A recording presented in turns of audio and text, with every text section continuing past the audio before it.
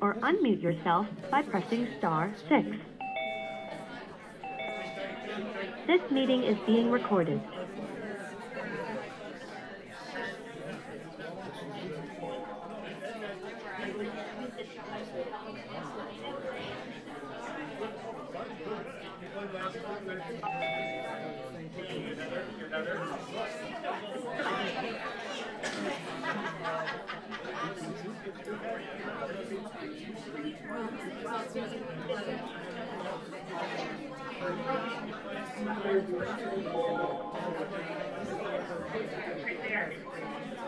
I'm going to mute myself.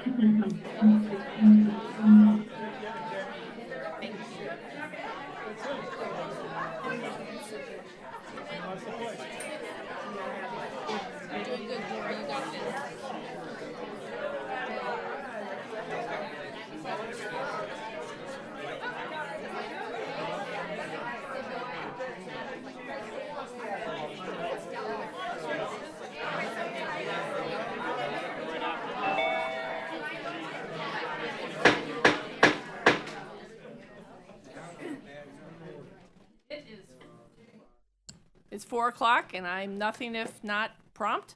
Let's rise for the Pledge of Allegiance and invocation. I pledge allegiance to the flag of the United States of America and to the republic for which it stands, one nation, under God, indivisible, with liberty and justice for all. Heavenly Father, open our hearts to the needs of others in our county. Teach us the value of compassion and selfless service. May we be quick to lend a helping hand to homeless, hungry, and marginalized people among us. Let us be living examples of your love and kindness, showing grace to all who cross our paths. In serving others, may we find true purpose and fulfillment, and may our county be transformed by acts of compassion, both great and small. Amen.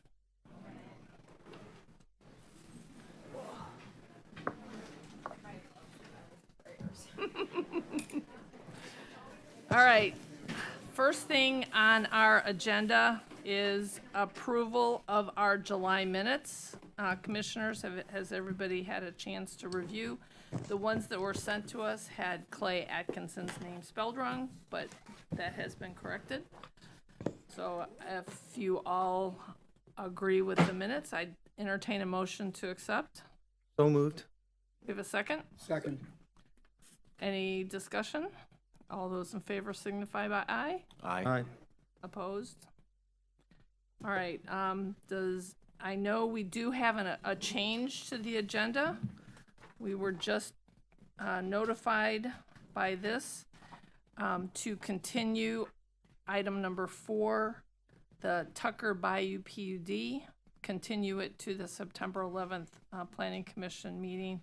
We will vote on that officially when we get to item number 4. So that's the only change that I know. Are there any announcements from commissioners?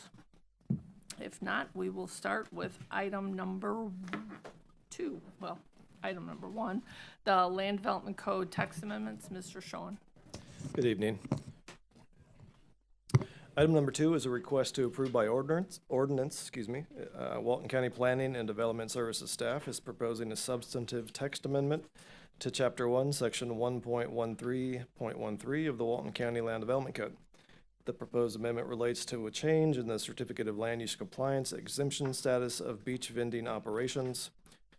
It removes that status. That is the change. If you see in this in the report here, it is removing 2 words, and beach. So the exemption language would still cover agricultural or silvicultural uses and roadside vending, as well as home occupations. So if you have any questions, I can answer them. If not, I will sit down. Questions from the commissioners for Mr. Schoen? I have one quick question, and this is, it's all new.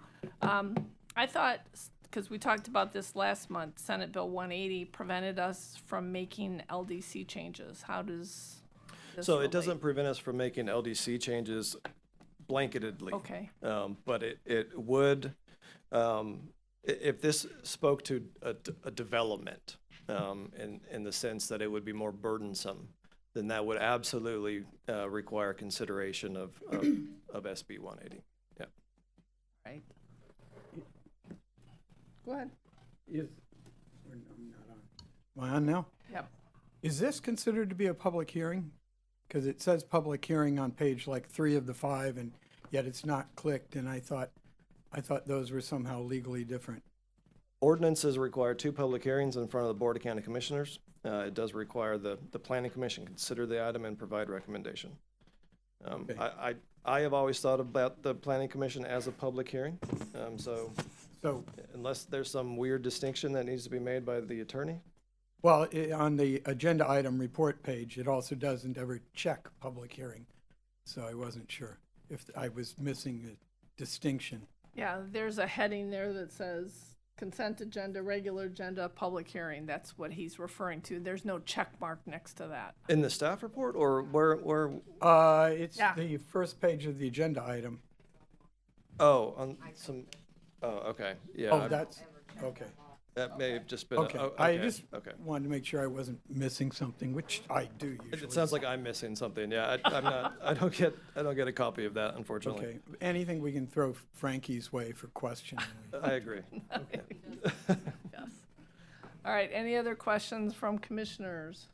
If not, I'd entertain a motion to approve. I move So to moved. approve. Oh, Either I way. will second to his approval.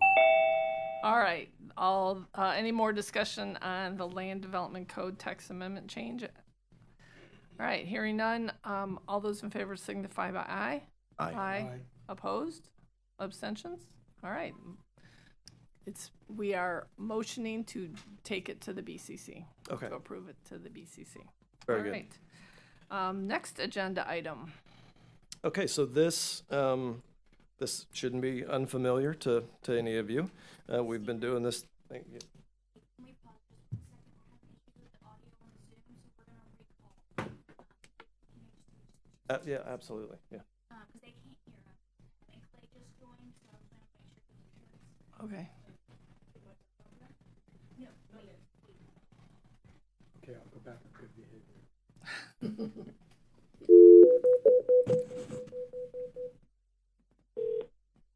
Welcome to Zoom. Enter your meeting ID followed by pound.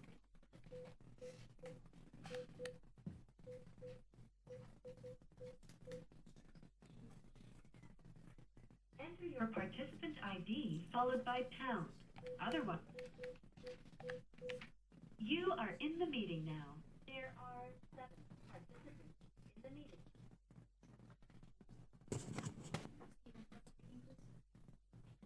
Check. 1, 2. Mike, check a 1, 2. I can hear you. That's an important piece.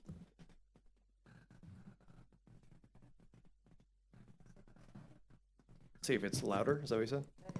Okay. All right. We're good then to proceed?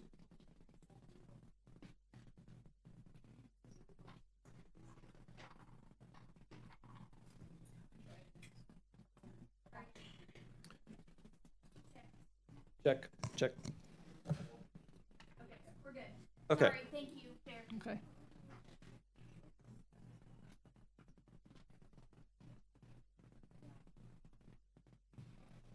In the spirit of letting people know what's going on, Clay wanted to address the board, and he wanted to, he had tried to call in on the Zoom, but with the audio fail, he wanted to cover some procedures with you all initially because he wasn't able to be here. He's asked if we could do I'm not sure if he dropped off or if, Clay, can you see if you can speak and we can hear you now that they fixed that? I can hear you now. We can hear you me? as well. Okay, thank you, everyone. I appreciate the courtesy of allowing me to make a few comments, and then I'll let DPZ commence with their presentation for this evening. I specifically want to address that we are moving forward with relatively new procedures. We are, I think, as someone has put it, uncharted territory, and I agree with that description. Quasi-judicial as we now move into a contract with DOA, and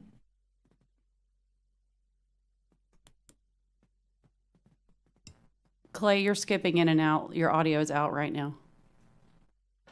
okay, can anybody hear me now? We can. Yes.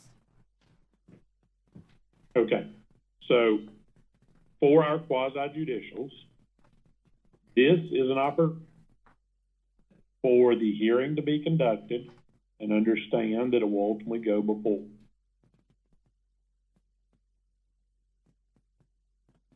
You're out again. You're out again. You said this is an opportunity to be heard, and it will go to DOA, but that's all we heard.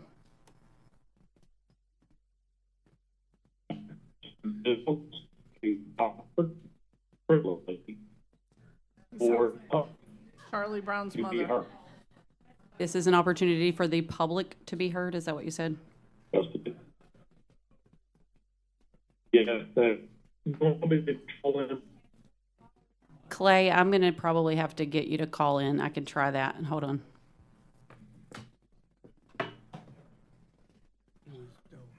I have no idea. DOA is, that is our,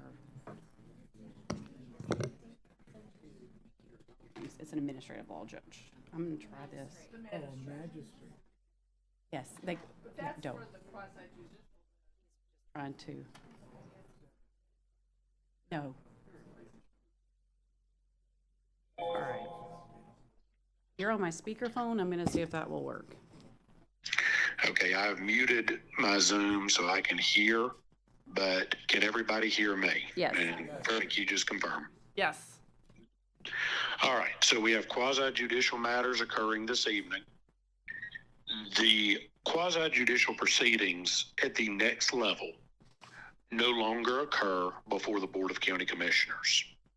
Rather, they will occur before an administrative law judge functioning as a special magistrate to apply our code, to hear the presentations, to hear testimony, and enter findings of fact and conclusions of law that will then come back to the Board of County Commissioners for their adoption and ratification and approval, or if there are not sufficient findings of fact or conclusions of law, or that are refuted by the record, perhaps even rejection. As this is one of our first times going through it, the critical aspect that I want the planning board to be aware of, and I want the members of the public who are there today to consider, is that this is the last full public comment opportunity. It does not mean the public will not have an opportunity to present testimony in the quasi-judicial proceeding to follow with the magistrate. But that for today, there will be two parts to the quasi-judicial hearings that we must engage in. The first is the actual evidentiary proceeding. The evidentiary proceeding will occur based on staff presenting the project, entering into evidence the staff report and the other documents that need to be, and then the applicant will have the chance to present their case. Any testimony presented at that point in time will need to be sworn testimony, and it will be subject to objection and the evidentiary standards, as limited as they are, that have been heard in the past. However, at the end of that evidentiary hearing, the chair will close the evidentiary portion. Frankie will help you with that, Madam Chair. Once the evidentiary portion is closed, we will then open it to public comment. And that is open comment for all members of the public who are there in person or who are otherwise signed up to speak to have an opportunity to address this board and offer their thoughts and opinions. Those comments will not be subject to objection. They won't be subject to cross-examination. Understand, if citizens are in the evidentiary portion, they are due to be cross-examined by staff or by the applicant or their attorneys. But public comment will not be subject to that. It will not be evidence because the evidentiary portion will be concluded. But I know in the past we have had scenarios where there's been concern that the public has been unable to fully offer their comments due to the strictures and the nature of a quasi-judicial proceeding where an attorney is allowed to object or cross-examine. So please be aware, if you want to simply offer your opinions and you're not offering full formal testimony, as you may ultimately do before the administrative law judge, the time to speak is during public comment. You will not be subject to interruption. You will not be subject to cross-examination by the applicant or staff counsel, and you'll be given your window of time as set by the chair to offer comments to this board. And anybody wishing to speak during that time will have that opportunity. So for the board, what I want you to understand is this is our first real time doing this, and I want everybody to be clear that it is a two-stage process by design. There's the evidentiary portion, but this planning commission, as appointed representatives of the Board of County Commissioners, are tasked with hearing the public comment that will then be transmitted forward, and this entire recommendation and everything that happened will be available for the administrative law judge to consider. But two separate process. The public does not have to speak during the evidentiary portion. If they want to speak during public comment, that is perfectly acceptable for them to do so. Do we have any questions from the planning board at this time? No, makes perfect No sense. questions.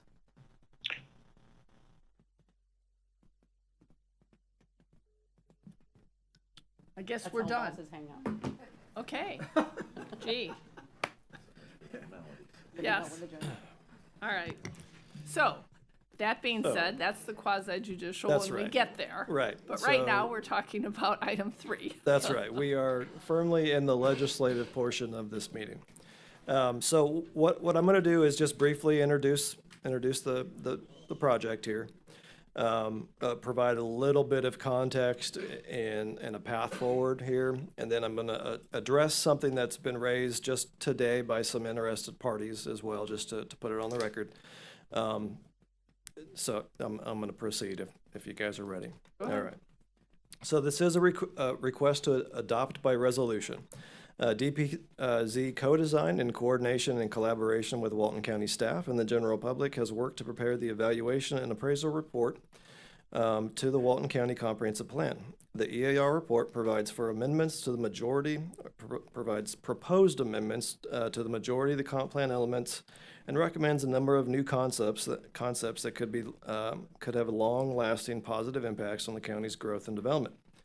Planning and Development Services staff is requesting that the EAR report be adopted by the county. The adoption of the EAR report and the recommendations found within the report will provide staff the necessary direction to finalize the EAR-based text amendments to the comprehensive plan for review and transmittal to the state prior to final adoption.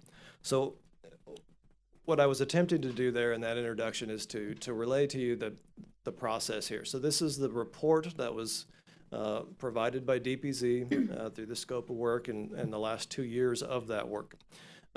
So adoption by resolution by the Board of County Commissioners will in turn lead me and my staff to prepare what will actually be the EAR-based text amendments to the code. So everything in this report now are recommendations based on the visioning efforts and outreach and analyses of the current status in the county. So I just want to be clear that this is not adopting these recommendations or anything in here other than just to guide staff in the creation of what will be those text amendments, okay? Right. So in light of that, and so under the transportation recommendations and the element details and information in here, there was some consideration being proposed by DPZ and their subcontractors in terms of alignments for a north-south route alternative to 331, right? So it is not a new policy or anything that they're actually stating that should be adopted through through the policy of the comp plan. But what it is saying is that staff should consider, the county should consider the creation of this alternative route in the future. Now, some of the concerns that came today were from Nakusi and from Northwest Florida Water Management District because of a map, I'm assuming, that is found in the report that shows that alternative route or a alternative route moving through those sensitive lands, both Nakusi's and the Water Management District. So I just want to be clear, and I'll let Marina with DPZ speak to this a little bit more if she would like.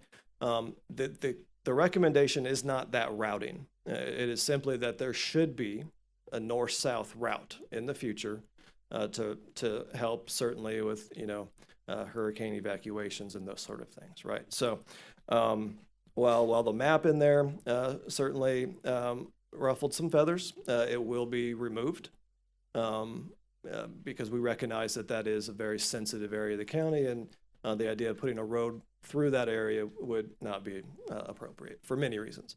But nonetheless, the recommendation for a north-south route should be considered as part of this effort. So with that being said, I'm happy to turn it over to Marina unless you have questions for me before she starts. I'm just trying to understand, because in the process of going over this, our previous two presentations, and then something I saw online where all of a sudden I saw a name that I'd never heard of before. First of all, is this their final report, or is this like an interim work of theirs? So, I mean, it's not final until the board adopts it. So if there's recommendations and ideas that you want installed in here or removed, I mean, that is something that we can consider moving forward before BCC. Okay, but I'm saying if this is accepted by us, goes to BCC, is DPZ done? Is this the there will be some wrapping up. Work? There will be some wrapping up of the work, but then essentially, yes. It was my understanding from my reading of the current comprehensive plan and LDC that this commission is supposed to have a primary place in assisting with planning for the county. Is that not true? That's not incorrect. No, you guys are charged with. I didn't see where we were, other than presentations to us, I didn't see us in any roundtable discussions or sitting down with them in any meetings going over the problems, the goals. I was a little surprised by that. Well, I and not to, well, to be blunt, there's been opportunities for the commission to approach DPZ over the last 2 years. While there hasn't been specific efforts to sit down with you, I think the opportunity has been there. I was never notified of these things, and I still, after almost 2 years here, I don't know the official channels or the unofficial channels. So I'm a little surprised. Communication is a little weird. I didn't know Fred had resigned, for instance. That was a new twist. I just found that a little odd, because I've been involved in visioning studies before. Sure. And had a major role in one years ago in another town above the Mason-Dixon line. And so I have an idea of how they normally work, and I was surprised by this. Okay. Well, the very early and initial efforts were the visioning portion of the scope of work here. That first probably 9 months or so. So is this the same as Project 2040? This is related specifically to 2040. The report is essentially Walton 2040. This is their effort to create an EAR recommendation that speaks to that date, right? We're mandated by the statute to look at least 10 years ahead with our comprehensive plan and the EAR work. So, okay, I'll then wait for the presentation, and then I'll go through my pages of very good yellow legal pads. Perfect. So, thank you. Anything else? No, I do have a question for Marina when she comes up, though. Very good. I'll leave her to it.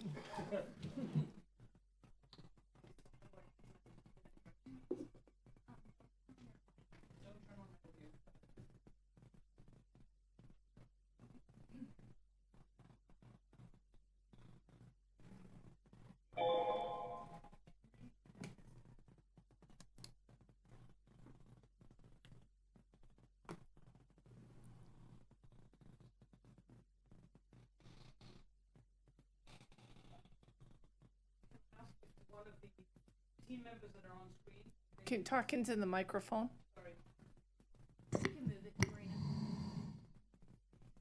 Good afternoon.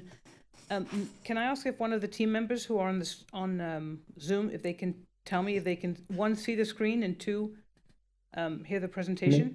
We can't see the screen because you left Zoom. Oh, gosh, I did not use it.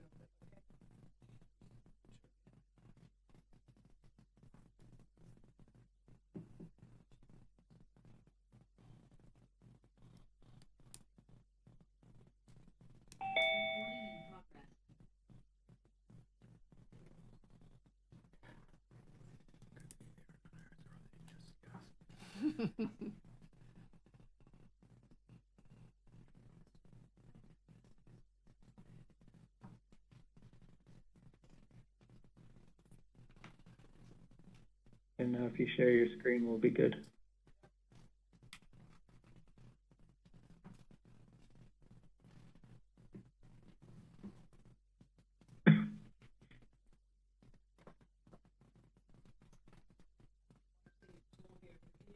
Can you see my screen?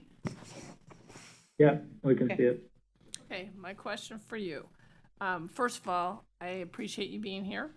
And, you know, all the work that's been done in the past couple of years. My question is, are we going through the whole thing No. again? Thank God. I mean, well, because, I mean, I've already heard it 3 times, so I'm just thinking in general. I know public's had an opportunity to listen, and then the Planning Commission had their own meeting with you. I was not there, but I had already heard it anyway, so, all right, I will turn it over to you.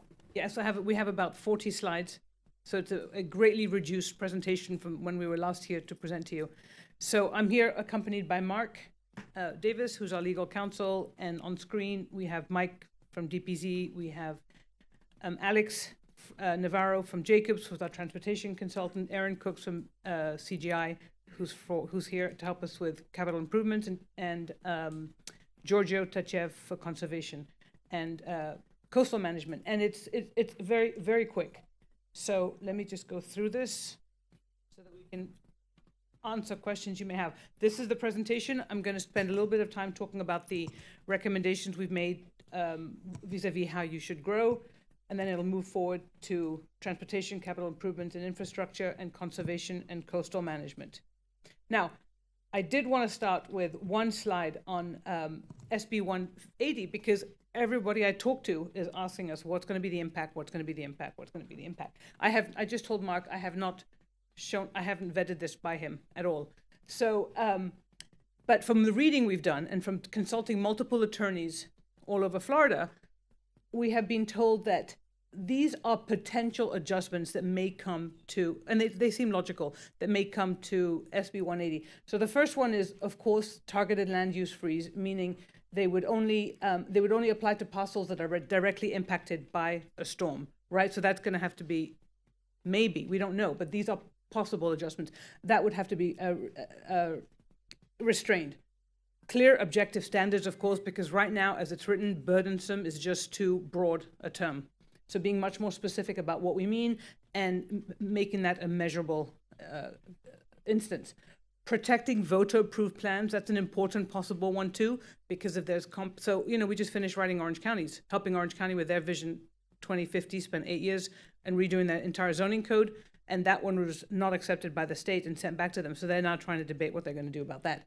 But if there's been a very involved public process, they may put carve-outs for that. Allowing for, you know, what is just sensible floodplain or wetland regulations to stay in place, to respect new laws that FEMA is going to put in place makes sense as well as environmental and growth management safeguards. So we don't know, but we can imagine that the law will be, or the bill will be right fitted, let's say, or we can hope. So you've heard me talk about this. Growth is coming and tourism is increasing, or at least stabilizing. I don't need to spend more time on that, other than to say, once we understood what that growth was, we needed to figure out a way to help the county understand how to better plan for that growth. And we presented one of our proposals, because it already exists in your flu and it already exists in your previous plans, is to really lean into this idea of place types. And we've identified, because you have such a varied character, rural, urban, and suburban, we identified 4 different types: center, community or settlement types, corridors, and the special ones being the conservation areas, Eglin Air Force Base, all of those. Now, and the ones that are highlighted in pink is just a reminder that those would be the only ones that would need to be mapped, because the others just continue functioning as they are. And so one of our recommendations is to, and of course, most of these were done prior to SB 180. So Mr. Buzan, was asking, is this the last time we interact? No, I mean, the commission, you all may have recommendations, the commission may have recommendations. We'll finalize our recommendations based on what we hear. So, but we did recommend the approval of what we call a sector map, which is a map that identifies where are the growth sectors, where are the preservation sectors, and where are the maintained sectors. And out of that, only certain place types would be permitted within some of the sectors. So it's not every place type in every sector. So essentially, south of 30A is pretty much all built out. There are opportunities for infill, but we're not going to see that area change a lot. Along 98, while some areas are very developed, they are not developed to their full capacity, right? There's tremendous opportunity for redevelopment at a more intense, in a more intense manner. As an example, I'm just going to throw out Silver Sands. We all know it. And if that were to ever redevelop one day, you would imagine that they would want to go more vertical and be more intense and just use their land more wisely. But the majority of the growth is either in the Bay-Walton sector plan or it's north of the Bay, in and around the Freeport and Defuniak area. Now, what we have done is, because it wasn't our role to define the sector, to map it, but it was to give the methodology by how this is done. So it is calibrated or tailored to the underlying flu and the underlying land use so that we're not taking property rights away, because that's important. But it is for each commissioner, we're recommending staff, and I've told this to the commissioners I met with already, to sit down and really scrutinize the map, because there will be adjustments that need to be made. And then for each place type, we are recommending, so the idea is that these are optional. So we don't think SB 180 is going to be a hindrance to this, because it's not forced. But if a property owner amasses, and depending on the different place types, 20 acres, 30 acres, 40 acres, 100 acres, the idea is to say, instead of this little piece is neighborhood infill, this little piece is small neighborhood, this little piece is town center, this is conservation, but the wetlands are on one parcel and the conservation is what makes more sense to develop by what's existing around, consolidated, come to the county, ask them for the designation of a place type, and then take the total density of all those parcels and reallocate it in a way that tends to make sense and can begin to create places that make sense. And this is very ripe, for example, in places like Chat Holly, where you have this very confetti pattern of development that is inconsistent. So, and we can imagine north also of the Bay, where there's real opportunities to redevelop in a more comprehensive way. Ideally, in a more, where it makes sense. And when I say urban, I don't mean dense urban, but in a place that encourages walkability, that encourages a certain amount of mixed use, that encourages multifamily over retail, all of that, where it makes sense, not everywhere. And the preservation of your rural areas are important too. So you will see that in the report, each of these place types, and I'm just going to show them to you because I don't have to get into the specifics of it, show the existing zoning categories that are permitted within it. If a property owner comes to you with a place type or with a request for a place type, it should require a mix of building types. So not only single family housing, as an example. Once you exceed 20, 30, 40 acres, we'll work with the commission to define that. It shouldn't only be one building type, because that's just, it's economically fragile, it doesn't make sense. And that you need to have, if you want to move towards more walkable, complete communities, which we think Walton County deserves, and you've got great examples of it already, then that mix of building types is required, but it's very parametric, meaning it's very wide in its range and it's very permissive. Where these have been adopted, developers tend to like them because it gives them a little more flexibility, and community members tend to like them because the urbanism comes in a form that is more desirable than just the sprawl we tend to see. You will continue to get people who want to develop only single-family housing and suburban strip malls. That's fine. You're a county that can do both. But ideally, you would, in places that are already trending towards more walkable places, it would be nice to see that encouraged. And especially up and down 331, that's really, being designated as an economic corridor. So that's what all these place types are like. And the way it's made its way into the report is that we show what is the current flu, what are what would be a possible conversion to the place type, what are the zoning categories, all the existing zoning categories that would be permitted within this place type, and what is the sector for each of them, so that it's really closely calibrated to the underlying zoning. Now, there are a couple of other recommendations and policies. One of them is housing. Now, I'm going to I could, before each slide, just imagine me saying, I don't know what SB 180's impact is going to be on this. Two things we were recommending. One of them was, we work all over the country. We've never seen a place that allows single-family homes to go to 50 feet, and we know that that has caused tremendous angst in existing neighborhoods. We tried to be very careful, and what we were beginning to recommend was saying neighborhoods that come to you with preservation plans. Now, we know that those are likely to be revoked at some point, but those that come to you with preservation plans, why not allow them to, and they want to see this, why not restrict it to 3.5 stories and 40 feet? Because we've seen that the impact that they cause, and everybody tells us they don't like it, obviously except those property owners.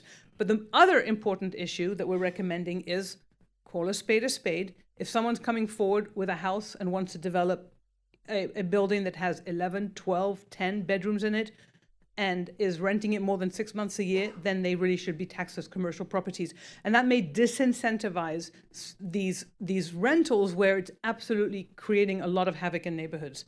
And if they do them, then at least you'll have the resources to devote a little more time to the management of what that entails.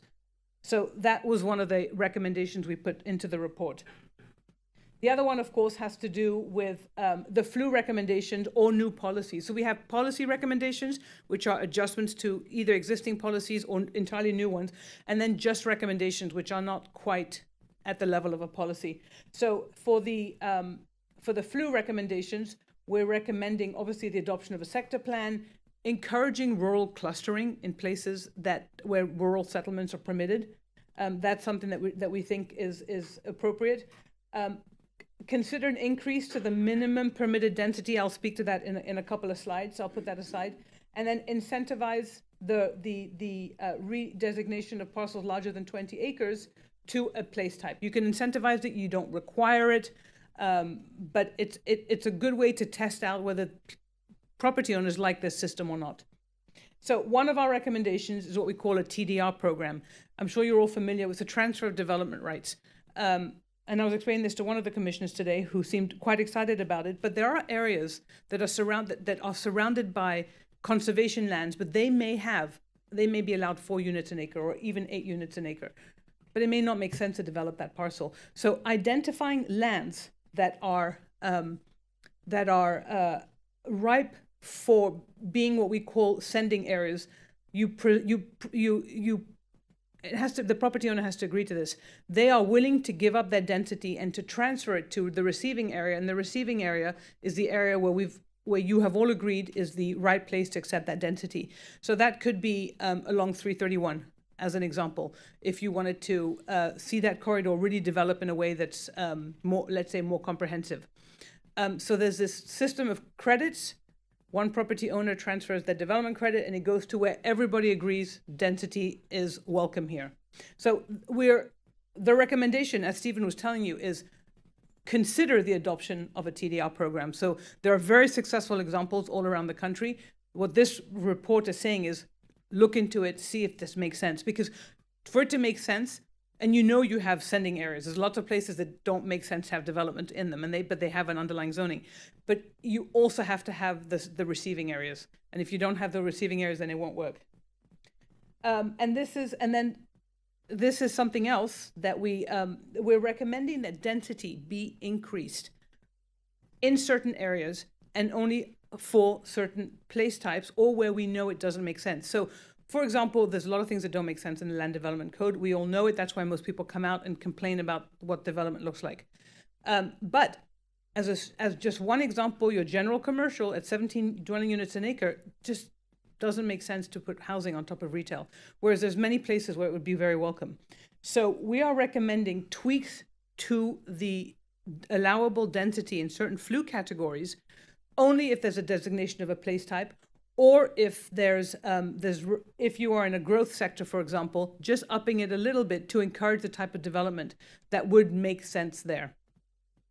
And it's all in, yes, Before you leave the idea of transferred credits, transfer development rights?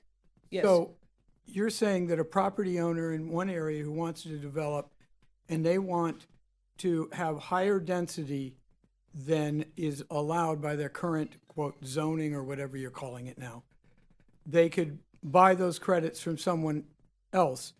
How does that affect the people around them? Well, no, because yes. they now have higher density than what was allowed and what their neighbors expected to be allowed. So as a part of your public process, you would have to adopt a TDR program that officially designates the receiving areas. So residents would see that there's a map that says, for example, up and down 331, where the density is, let's say, 17 dwelling units an acre, if your zone's general commercial, we're going to allow it to go to 24 or 30 units an acre. We're not suggesting height increases. There's a reason your county you've got a complete disconnect between the height that's allowed, which is 5 stories, and your density was 17 units an acre. Now, 5-story buildings can go to 75 dwelling units an acre without blinking an eye. What happens is people are building multifamily housing surrounded by a sea of parking and wasting a tremendous amount of land, because that's what your zoning is encouraging. You want to encourage people to be more, to use their land more wisely. So as part of a public process, and I'm happy to give you examples of where this has been done around the country, those areas are designated. Not just Okay, randomly put. I don't know. The limit on single-family homes to 40 stories was one of the only things I liked in the report, so. 40 feet. 40 feet, yes, thank you. Okay. Moving on, so we do think that there are places that should absolutely take more density. I mean, this is what I always tell every city or every county. You look the way you do because of your zoning. If you like the way you look, then you keep your zoning. If you don't like the way you look and you want to improve certain areas, then you tweak the zoning where it deserves to be tweaked. So for the place types, so for an example, you allow TNDs to go to 30 units an acre, right? And your TNDs are some of the most beautiful places, and not only because they're along the beach, right? So the beach helps, but there are wonderful TNDs that exist all around the country that outperform their development everywhere, their competitors everywhere else, because the majority of Americans want to live in walkable areas now. Now there are more singles under the age of 30, over the age of 30 without kids and with kids. More people are retiring every day. We need a greater variety of housing types. So your comprehensive plan speaks to this very, very clearly, and everything we've put into our recommendation complies with your comprehensive plan. There's nothing in this report that does not comply with the policies and objectives that already exist in your comprehensive plan. We do recommend strengthening some of them, but I can tell you, and maybe those who are on the phone who are there for the other elements, we have not gone against anything that's in your comprehensive plan. Most comprehensive plans all around the country are great, but then they butt up against their zoning and they can't achieve 3/4 of what they want to do. So your comprehensive plan says, we want missing middle housing. We want more affordable housing. We want to be better integrated into the environment. We need to be more transit friendly. We want to be more walkable, but you're not getting that. So you'll have to change your zoning a little bit if you want those kinds of things or not. So, and then the last policy has to do with recreation and open space as well. So it's important to have, so we're saying if somebody provides place types, for example, they should be required, if they're incentivized to provide a place type for a slight increase in density, they should provide more open space. But not only more open space, the percentage matters, but the character of it matters even more.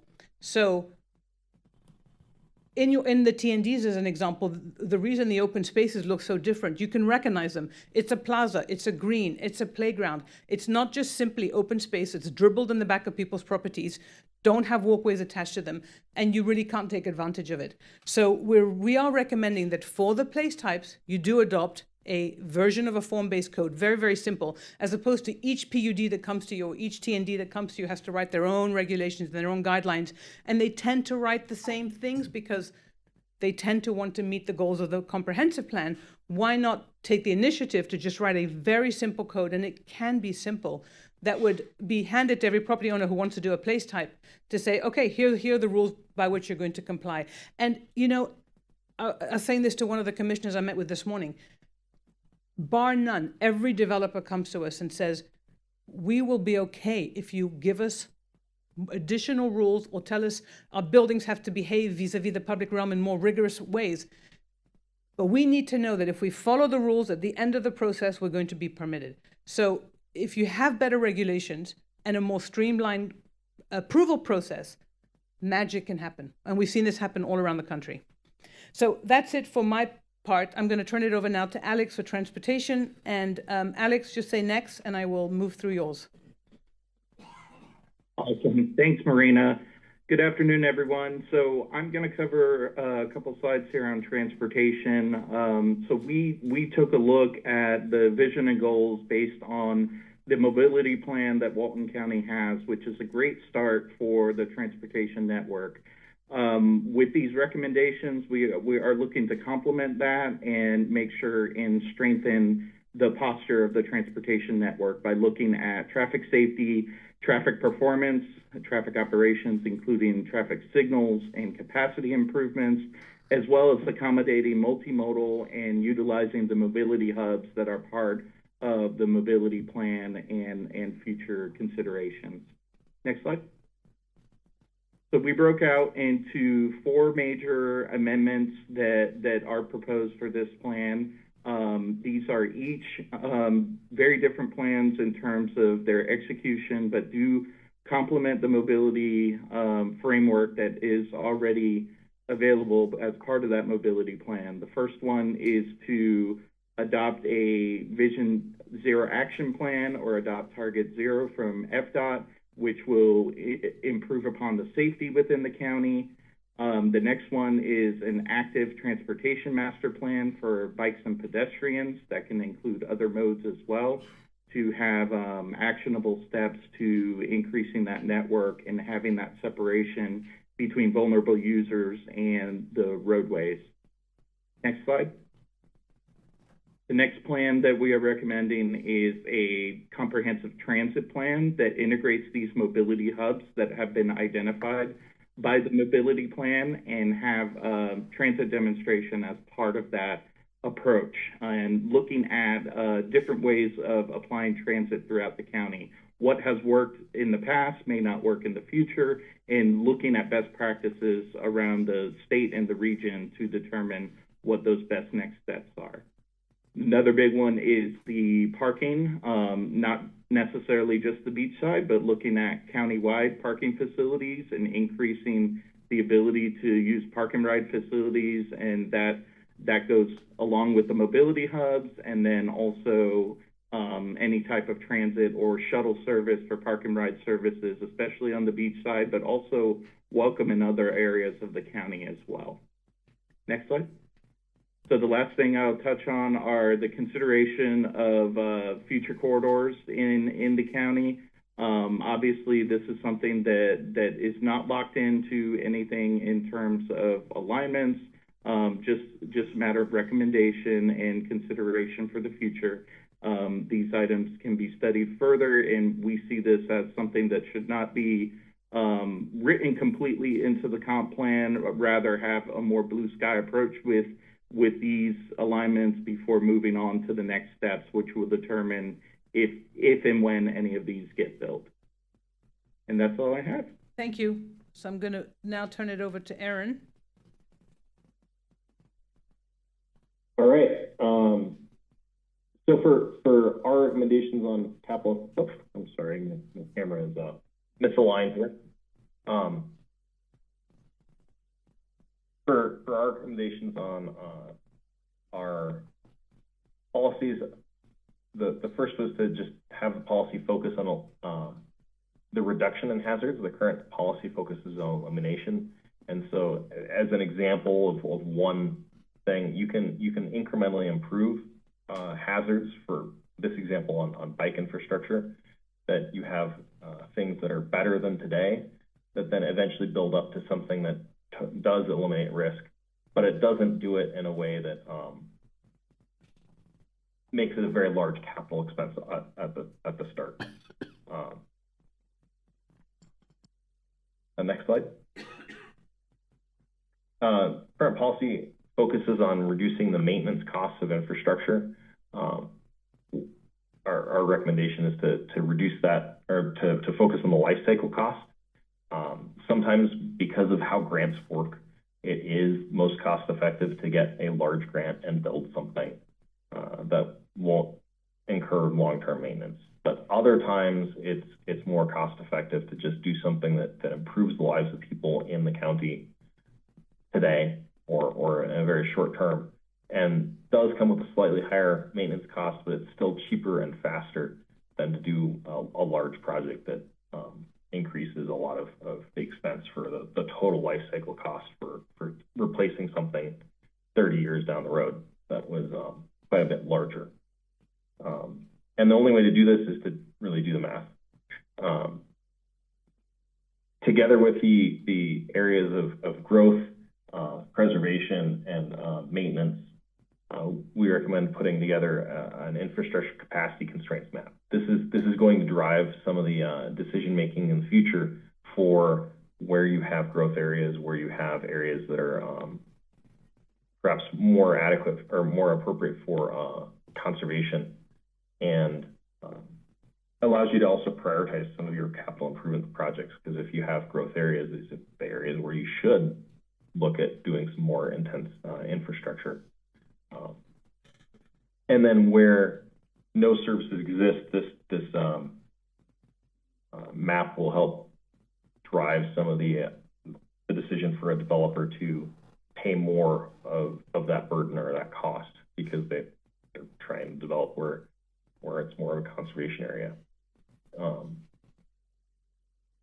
And then also prioritize capital funding on areas with a greater return on public investment.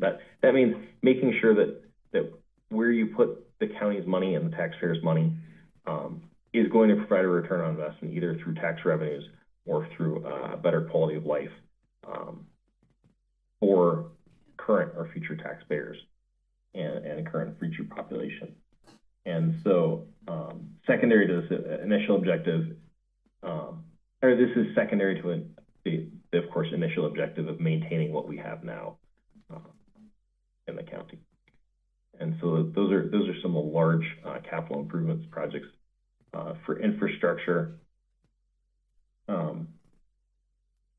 We recommend including a mechanism such as a developer reimbursement agreement. So if a developer goes through and is building infrastructure, and you know that this is a growth area and it's going to make sense to build a slightly larger sewer main, for example, that developer doesn't benefit from installing a larger pipe, but his neighbor will. And so if that pipe goes in now, it'll cost less in the long run. And so that neighbor can reimburse the larger size pipe. The county doesn't end up being out anything. They benefit from, and you only dig up the streets once when they're being built for the larger pipe. This is just to reinforce the long range planning capacity of the county. Next slide. This is related to I think what was brought up a little earlier with the alignment on the transportation, which I mean, granted it's a fat marker plan, but this recommendation is to strengthen the protection of high groundwater recharge areas by mapping those areas. And it sounds like one of the MDs that objected already has a good bit of work put into creating this, but this should be part of the county's plans, so that it can be very clear, very open where you consider sensitive areas and sensitive recharge areas to be, so that plans before you even see them can be adjusted to make sure that they respect these areas of high groundwater recharge. And then finally, or no, not finally, current policy has stormwater levels of service and regional intention in the comp plan in sort of a haphazard way. These are policies that are usually pretty technical and in the weeds.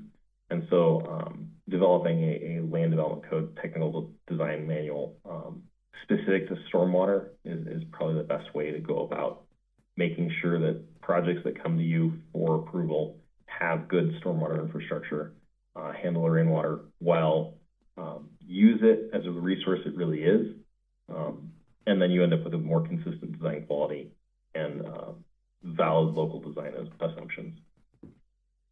Next slide. And then current policy emphasizes county stormwater projects that address health and safety, and then secondly, have efficient construction through public-private partnerships, or either through public or private entities that team up with the county. This recommendation is just to add a third category that the county initiates, where the benefit to cost ratio is greater than 1. In other words, where the benefit to the public is more than the cost. And so this is just a way to allow the county to improve the lives of its citizens without having a partner with a partner agency or things that are immediately concerning for health and safety, which continue to have a higher priority than this recommendation. Thank you. And I'm going to move it over 2 more slides to Giorgio.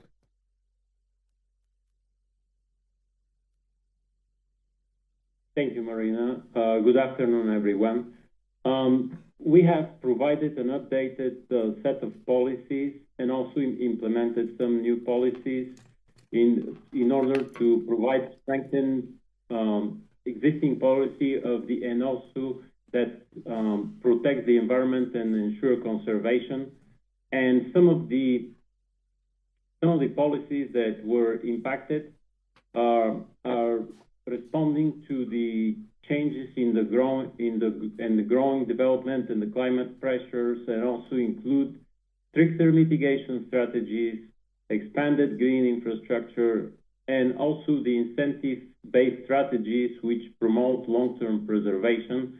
And some of the policies include the wetlands and clustering. They require the buffer, additional buffer, stormwater, BMPs, conservation easements. So there is multiple factors that were affected, and the result of all of these is improved environmental conditions, and actually for long terms. Additionally, science-based protection has been one of the factors in terms of knowing about the changing hydrology and changing of the population. Stormwater policy were part of these updates. Mining oversight was important in order to ensure reduced environmental contamination and impact. We have added the tree protection ordinance, which was one of the concerns of multiple residents. And actually, these ones that are listed here, the residents expressed their concern about all of these, and so they respond to this aspect and to other stakeholders as well.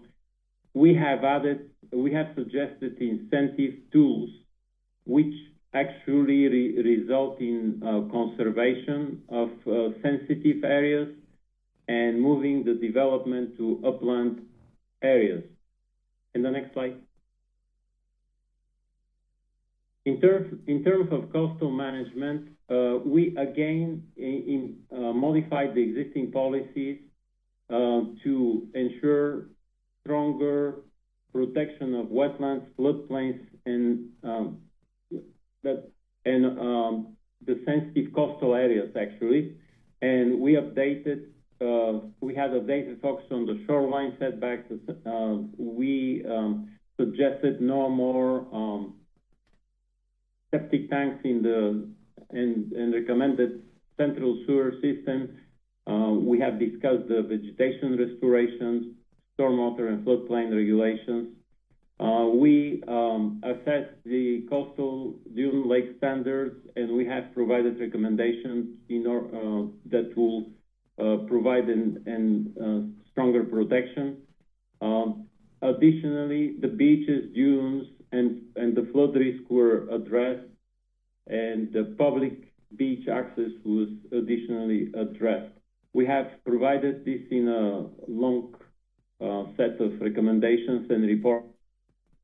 Are the main points, and that's all from me. Thank you. Tried to keep it as succinct as we could. And now we're happy to answer your questions. Any questions for Marina from the commission? I just have a comment, and this is kind of echoing what Stephen Schoen said earlier. This is coming to us to approve your recommendations to move forward to the BCC.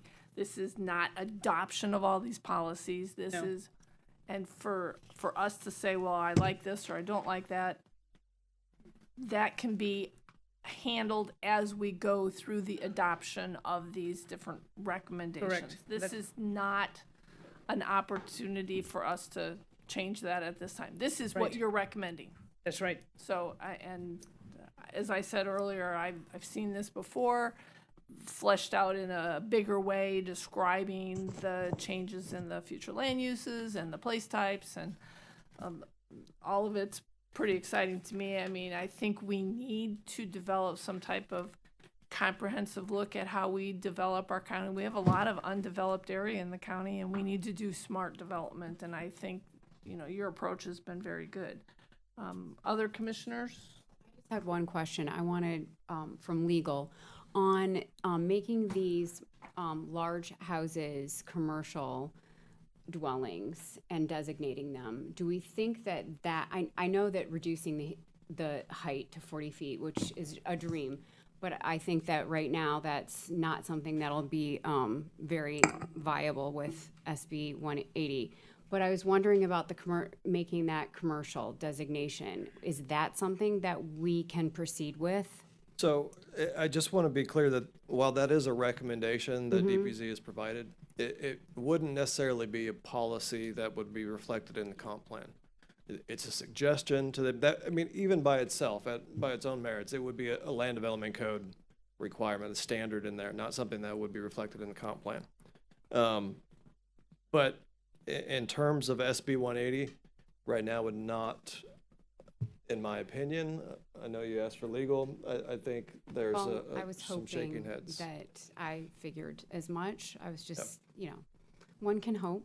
Right, and I think it's important to think about this long term as well, right? So Yeah, I get it. the report, if adopted, would be there for staff and the county to look at in the future when, excuse me, when we have the ability to move forward after SB. We're at such a tipping point, and we're handcuffed now for That is very years, true, and it's so frustrating. Yeah, absolutely, please. It's really frustrating. If you don't allow hotels of more than 10 bedrooms in single-family neighborhoods, I don't know why you would think that's not you. Why single-family neighborhoods should allow that as well? So that's a logical. It's an easy one. There's very few people that really want that. That's right. I mean, really, it's a small minority of our population, citizens and everybody in Walton County. But we are literally at a tipping point, and now we're handcuffed. So that stinks. Yeah, one of the things or a couple of things that included in your report, which Planning Commission here recommended based on our workshop we had, which is limiting the heights and also the commercialization of these short-term rentals. So yeah, I mean, what you've said echoes what we've said. That's right. We had, not all of you, but we did have a visioning charrette here a year and a half ago in May of last year. We were here for 8 days and had public workshops and open houses, and many of you came forward and many community members came forward with some ideas, and a lot of them are reflected in this report. These are not necessarily our ideas. They are everybody's ideas reflected back to you, what we've heard the community wants. Right, well, what Jim is referring to, we also had a planning commission workshop about 4 months ago talking about how we're going to deal with these monster houses. Yeah.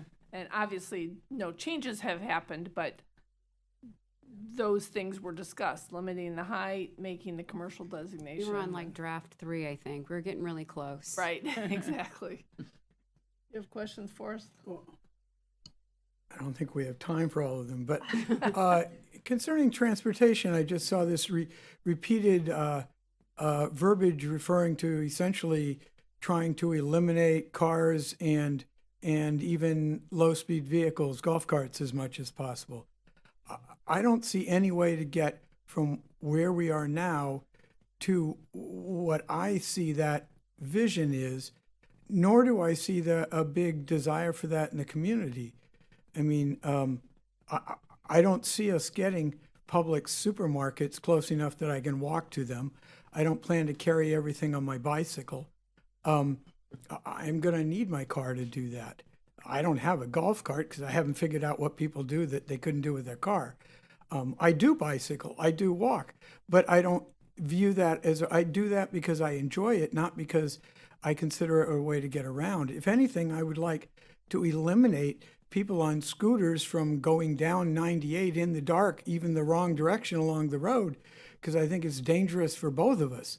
And so we do need to have some of that, but I keep getting a sense that this, where it talks about transit, that you're visioning us having subway or bus networks everywhere, and it actually referred to this as a new technology, which baffled me a little because I think New York had that figured out a long time ago.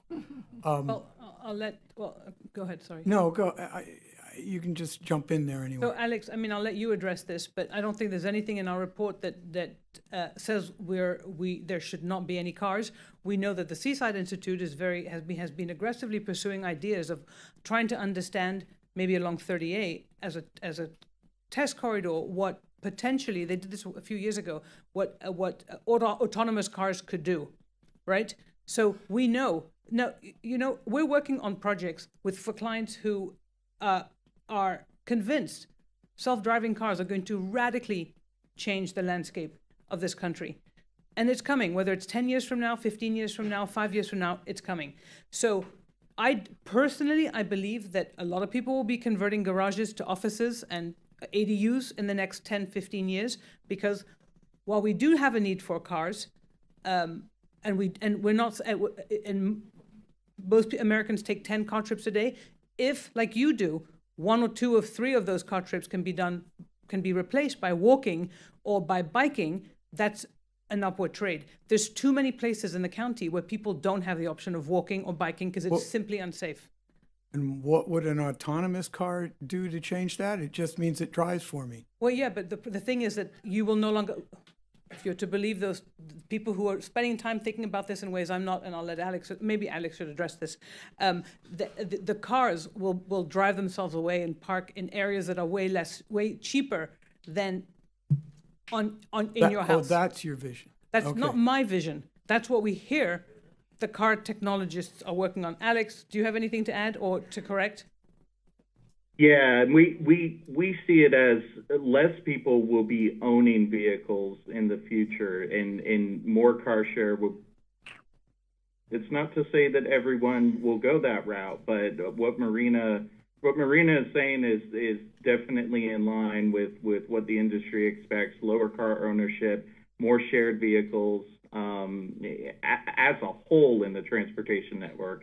Now, I'm not suggesting that one mode needs to be prioritized over another. What we have to do, especially in the areas that have conflicting modes all on one corridor, we just have to be able to accommodate them appropriately on these corridors. That would be the recommendation, because I definitely, there's no way, actually, I completely think the opposite in terms of transit. I think you have to really start small in Walton. We've seen it, and we did our homework in terms of looking at what's been done in the past in the county.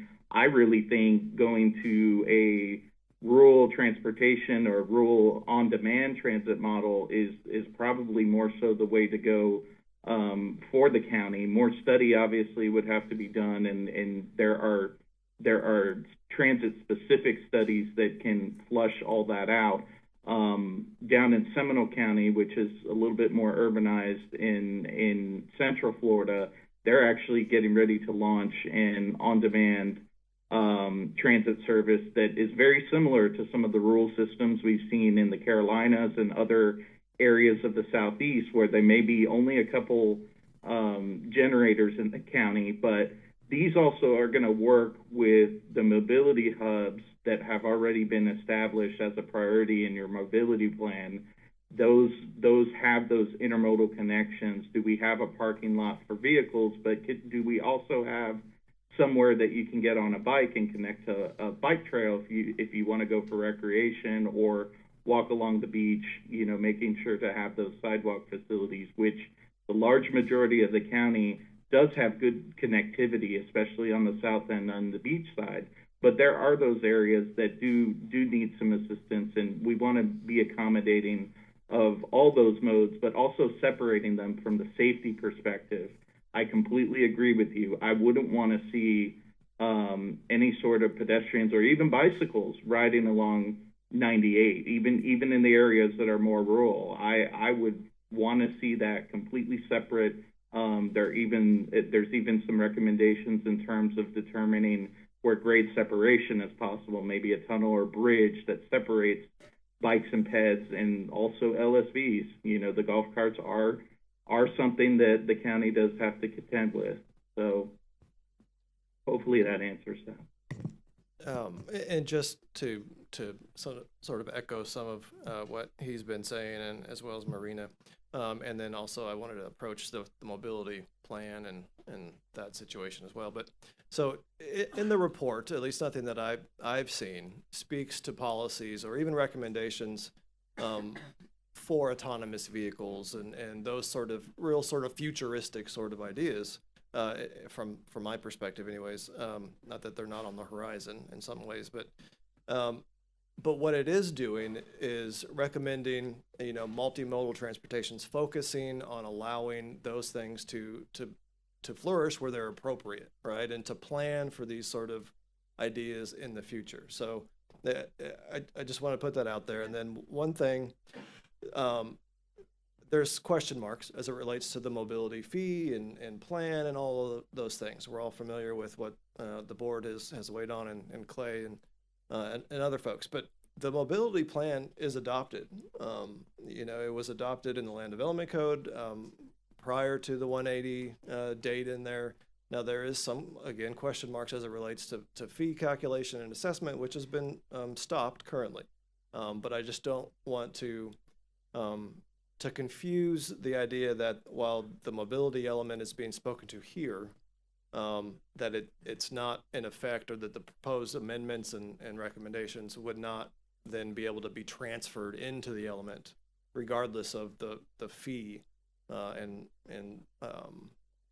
status of the mobility element, if you will. So I just wanted to put that out there. It might have confused the situation. No, there were various things in there that did talk about verbiage that seemed to be, cars are bad, bicycles are good, new technology, which, didn't mention autonomous, so I was wondering what they were talking about.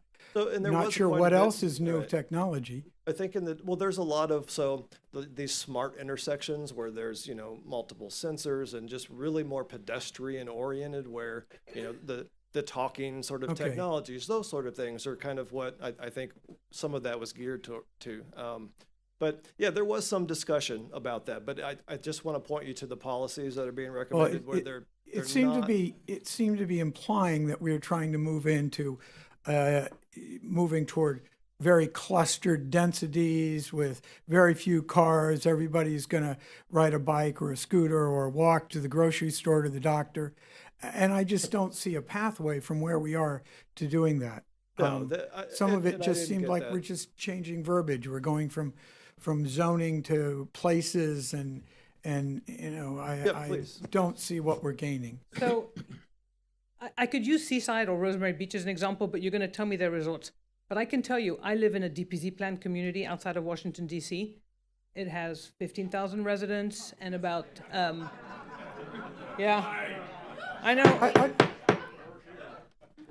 there are more and more communities around the country being built where people can walk to their daily needs. Not all their daily needs, but where I live, kids are walking to school. We have an elementary school and a middle school embedded in the neighborhood, such that, yes, many kids are being bused to it, but kids are also walking to it. We have a Whole Foods and a Publix, and well, the equivalent of a Publix called Giant.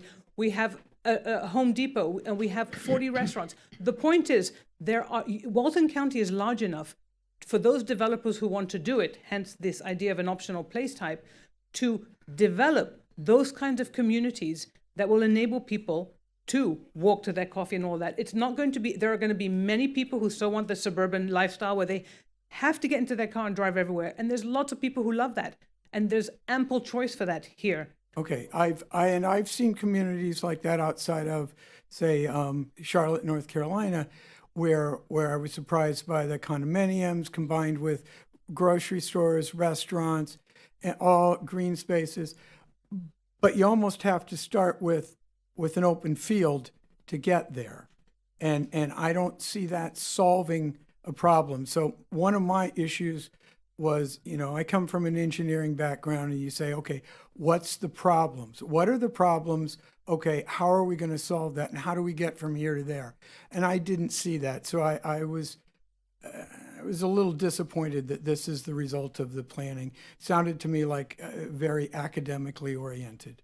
Well, I like to think that we're real pragmatists. So I can point you to examples all around the country, whether they're in counties or cities. I know lots of professors who also Watersound Origins, for all did that. intents and purposes, fits the need of. Pardon me? Watersound Origins is really a good example of that being very successful, and we have 30 West on the books coming up as well, Another which good will be example. another one that's very similar. It's going to be very successful, and it's going to have that sort of walkability, grocery shopping, all the things in one condensed area. Doctor's offices and dentist I offices. don't think that the overall concept is a bad concept. I think but also too, I've been doing this with them for 2 years. So I've been in on this from the beginning. So I don't think that any of this is necessarily negative at all. I just think that it's going to be complicated to try to implement. Right. And I think maybe that's what your thinking is, how are we going to do this? And I do think that is going to be quite challenging. But I think overall, I think this is fantastic, truly, for the most part. I have But when a few I nits, think but- about the things that you've just mentioned, those places, those are still very high-end housing, probably, right? 30 West Rosemary is going to have different various price points in that new community, and so does Watersound Origins. Right. They have townhouses Okay. now in apartment complexes, and so you're starting at something very small, and you go up to, big $2 million houses. I think what you're looking at, Forrest, is trying to retrofit something that's walkable into, say, Seacrest. Yeah. And that's not what they're proposing. No. Well, that was the way it read to me. Oh, well, that's not. Well, I will tell you, that is not the intent, and I really think that this is quite beneficial, but it's going to be complicated. Yeah. I mean, it's not easy. This is really a tale of two counties. You got Paxton in the north part of this county that I guarantee you 90% of this is not going to apply to. Right. South Walton, maybe. I doubt it. But South Walton is already, a lot of it is developed, and there are moments in South Walton where you can imagine the intensification, as we've all been talking. Northern County, Paxton will stay what it is. The majority of the North County will stay what it is. However, up and down 31, you've got a project coming in and around Freeport that wants to put 2,000 homes.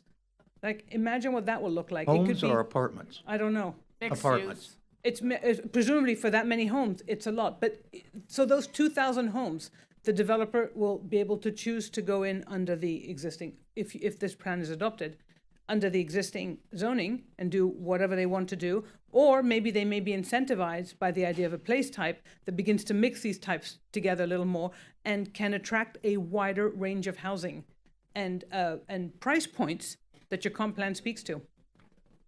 So as one person asked at the end of your presentation last time, where is the mention of, say, an opportunity for manufacturing? Manufacturing is in your zoning is allowed, not heavy manufacturing, right? But because that's a whole different ballgame. Well, in your presentation, your places or whatever, where would I put a ball bearing factory? Well, so there's we see manufacturing in two different ways. And I don't remember the last time I looked at your zoning code, it's been a few months, but a lot of light manufacturing fits under your general commercial category. You have a lot of light industrial uses that are permitted under your general commercial. So anything that is zoned general commercial now can accommodate light industry. But your heavy industry is a whole different story. So that's the answer. What type of a place or whatever, what verbiage would you attach to that if it's no longer a zoning of general commercial? We haven't touched your industrial, we haven't touched your land uses. So where your industrial uses are permitted today and where light industrial is permitted today, it's still allowed. What is shifting around the country is the way manufacturing is coming in. Manufacturing now is coming in much more small scale, of course, much more robotic, much more, that doesn't have the vibration and the noise and the smells that can contaminate the surrounding neighborhoods, right? Oh boy. So obviously, I'm. So we woke up the asphalt plant crowd. I guess. Well. Okay. Thank you. Sorry about that. All right. Again, what this is for us to make a motion to approve your recommendations to go to the BCC. And if there's no more questions for Marina, I don't know. Do you have I any just think questions? it's worthwhile to mention that this EAR report is not all the answers at once. It's broad brushed. It's intended to establish goals and policies and objectives. And the nuts and bolts of how we get there comes with land development code changes and things that are yet to come. Correct. So. Right. Exactly. And call it a game plan. Yeah, I always say have a game plan before you start implementing your changes. That's absolutely important because if you don't have the vision of what you want to be, you can't write the rules to get you there. Yeah. Right. And I just want to go on record. I love the developer reimbursement agreements. Maybe Dean doesn't like that, but the municipality I used to work with, we did that all the time. As we developed, we had a core part of our town and a development was happening over here. Well, we made them oversize the water and sewer pipes, didn't help them any, but all the other future developments that came in between there then had to pay a recapture to it. And that it worked swimmingly. And I know that happens all over the country, so I highlighted that in my notes. So I wanted to Actually, make. my comment on that was how are we going to get regional to play ball? Yeah, well, there's Stephen's that. job. We've asked that a few times, and I'm willing to make a Doesn't motion work. to move this forward. Thank you, Kristen. Are you going to have public comment first? On Oh, this? yeah, sorry. Yeah. All right. We'll open this up for public comment on the DPZ report. Does anybody wish to speak to the DPZ EAR? Come to the microphone, state your name and spell your last name. Matthew Oresco, Aresco. I'm the Executive Director of the Ngozi Land Conservancy, located in Bruce. I'm the Executive Director of the conservation land that is Ngozi.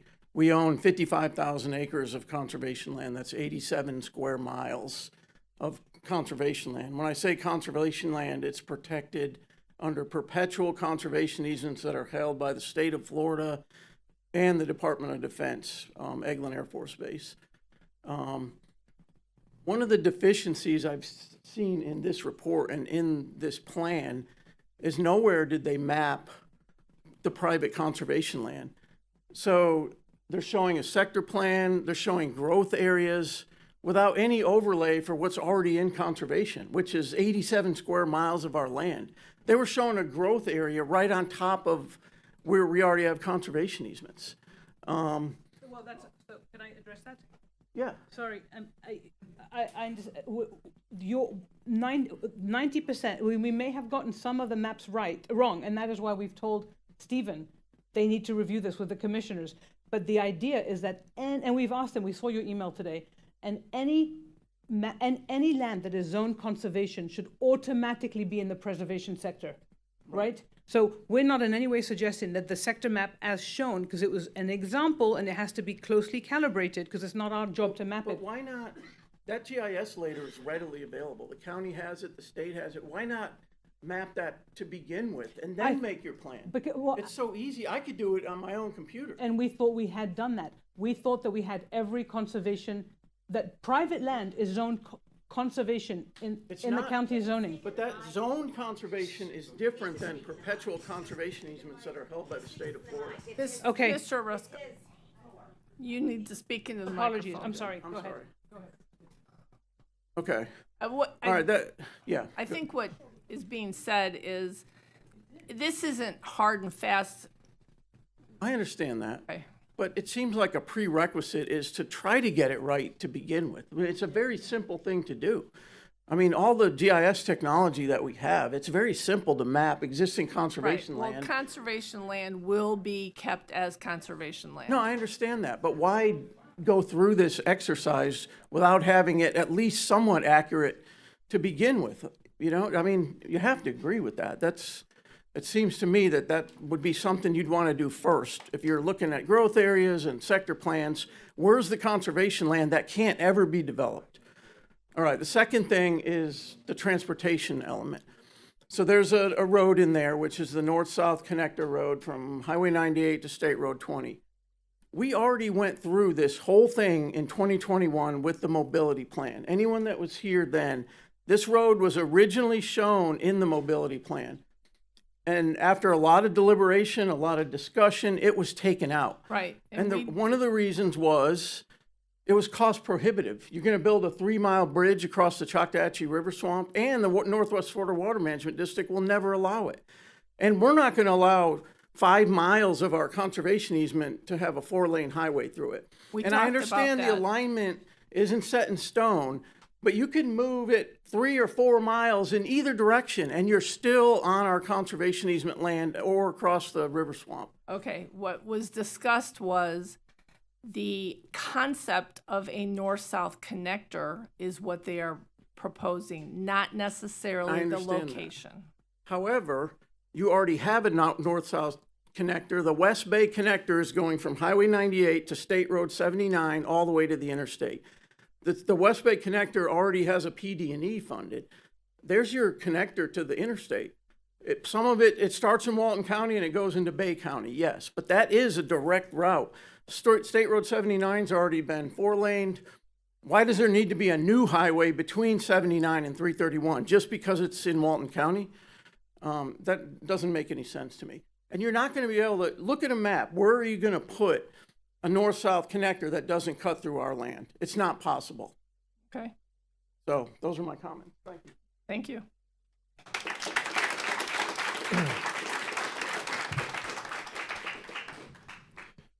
So I just want to reiterate that the alignment and the discussion in that particular element recommendation portion, again, that those aren't anything other than the recommendation that there is a need for some additional north-south transportation routes, right?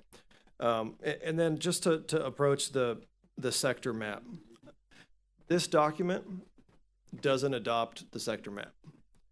The text amendments that will come back will not adopt the sector map. That is an entirely separate actionable item that will come forward as a plan that overlays the entire county.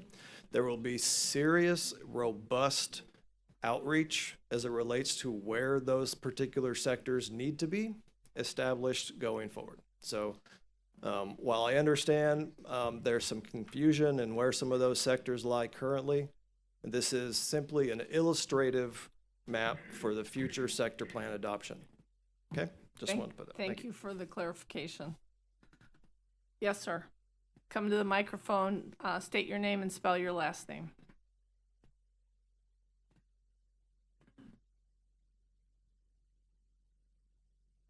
You know, I've been here a long time. I was here even when Highway 331 was 2-lane. You state your name, spell your last name. Michael Axtell, Axtell. And I lived here for a long time. And they're ruining Walton County. I think, you know, if you like this idea, I think that they ought to move it to Okaloosa County. Leave Walton County alone. And the conservation, if they putting bridges in there and highways through that, next thing you know, they're going to be putting apartments, condos, and all that other stuff with that highway, or looking forward to it anyway. Right? They're not proposing to put a highway through the conservation land. Well, he was talking about putting roadway or something through the conservation. Right? There will not be a roadway through the conservation land. Oh, that's good. Yeah. That's good. Yes. All right, I've misunderstood then, right? Yeah. Yes. Okay. Okay. And another thing, the Funiac Springs and Mossy Head, they were small towns. And Mossy Head was just a blink through thing. It ain't no more. I mean, we got the tire place over there now. We got another factory moving in over there. We got another one, and then they built the school over there, and then they've got the golf course over there now. When's it stop? Well, development's coming. This plan is to make it smart. This plan she was talking about from Washington? I'm from France. I think they ought to leave it in Washington, you know? She's actually from Maryland. I'm actually from France. I'm from Paris. Oh. Okay, well, wherever it's from, leave it there. Does anybody else wish to speak to? Yes, sir.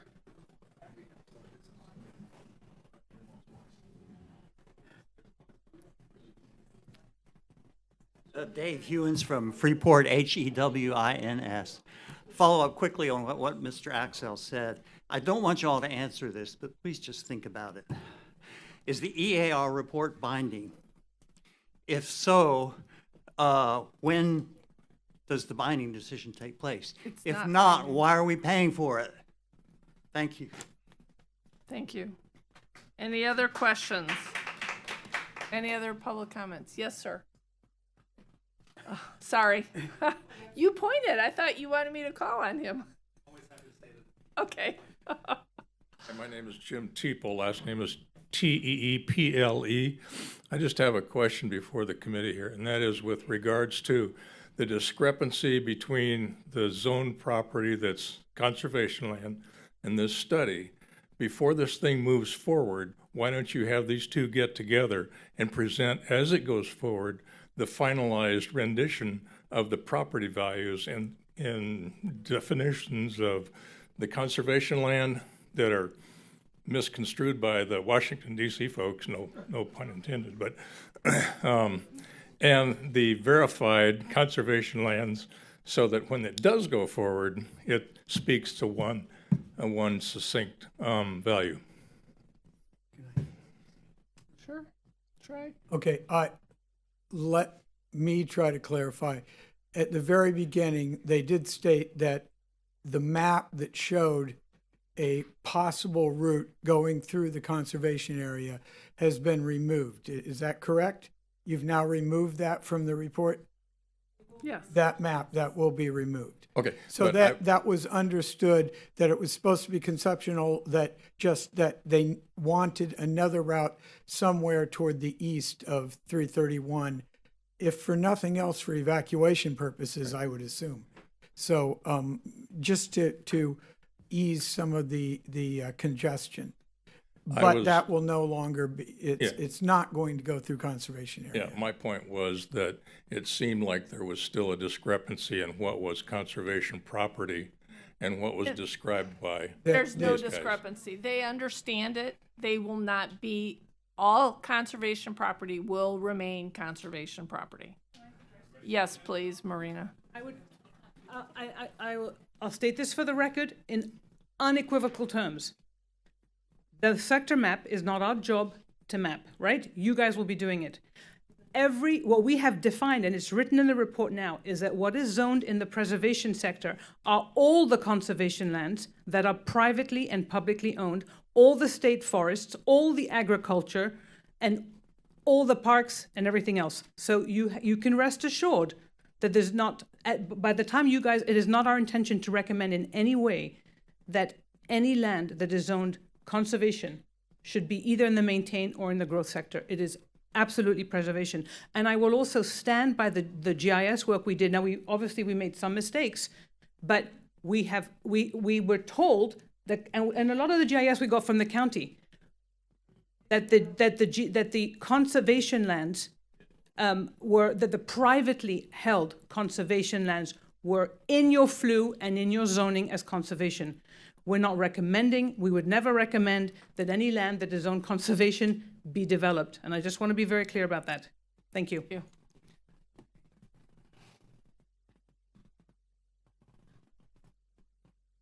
How you doing? Great. All right. Jeff Talbert, Talbert. I first want to say that this is very much needed, and I appreciate all the work that you guys have done on this report. A lot of community meetings. They all happened when I was out of town, but it was great. The report is great.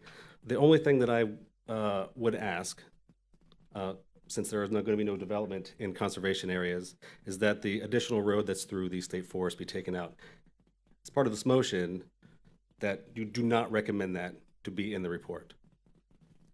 That's my ask. It was already discussed at the very beginning of this meeting that that's been removed. Through the Point Washington State Forest, the road from 98 to 30A. Can you come to the microphone, Marina? I'm sorry. Yes.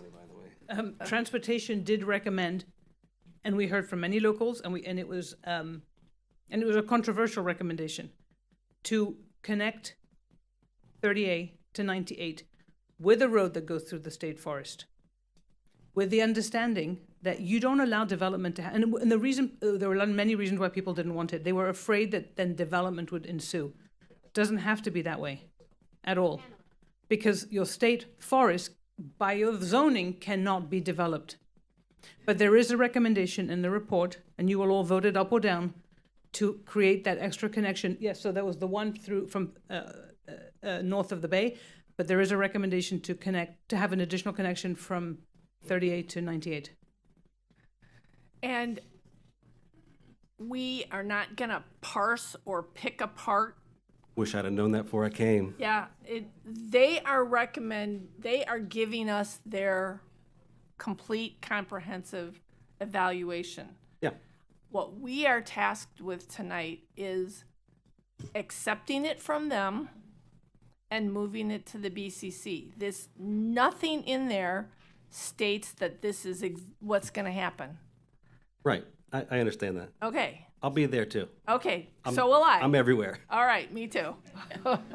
Thank you. All right. Thank you. Anybody else? Yes, sir. John Jannazo, Jannazo. I just want to make a few quick points. Somebody made the point that we're at a tipping point. We definitely are. And if we're at a tipping point, we need plans. This is a plan. It's perfect, maybe not, maybe yes. But you got to have a plan to start your vision. Walton County could use a whole lot more vision to go with their planning.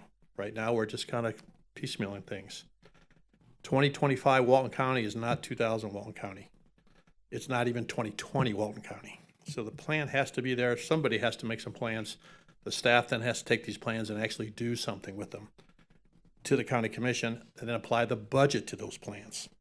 Can't just have charrettes, can't just have plans, can't just put things together. We got to take it step by step to what actually happens to reality.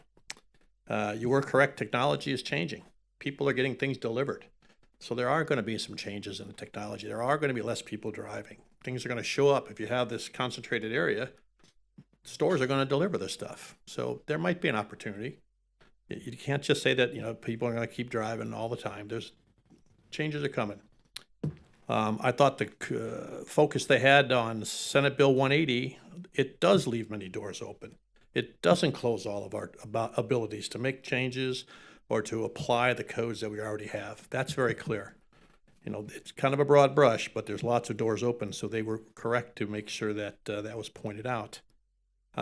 For everybody, it's okay to have ideas from other areas. It really is, okay? It might stimulate some good discussion, and we might learn something. And the last thing is, looking at this very full room, folks, maybe they can learn a lot from participation. Thank you. Thank you. Anyone else have comments on the DPZ report? All right, seeing none, we're going to close the public comment. Now, I will entertain a motion. I will motion to move this forward. Do we have a second?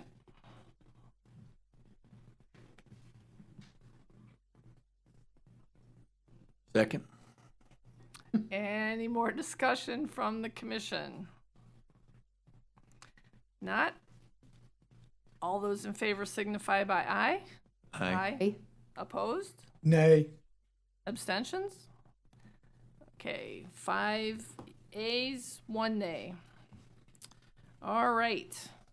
The next items on our agenda, are quasi judicial.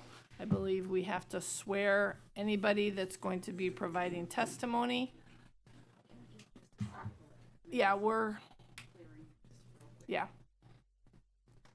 Goodbye. Goodbye.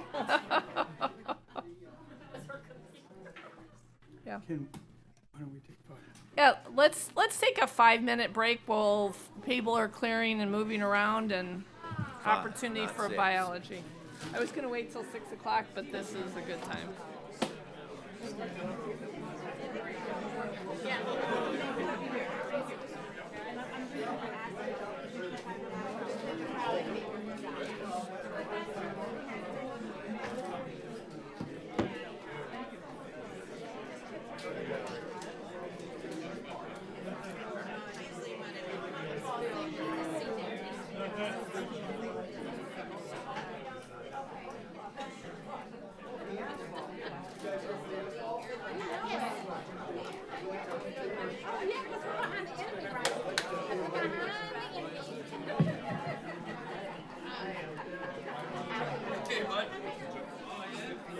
Minute break turns into 20. Well, hopefully they'll try to keep it. Steve, I thought you did a good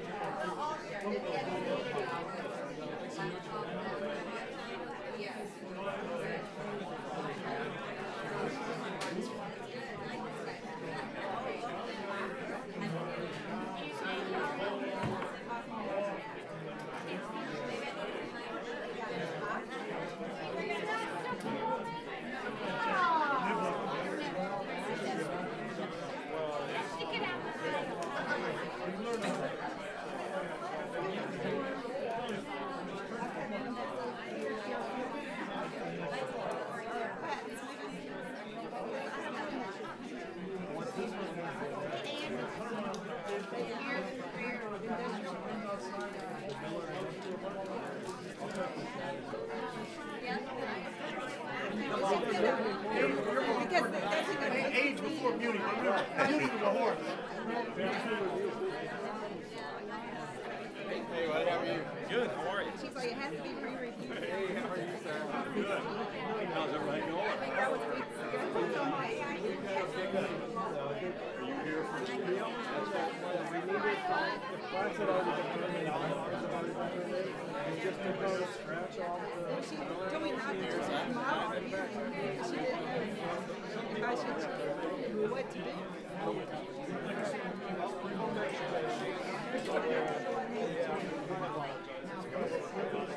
sure that she gets it. Yeah. We were all kind of shrugging our shoulders. I'll get in there and I'll make sure it gets better. Yeah, I'll make sure she reaches out and gets this.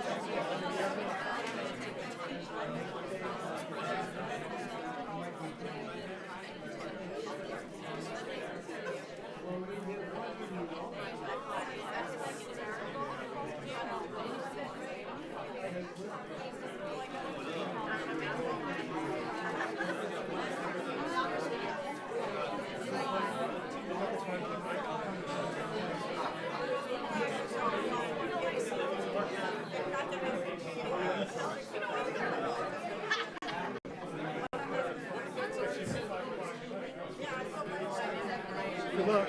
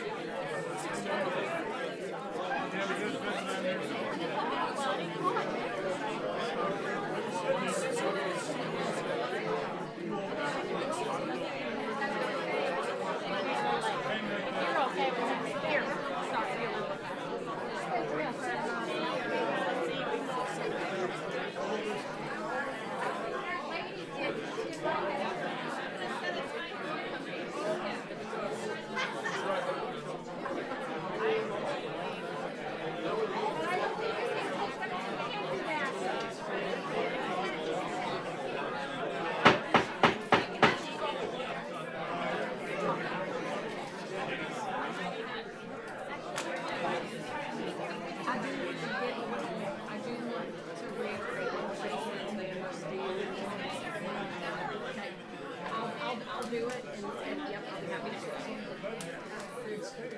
Forrest wants me to speak, you know. I'll do it. Yeah, we have side bets on state the attorney.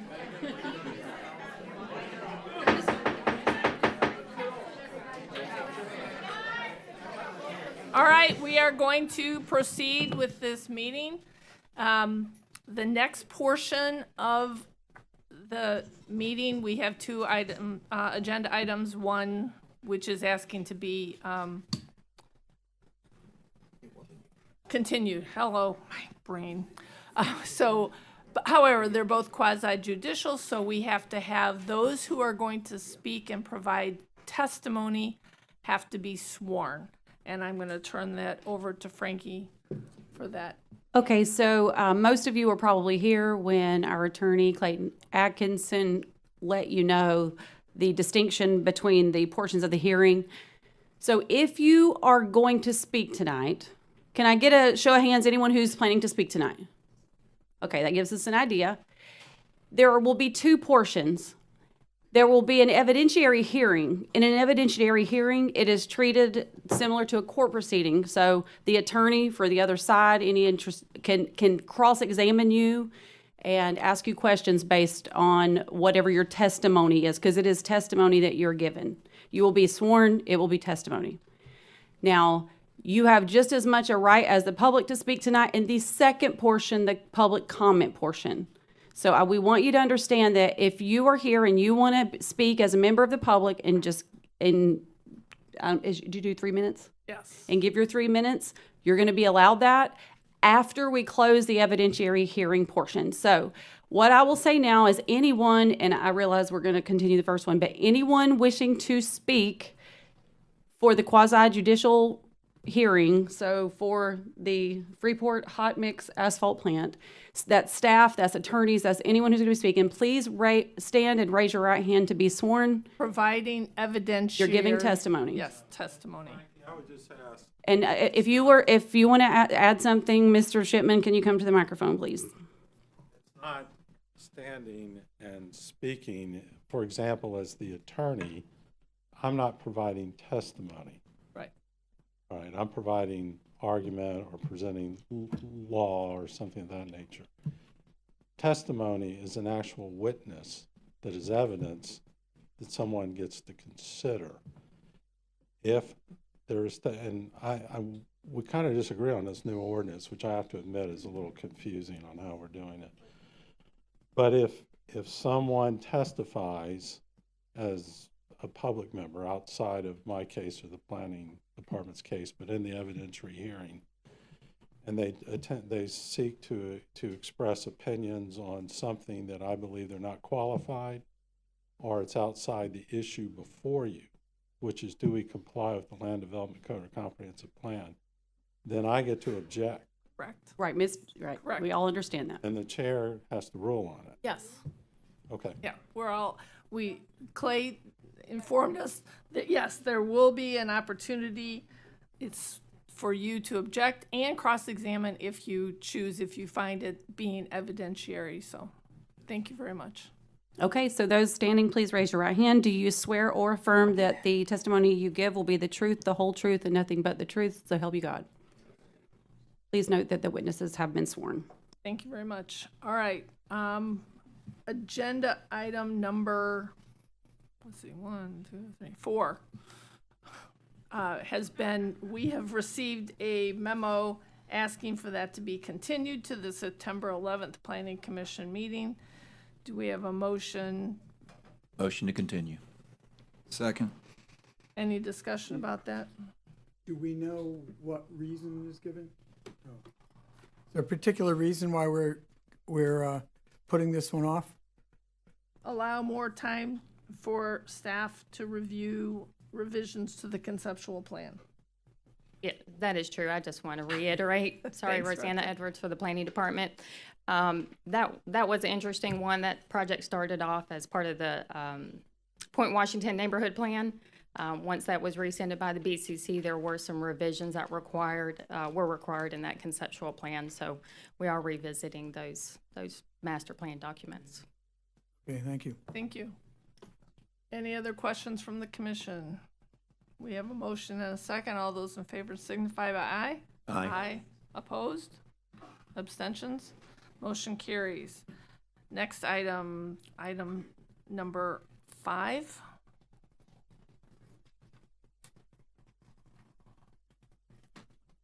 Good evening, Rosanna Edwards again from the Planning Department, and I have been sworn. This project is the, hold on, bear with me, sorry. The SCC Freeport Hot Mix Asphalt Plant. They are requesting to approved by development order. It is project number MAJ 25-00035. This is a major development order application submitted by Baker Engineers, LLC, on behalf of Highway 20 Properties, LLC. They were requesting to develop a hot mix asphalt plant and associated infrastructure on 15.3 plus or minus acres. The site has a future land use of industrial and extractive uses and a zoning district of heavy industrial. Property is located in District 1, and it's on the south side of State Highway 20 West, approximately 0.92 miles from the intersection of Site C6 and Highway 20 West. It can be identified by the parcel number in your staff report. I will just touch on a few of the technical items as all. The stormwater management plan facility does consist of 2 dry retention ponds that will discharge into the on-site wetlands. There is approximately 1.6 acres of wetlands, which will be unimpacted. The traffic report was provided by the applicant with a turn lane analysis. It was determined there was available capacity and a turn lane was not warranted. The applicant is also requesting a sidewalk buyout along Highway 20. And the applicant did provide a community meeting July 23rd as a recommendation by the TRC to move to this public hearing. With that, if you'll enter the staff report into the record if I haven't done so already. So answered. And I can answer any questions or turn it over. Any questions for staff? All right, I guess we'll hear from the applicant.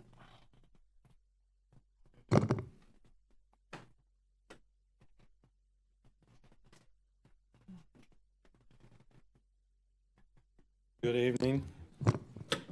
Gary Shipman, Dunlap and Shipman. Can you turn? Yeah, thank you, Gary.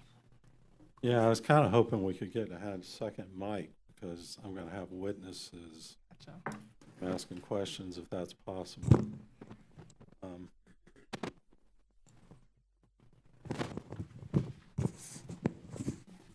I wanted to start, because of the new ordinance, which I have to admit, there seems to be no one who fully understands how we do this today. But I interpret it to mean that the process is a lot more formal than what we used to do. So I will actually be calling specific witnesses for every particular item that was done in this case, and it'll be a question and answer session. So just so those of you who have seen me before up here, it's going to be a little different than what we did in the past. I apologize, it takes a little longer, but because it is a different proceeding and an administrative law judge will get a transcript of this, I'd like it to be the way we do it in court. So right now what I'm doing is what you would call the opening statement. As you've heard, this is an application for a development order on a site that is zoned heavy industrial to put a hot mix asphalt plant. The site itself is located just east of Godwin Creek on Highway 20. Highway 20 is a state-controlled road. When we put our traffic engineer up here, it'll be explained the significance of that. That is because the local government authority cannot dictate or tell a state what to do with their road, that all requests regarding driveways or lanes or changes to the road or anything of that nature is determined by Florida Department of Transportation because it's a state road. You may ask, well, why do we do a traffic study, which will be presented to you? It is because I have to admit, after Walton County suspended the mobility plan, I don't really know exactly what the county does with it, because that was for the purpose of determining what the mobility fees, or was included in determining the mobility fees. Today, that doesn't apply. So because it is a state road, it really doesn't apply to anything else, but nevertheless, our traffic engineer will get up and testify to it. The site is ideal for a hot mix asphalt plant because in addition to being heavy industrial, you may have heard some people ask, well, or actually I think one of the commission members asked, where's our heavy industry going? It goes to things that are zoned heavy industrial, and there's not a whole lot of that in Walton County. This particular site used to be a hot mix asphalt plant. It was an asphalt plant at least by 1988. It was actually permitted to continue operating until 2022. The permits last 5 years, you're going to hear. But the company that owned it sold it, and so the plant closed down and was moved away in 2019. It's also important because it has a natural gas line. And you're going to hear from the experts that there is a difference between a hot mix asphalt plant that its heating mechanism is natural gas versus some other sort of fuel. The environmental regulations on hot mix asphalt plants are done by the state. The state has preempted the county on that. But there is less regulation if it is natural gas, because natural gas doesn't really pollute. It's clean burning.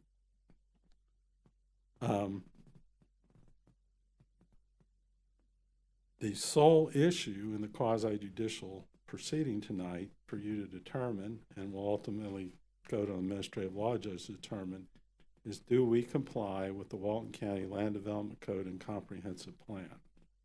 Those are the only issues. Nothing else can be considered. I know I've said this before and with the people back here, and I don't mean to be insultive. I'm glad they're politically active, but a development order is a legal process. If we meet the rules, we get to do it.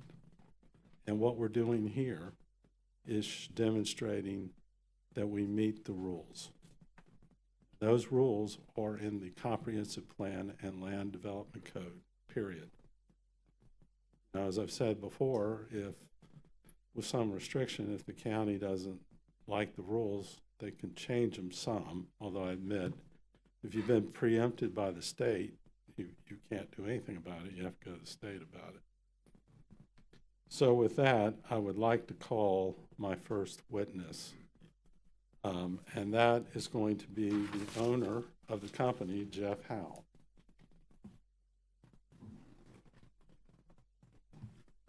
Good afternoon.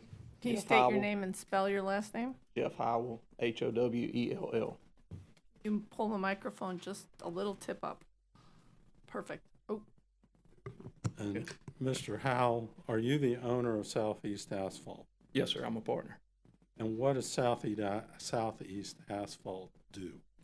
We're a construction company based out of Geneva, Alabama. We have an asphalt plant in Geneva, Alabama, and we primarily provide site work and highway construction. And are you seeking to do a plant in Walton County? Yes, sir. Is there a limitation on how far asphalt can travel in a truck? Really, 45 to 50 miles is kind of pushing the outer boundary. And why is that? Because after that, it significantly cools, which makes it harder to place and doesn't meet project specs. Megan, could we get up on the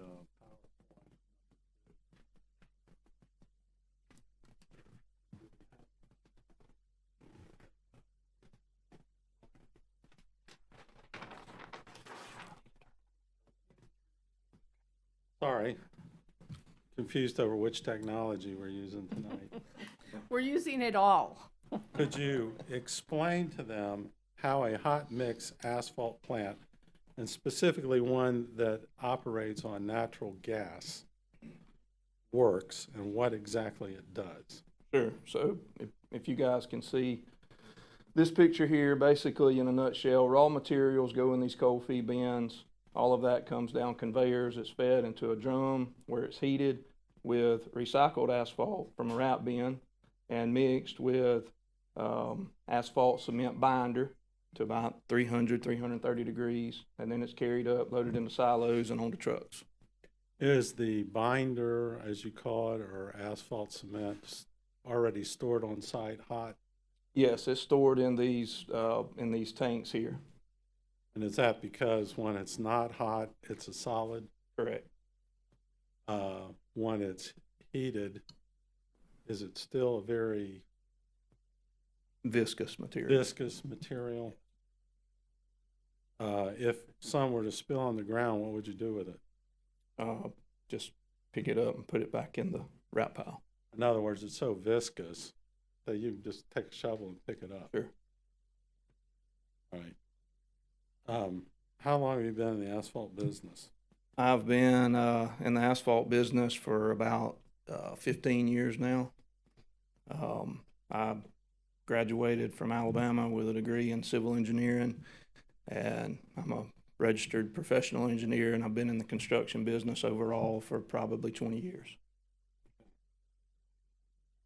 And is this plant that you plan on putting in on Highway 20, is what we're seeing in this picture essentially what you plan on putting in on Highway 20? Basically the same type plant, yes, sir. It's not an oil refinery. No, sir. It doesn't refine anything. No, sir. You're not incinerating anything. No, sir.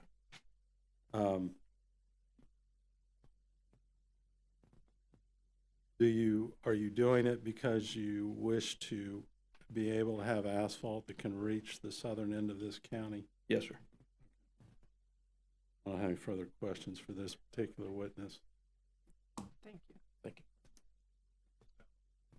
We cross-examine? No, we don't. Who does? If there's So who does cross-examine your witnesses in this process? If the planning department wants to cross-examine, they can. That would be up to them. Well, okay, under your code, and we've gone over this, I'll be happy to fish the provisions out.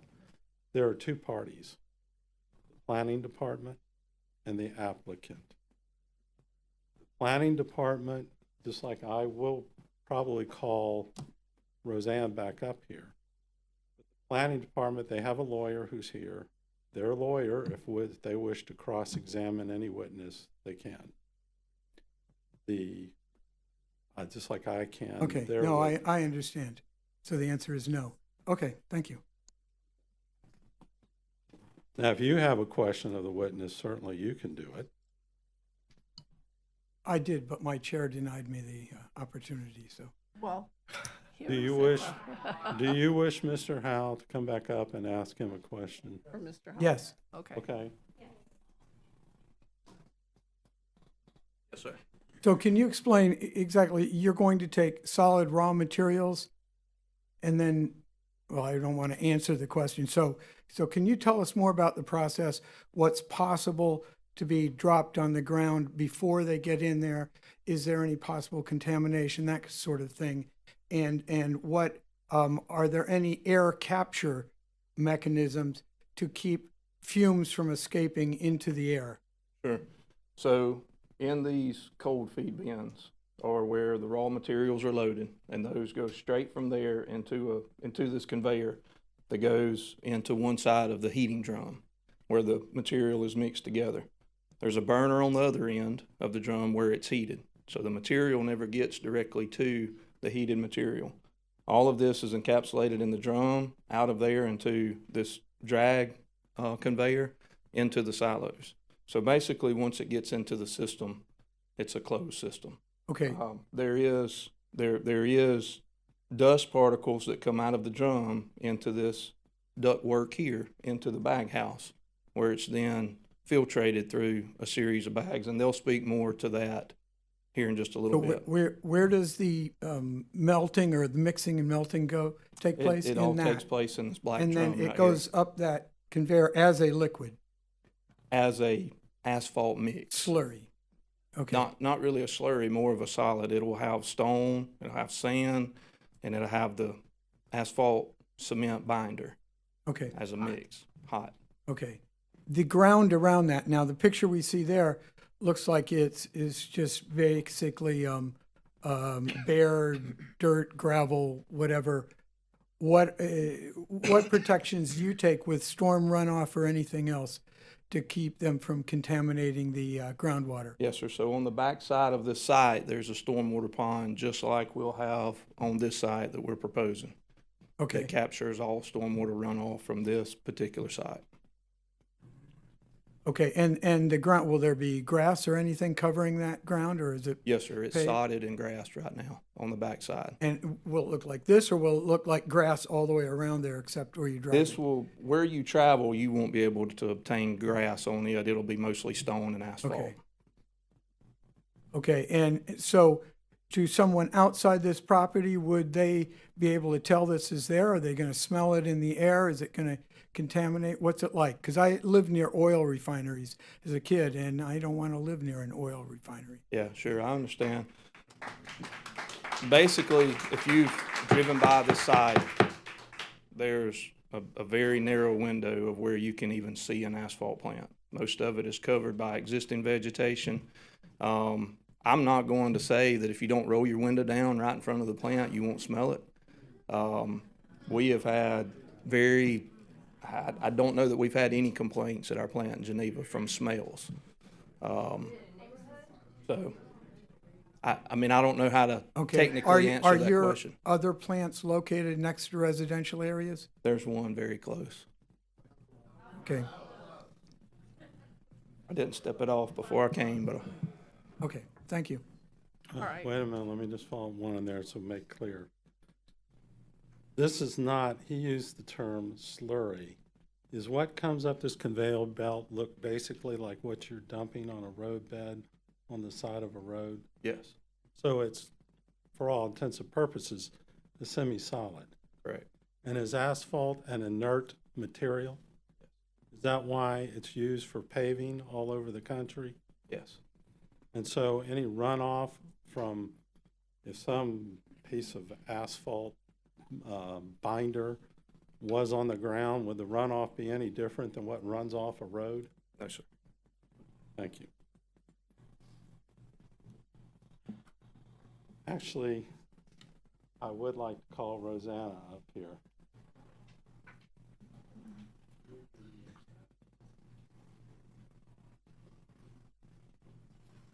Were you the analyst with the planning department, or the planner with the planning department who was in charge of reviewing this Project, that is correct.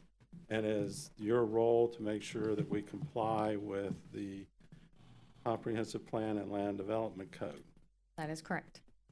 And as part of that, in your plan, in your staff report, I noticed that, for example, it's submitted to outside engineering to review. Yes, it is. And it is submitted to outside survey for review. County survey, but not in-house. That is Okay. correct. And based on the reviews by the planning department, was a determination made as to whether or not this application met all the requirements of the Walton County Comprehensive Plan and Land Development Code? Yes, it was determined that it does meet the requirements of the LDC and comprehensive plan. And that's reflected in your staff report? Yes, it is. I forget, was the staff report admitted in the evidence? Yes, yes, it was. Thank you. All right, I would call Melissa Ward.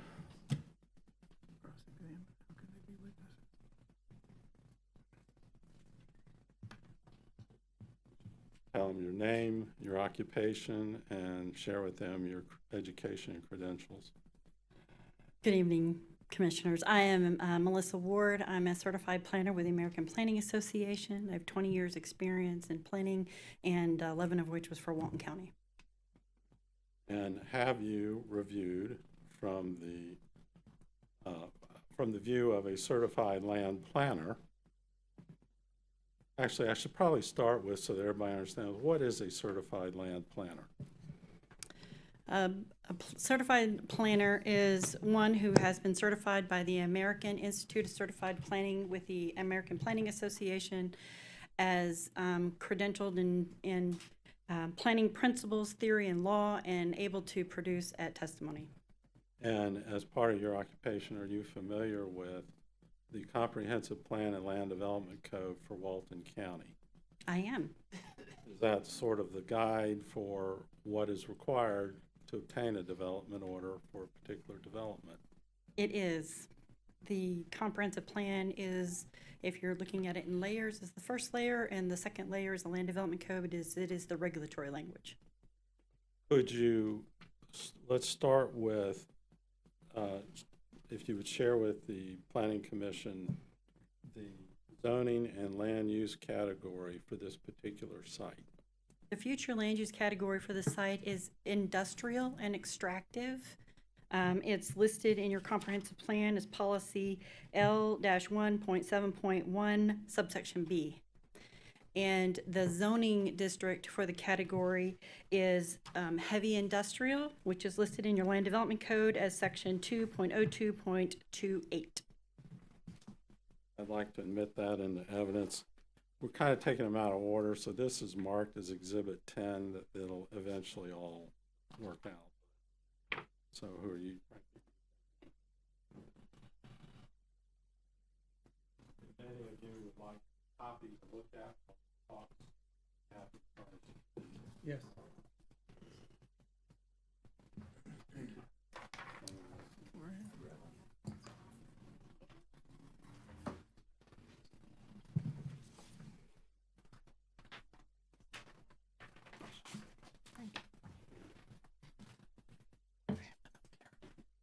How does that correlate with the future land use map? How does the product? Yeah, we talked about the zoning category, now the land use designation. The land use designation under policy L-1.7.1 is industrial and extractive use. This is I'm sorry, I'm backward. How is this zoned? It's zoned heavy industrial, LDC policy 2.02.28. And is a asphalt plant a specifically designated activity for heavy industrial zoning? It is in the Land Development Code, section 2.02.28. subsection B are the primary uses allowed. Primary uses are uses by right. The first item under that list is number 1, heavy industrial uses. In order to determine what those heavy industrial uses are, you refer to subsection 2.03.00, which is the category of primary uses located in the Land Development Code. Under the subcategory or definition of those primary uses, it lists heavy industrial uses, of which is the only place in the primary uses that list asphalt plants. It is the only zoning that allows for asphalt plants.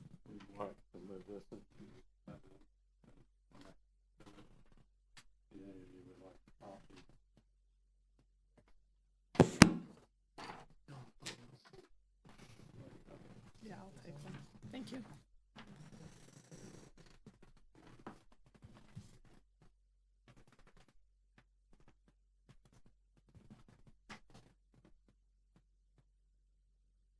So, is an asphalt plant a specifically designated use for this zoning? It is. And would you explain, you used the term use by right. What does that mean? A use by right means that under that particular zoning, this use is allowed and understood at the time of adoption that this was one of the optional uses.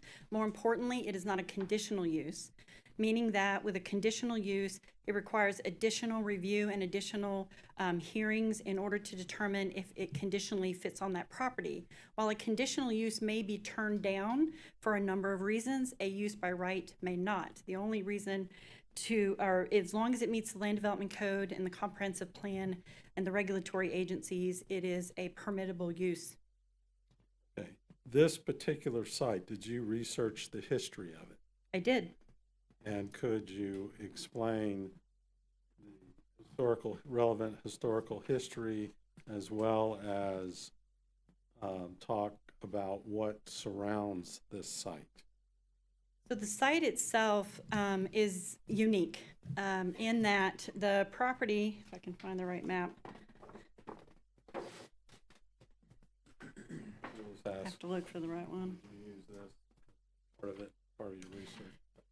Yes, so one of the factors that we do when we do the historical review is we go back through Google Earth and we do a historical view through there, and we go back to as far back as we can. In that instance, we have an active site or an active plant on that site in 1988.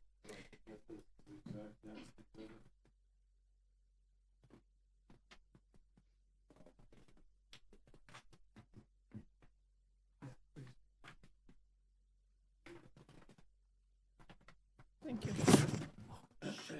Sorry.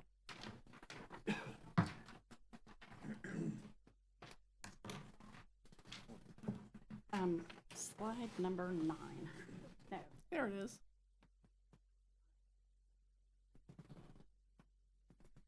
In 1988, the Walton County had a very different future land use map. This was a use that was active in 88. So in 1996, when they adopted the current, if you will, future land use map, it was zoned, or it was given the category of industrial. This site itself was industrial, and because of the activity on that site. Another unique factor about this property, in looking over the history, is that in the 90s, a permit was issued for the surrounding property to the east and to the south for essentially a C&D landfill. That C&D landfill got out of control, if you will, and became a dump, which was noticed. Everybody in the neighborhood knew it as Coyote Landfill. Everybody here knows it because it's in all the articles. So this property, at the time that this was designated as industrial, this area around it was not, and it had not been fully changed. Whenever they adopted the 94, they're not in the order I would have had them. My apologies. Here it is. In 94,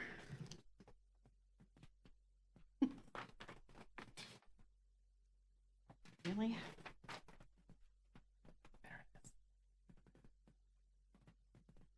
The area that was the sand mine to the north and the landfill to the south was changed to industrial, and then the area that is, this also is sand mine, this also over here was landfill on the east side of that, was left the way it was. I don't understand what that was about.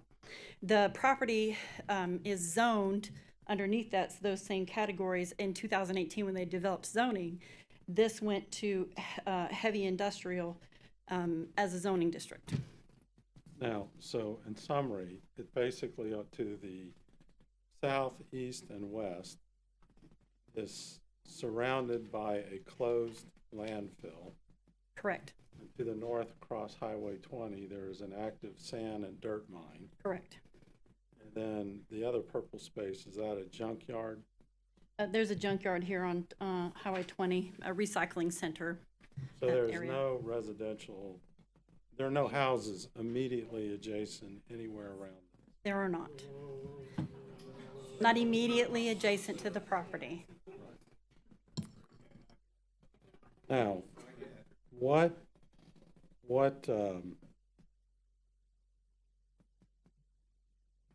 requirements do the Land Development Code and Comprehensive Plan have that must be met to get a development order here? Once you establish a piece of property that is proposing a development, is in the right land use category and the right zoning district, you then look through the zoning district. And is that the case here? It is the case. Okay. And you look through the code for the applicable languages. So immediately in the zoning district, it talks about the impervious surface ratio, the floor area ratio, which a maximum impervious surface on the property is 85% of the site of the 15.3 acres, or about 565,000 square feet. This is impervious surface. This means the ground level that is, covered. So this is at 70% at 470,000 square feet, largely because the ground where it's already cleared and been used for the last 30 years has some mixture of dirt and things in it that have compacted from use. So that is the reason we calculated the entirety of that area. So does this site meet the requirements of the Comprehensive Plan Land Development Code as that aspect? As to impervious surface ratio, it does. The floor area ratio maximum for the heavy industrial is 70% max, or 465,493 square feet.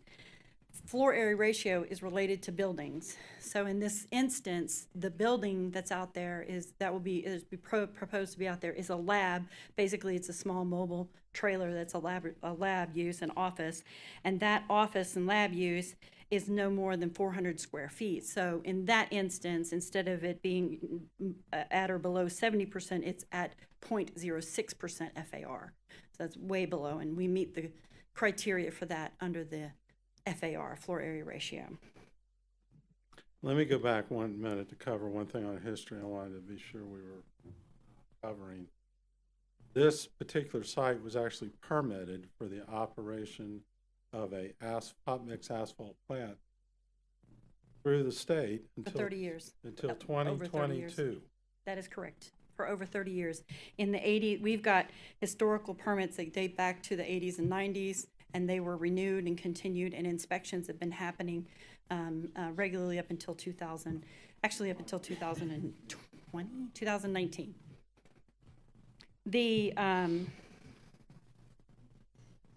The property originally, or one of the earlier permits, was issued to APAC Construction. They had that site for a number of years. They eventually morphed into or merged into Mid-South Construction, and then in 2010 there was some changeover again, and so it was in 2019 when they sold the property. But they could have gone back in based on the permitting up until 2022 without even going through this process. In 2019, they could have up until the end of 2022, or till the permit expired. What are the other requirements under the Comprehensive Plan Land Development Code? So in Chapter 5, there is a section for building setbacks. It's important to note that industrial is given the largest setbacks for 25 feet in the front, 20 feet in the rear, and 10 feet on the sides. The property that is the setbacks for that development and the front is 168 feet. The rear is 338 feet and the sides are 320 feet. We far exceed our minimum setback requirements. Is this the final permit that you found in your historical research?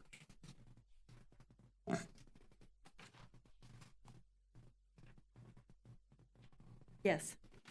This would have expired 5 years after June 16th, 2017. Yes. June Yeah, June 16th, 2022. Any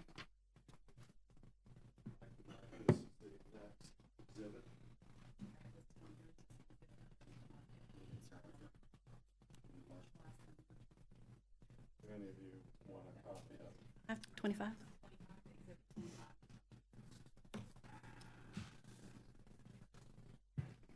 Okay, what other requirements are there? There's a requirements for buffers and a myriad of them, and I would note that there in Chapter 4 there are buffers for wetlands. They're described in the Land Development Code as secondary wetlands. There is a wetland and then a 25-foot buffer.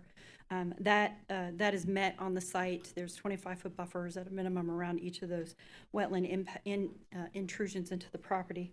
There's Section 50108 discusses uncomplimentary land use buffers. This is an interesting, so I say this is interesting, but that's me. The 2.02.28 has one special development standard, and that standard is that industrial uses will have that are next to another land use would have a 25-foot buffer between industrial and other land uses. So what we did was the land use of the property is a closed landfill, which is an industrial use. However, applying the 5.0108 uncomplimentary land use buffer under 10.c, we applied a 25-foot buffer that would include for each 100 linear feet, 5-foot canopy trees, 5 canopy trees, 20 shrubs, 4 understory trees for the length of that in that area. And according to the section in 5010D2, the property has about 80% of that buffer line on the east side. That's natural vegetation, which is a preferred method. So they will have to supplement the other 20%. And have you reviewed the site plan that was presented to the county as part of its package for approval? I have. And does it include expanding by planting bushes? And I believe it actually specifies in the code the type of trees and the type of bushes to meet that 25-foot setback or buffer. It does. And so based on the site plan submitted, do they comply with that requirement on the Land Development Code? It does. It is compliant. What else is required? Section 50202 of the Land Development Code discusses parking requirements. Another interesting note, the site plan denotes the parking as, because the trailer is an office, it denotes the parking as 1 space per 250 square feet, which would require only 1.6 spaces. However, the site plan provides 6 spaces, 5 regular spaces, and 1 handicap space. The Land Development Code, however, under the parking calculation, provides a general industrial use, which is 1 per 1,000 square feet. Since that is literally no parking, because it's 0.06 of a parking space, the option was to include it as office, but then still exceed it up to 6 parking spaces. So the site plan does comply with that section of the code. And while we say 6, is the site large enough that there was a need for additional parking that it could accommodate? Yes. So is the parking requirement under Comprehensive Plan Land Development Code met? Yes, it is. What other requirements are there? Section 5.09 are lighting requirements, and it is important to note that this plan does not provide especially a lighting plan, and it's part of that is a little mixed up. There is, this property being as close it is to Eglin Air Force Base, there are some Eglin military areas that they want to make sure that the lighting meets a certain category. So under 5.10.02, please, you'll all have your opportunity. Let them speak. So on the site plan, it notates that there are certain requirements that they would have to meet when they do lighting on the site. It is notated on the plan, as well as in the staff report, that any lighting plan that they would propose will require a development order. They would need to make sure that they are not in excess of 2-foot candles and cutoff fixtures and things like that that prevent intrusion into the sky. So, if this plant does not operate at night, is there a requirement for a lighting plan? If it is not operating at night, they are not required to have a lighting plan. What other requirements are there? If there is a proposal to put a sign on the property, they'll need a minimum of a sign permit. That is not a part of this application, so that is something they'll have to come back to the county for. Is there any other requirement? There are requirements that have to do with the roadway connections, which are best served by the engineer, obviously. Right. So beyond that, are there any other requirements on the land development code that they will need to meet? Again, beyond grading and drainage, which is best answered by the engineer, and the traffic and connectivity, which is best answered by the engineer, it meets the requirements for land development code and comp plan for land use and planning principle questions. So, based on your knowledge, training, experience, and expertise as a certified land planner, is it your opinion, outside of specific engineering issues, this application meets all the requirements of the comprehensive plan and land development code for the issuance of a development order in this case? Yes, it does. Thank you. Do any of you have any questions? Yes, I do. What is the closest residence to this? How far is it away?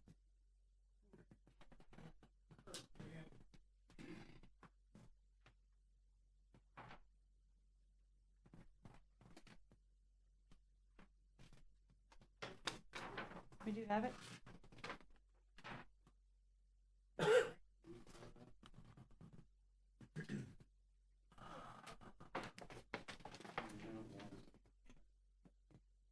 The site is here.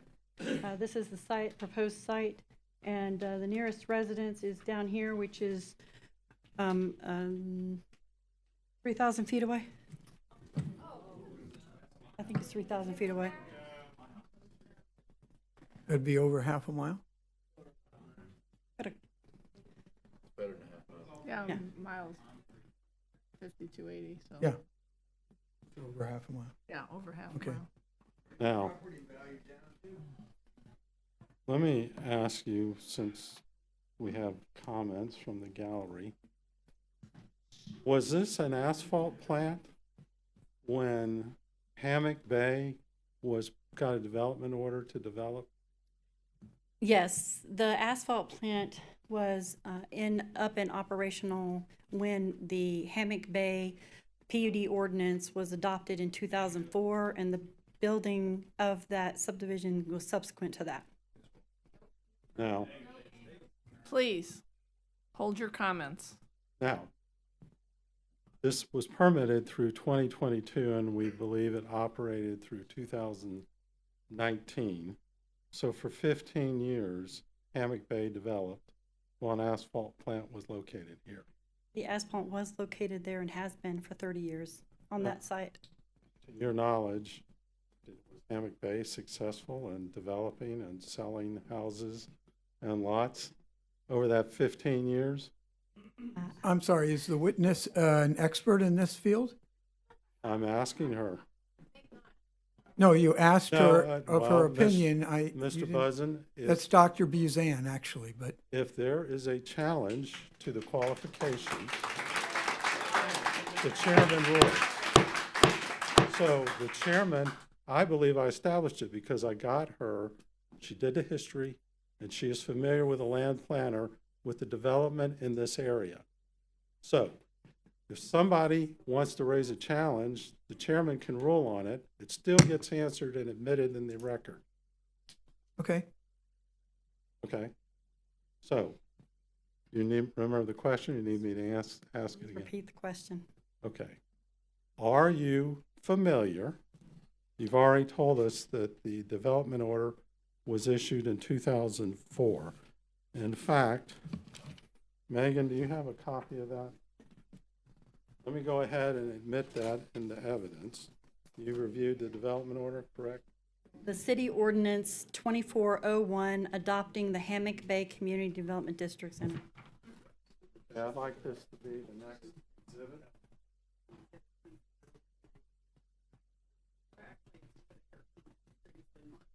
Sorry.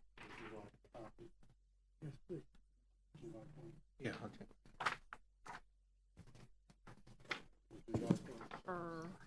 Thank you very much. I'm familiar too, but I'll take it. What year was this development approved?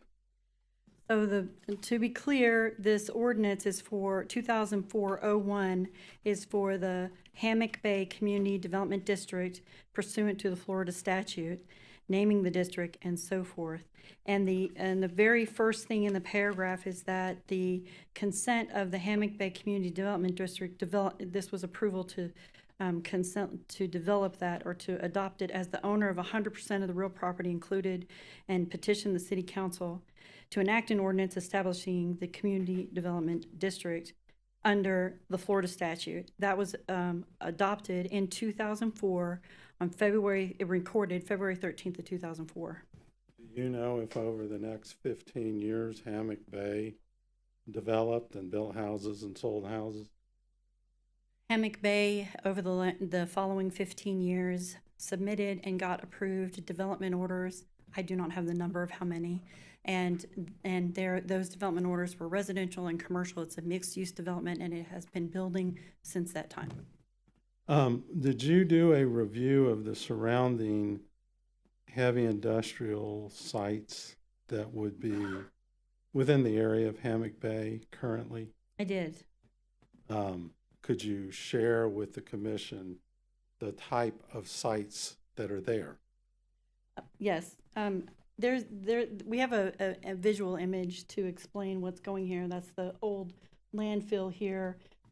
This is the recycle plant area here. This is a heavy industrial, and it is a construction facility. This is Tyndall up here. This is light industrial zoned, not yet developed. That is just on 20, right at the entrance of Hammock Bay. This is a sand mine and a wasteland materials over here. To the south of the property, as you go south from Hammock Bay, behind this subdivision immediately is the city's sewage treatment plant. Let me stop you for a minute. How far is the sewage treatment plant from the nearest house in Hammock Bay? There's the land itself abuts one of the lots in the subdivision. Okay. So close enough. There is a middle school in Hammock Bay, but just to the east of that, this whole area along the waterway is general industrial uses, and this is a fuel station. This is where they house the fuel, and this one is a concrete plant down here. So these actually are 2,500 feet away from the entrance of Hammock Bay. That is all the questions I have for this witness. Are there any questions? Yes, I would like some clarification. When did the previous asphalt plant discontinue operation? So the history on that through DEP, this is DEP documentation, because that is the active and live opportunities for them. They have to keep their permits up. The site had been continuing to get inspections and had different versions or different parts of materials on the site that were being inspected up until and through 2021.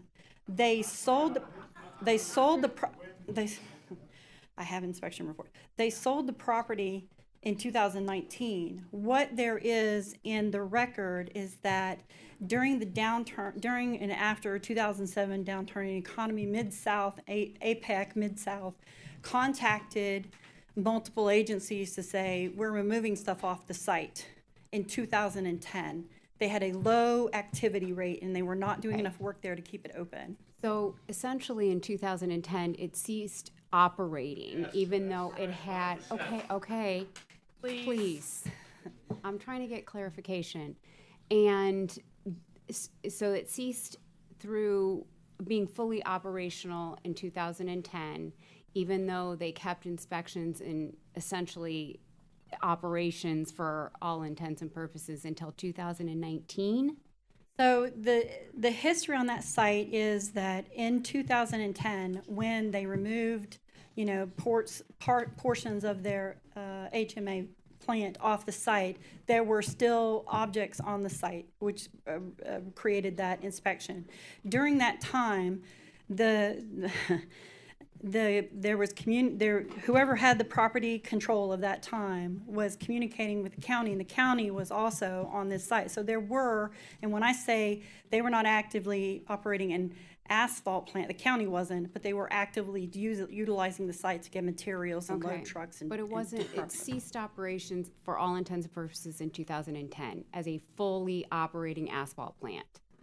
As far as I can tell, there were inspections on the site of materials and machinery, and they continued to renew their permits. That is active under the state legislation. Was there a permit renewal in 2017? Yes. All right. Is there any need to renew a permit if you're not going? Yeah. To... You guys are going to have to keep it down. You're all going to have an opportunity to talk. Please let them speak at the microphone as well as the commissioners, because we can't hear. Yes, and if you continue, we'll have you removed. So thank you. In 2017, there was a renewal permit. And in that permit, there was activities that were noted on inspection reports. So I will not say that they were fully shut down and not operational in 2010, because they renewed their permits, they had inspections, and they had some activity on the site.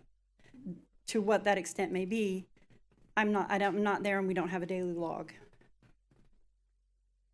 Thank you.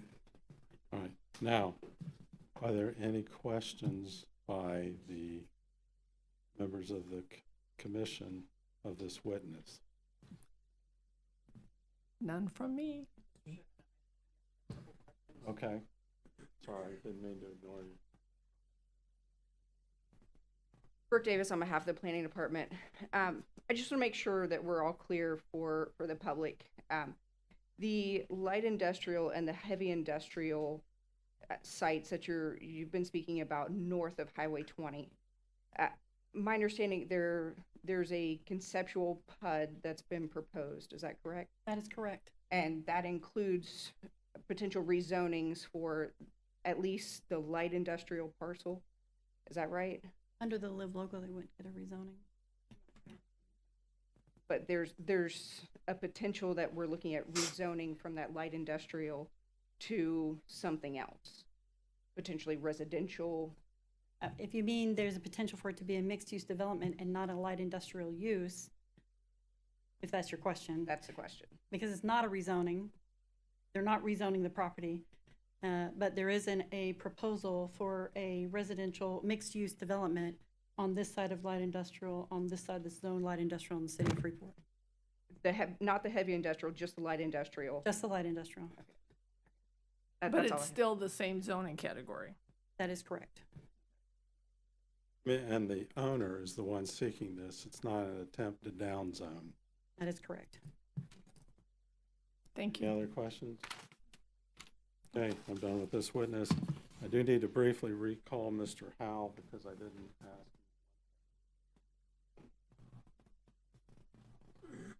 Mr.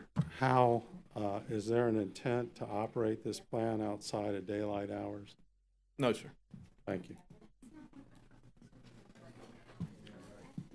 All right, we would call Scott Singletary at this time.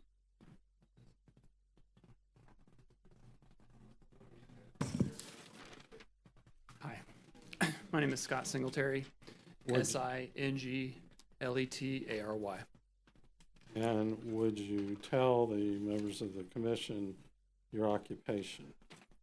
Yes, I'm an ecologist with a company called UES. And would you share with them your education and experience? Right. I've been an ecologist with UES for 6 years. I've been writing and conducting environmental assessments throughout Northwest Florida since that time. Prior to that, I've been doing restoration work on state, federal, and private lands since about 2010. Was there did you perform an environmental assessment on this particular site as part of the application for a development order? Yes, a portion of the site, yes. And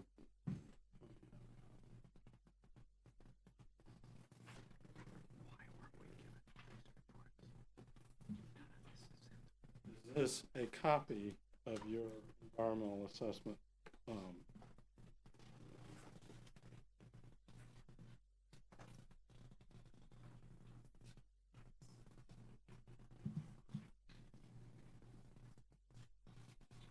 Yes, it is. And would you have at the time you did this environmental assessment, do you even know what the site is to be used for?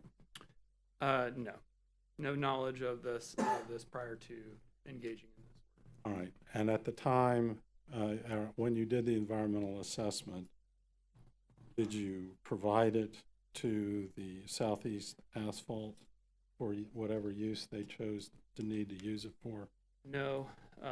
The proposed land use is generally not part of the discussion when I'm No. My question is, what'd you do with the report when you were done drafting it?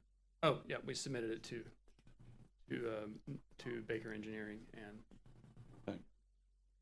I'd like to admit this as the next. I think it's more.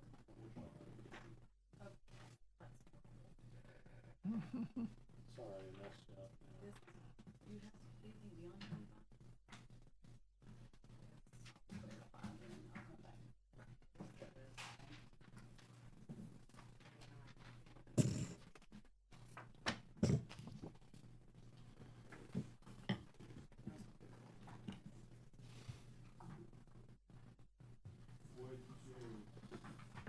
Share with the commission, what do you do with an environmental assessment?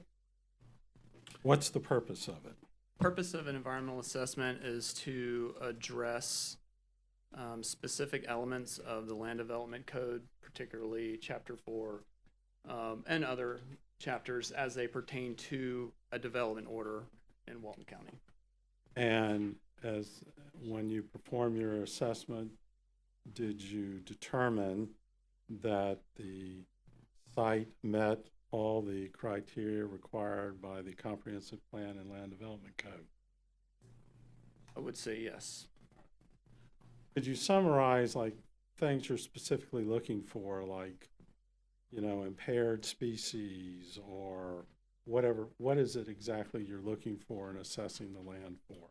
Essentially, from an environmental assessment report is a snapshot of the subject property or defined dimensions, and it addresses natural resources that could be potentially at risk by any activity that could occur on site.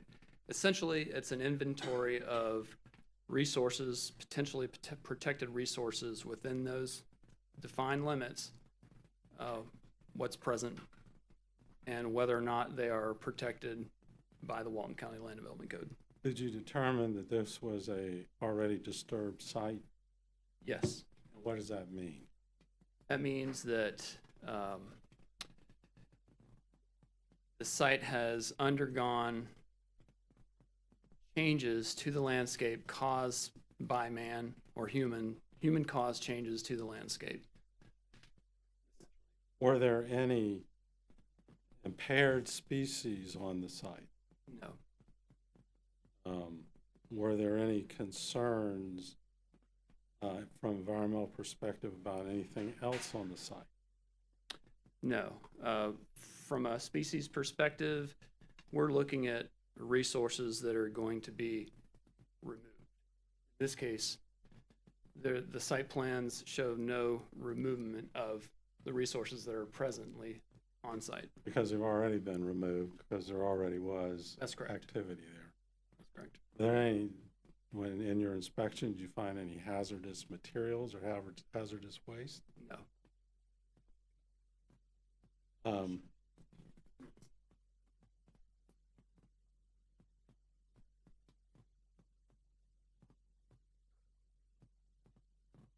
That's all I have of this witness. If you have any other questions of them. Questions? Or I guess I should ask Brooke, do you have any questions?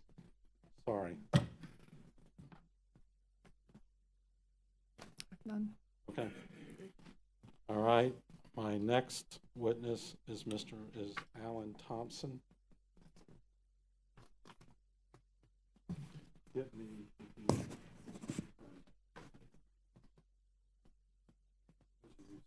Tell the commission your name. My name's Alan Thompson, and that's Allen. And what is your occupation?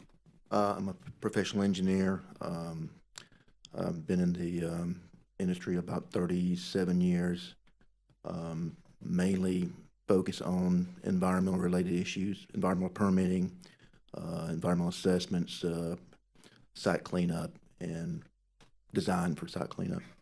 And would it be correct to say you're a professional engineer who specializes in environmental engineering issues? Yes, that's my focus. Could you describe to the commission what type of regulations there are on hot mix asphalt plants that are fueled by natural gas by either the state or federal government? Okay. In Florida, which is the case here, it is a permit by rule state for hot mix asphalt plants. With it being a natural gas fired plant, the only stipulation they have is for particulate matter emissions and opacity.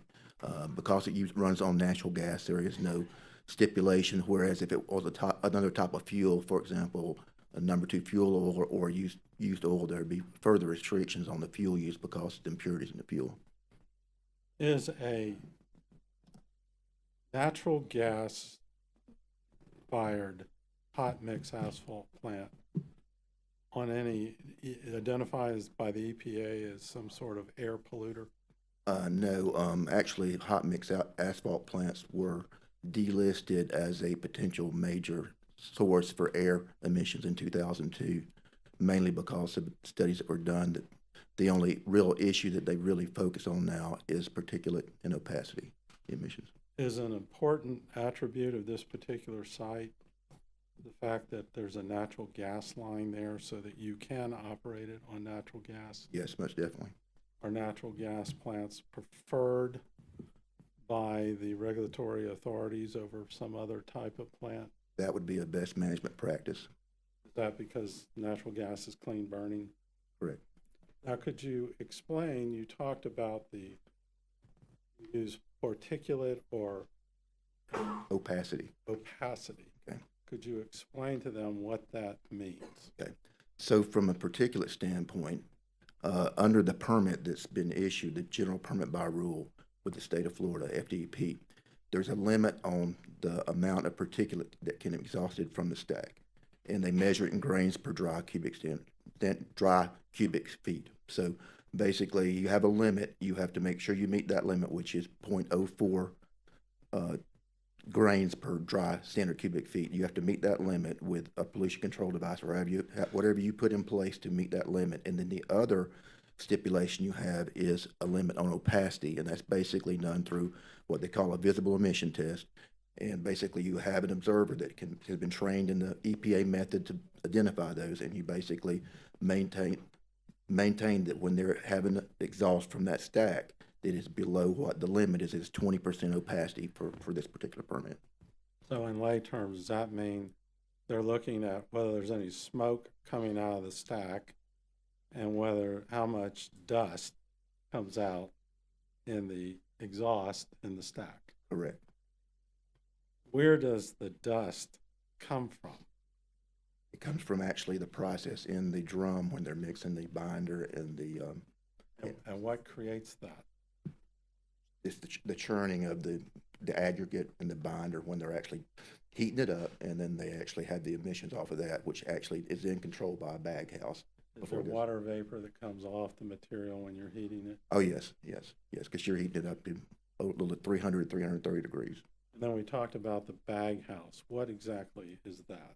It's basically a filtration system, a filtration system that is used to capture the particulate in the bag system itself, and in most cases, as with this one, it would actually introduce that particulate back into the process. And when you call bags, are they basically filters that are removable? Yeah, it's a filtration system, basically a pulse filtration system. And basically, you're trying to recapture all this dust and reuse it. Correct. In the process. Correct. Are these bag houses, is it something that is actually, there's a standard design and they're manufactured and actually trucked to the site? Yes, typically when you purchase these are basically like a batch plant like this, you're buying the whole system because that's standard equipment. Every one that you buy, when you buy a rolling system like this, is going to have a bag house system included with it. It's just required. Now, is the state of Florida DEP the regulatory authority over air quality discharge on a hot mix asphalt plant? Yes. And did you, on behalf of Southeast Asphalt, apply for a general air permit registration? I did. Could you explain to the commission what that is? Basically, you have to submit a application through DEP that states what you're going to be, your process, the equipment you're going to be using, what your processing rate is, and some other general information. And once that's submitted, they review it, and if your application is complete, then you're issued a registration number, and then you are permitted by the rule. Is there some sort of statewide permit that the state issues by rule for all asphalt plants? Yes, it's basically called, it's a air general permit for asphalt plants, and it's basically what they call a permit by rule. Once you have that, if you're permitted by that, you're basically permitted to follow the requirements of the rule. And is this the air general permit registration that you submitted? Yes, it is. Okay, let me give you a different copy. Okay. I'd like to admit this into evidence. I know the numbers are all over the place. This is a different one. This is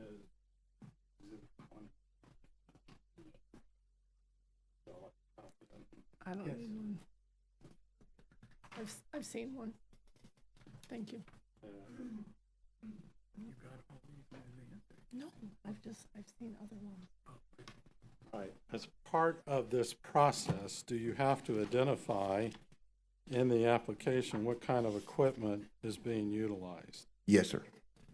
And so, for example, it says process equipment type drum 250 TPH bag house, Aztec. What does that mean? Okay, so it basically means that the equipment, the drum equipment, is rated at 250 tons per hour as far as what they're processing, and then your bag house, it's going to be used as your pollution control device, is manufactured by Aztec, and it's a Pulse 40 is the actual identification of the type of bag house.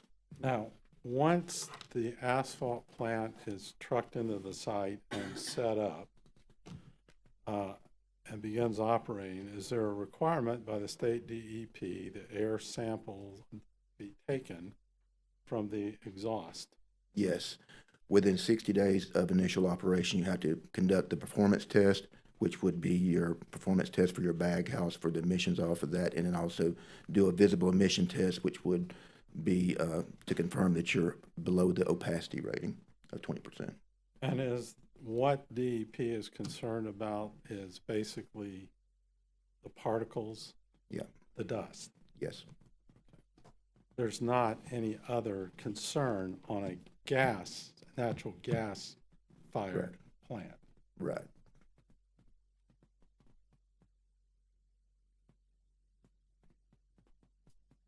All I have of this witness.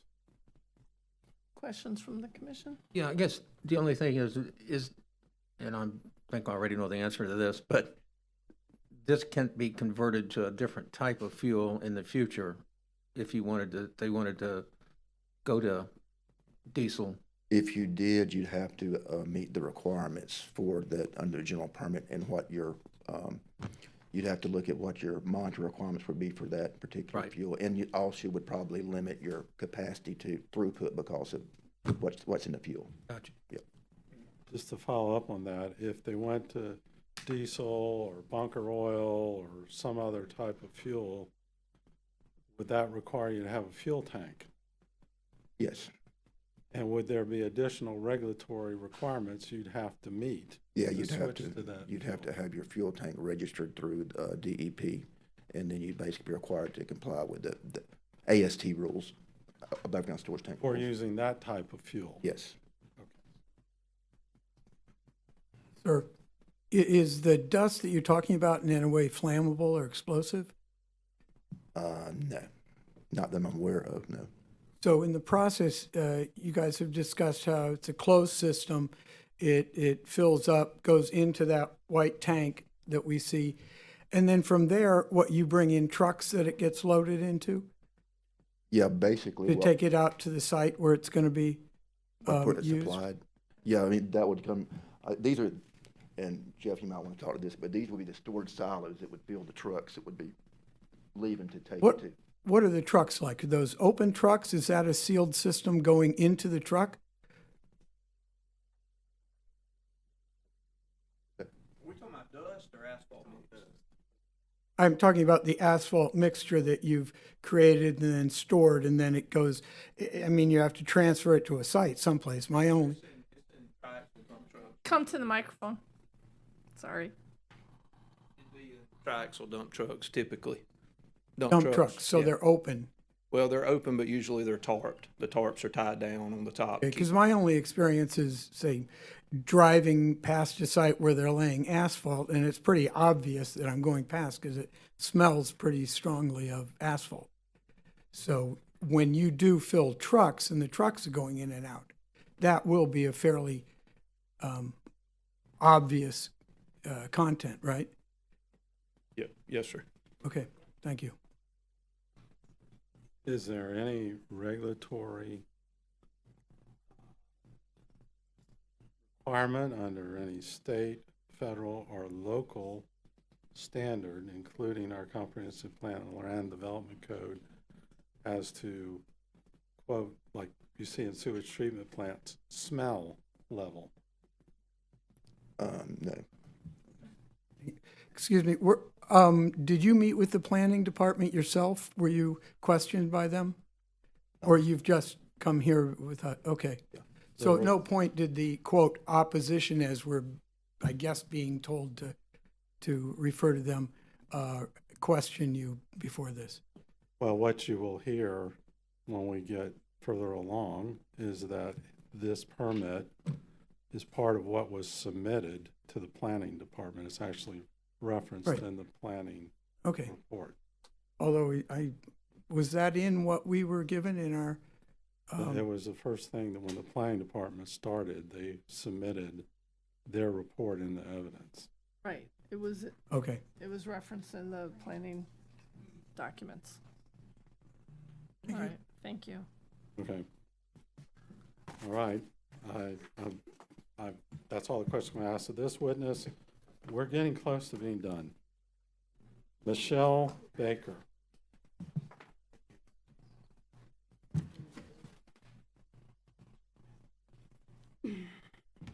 Good evening. My name is Michelle Baker.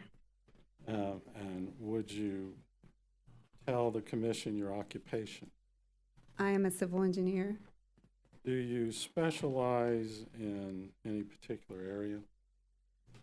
Well, I got my master's from Auburn University in transportation was my specialty, and as well as asphalt.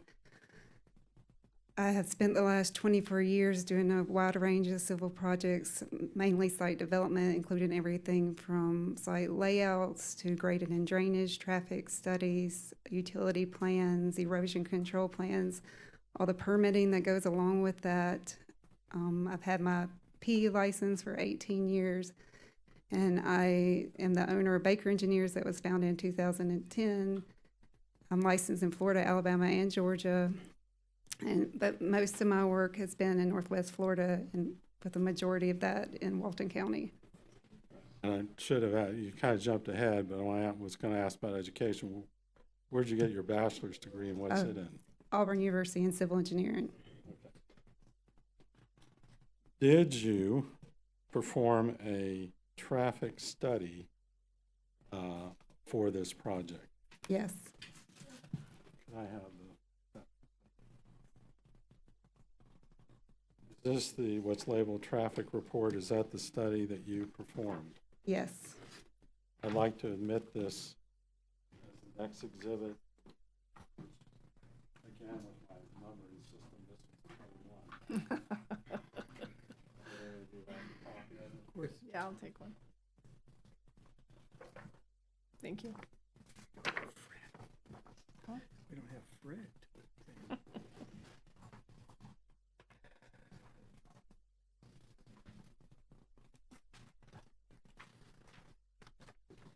Let me start by asking you, is there a standard specified for how you do a traffic study?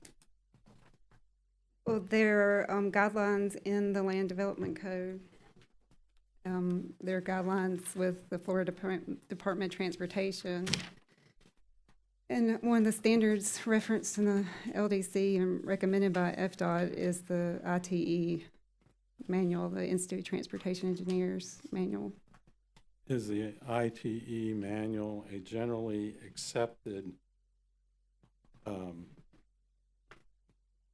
process, if you will, for performing traffic studies in your particular field? Yes, it is widely accepted. And did you utilize that process in performing your traffic study here? Yes, I utilize the latest edition of the ITE. And in this particular property, is it connected to Highway 20? Yes. Is that your understanding? That's a state road? Yes, it is. So you would have to meet the requirements of FDOT. Yes.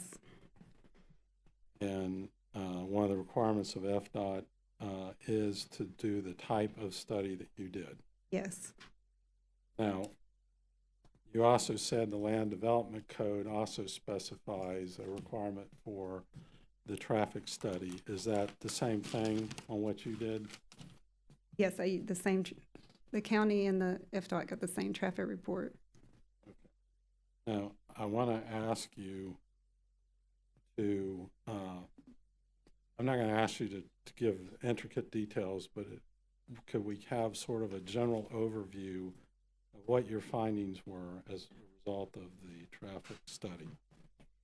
The findings were the amount of traffic during the PM peak hour was minimal, and then I also did turn lane analysis for right and left turn, and they were not warranted, neither right or left.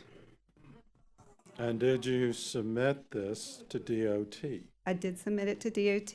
I did a pre-application meeting with DOT where they went over in detail with me exactly what they wanted the analysis to be.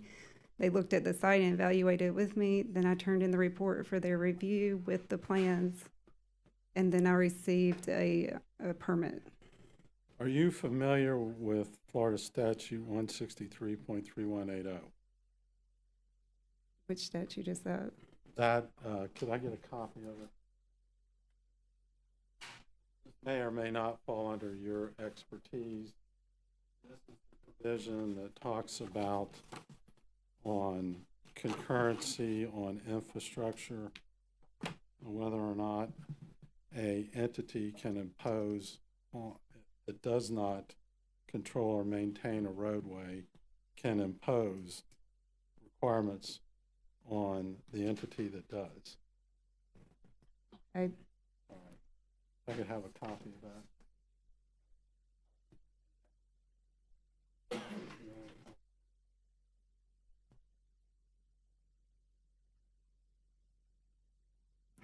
They in the folder on the dais? Sorry. I had it. On the podium, sorry. I want to mark this as an exhibit. Well, not exhibit, it's law. If we were on court, I'd be asking to take official notice. You're probably not familiar with the statute.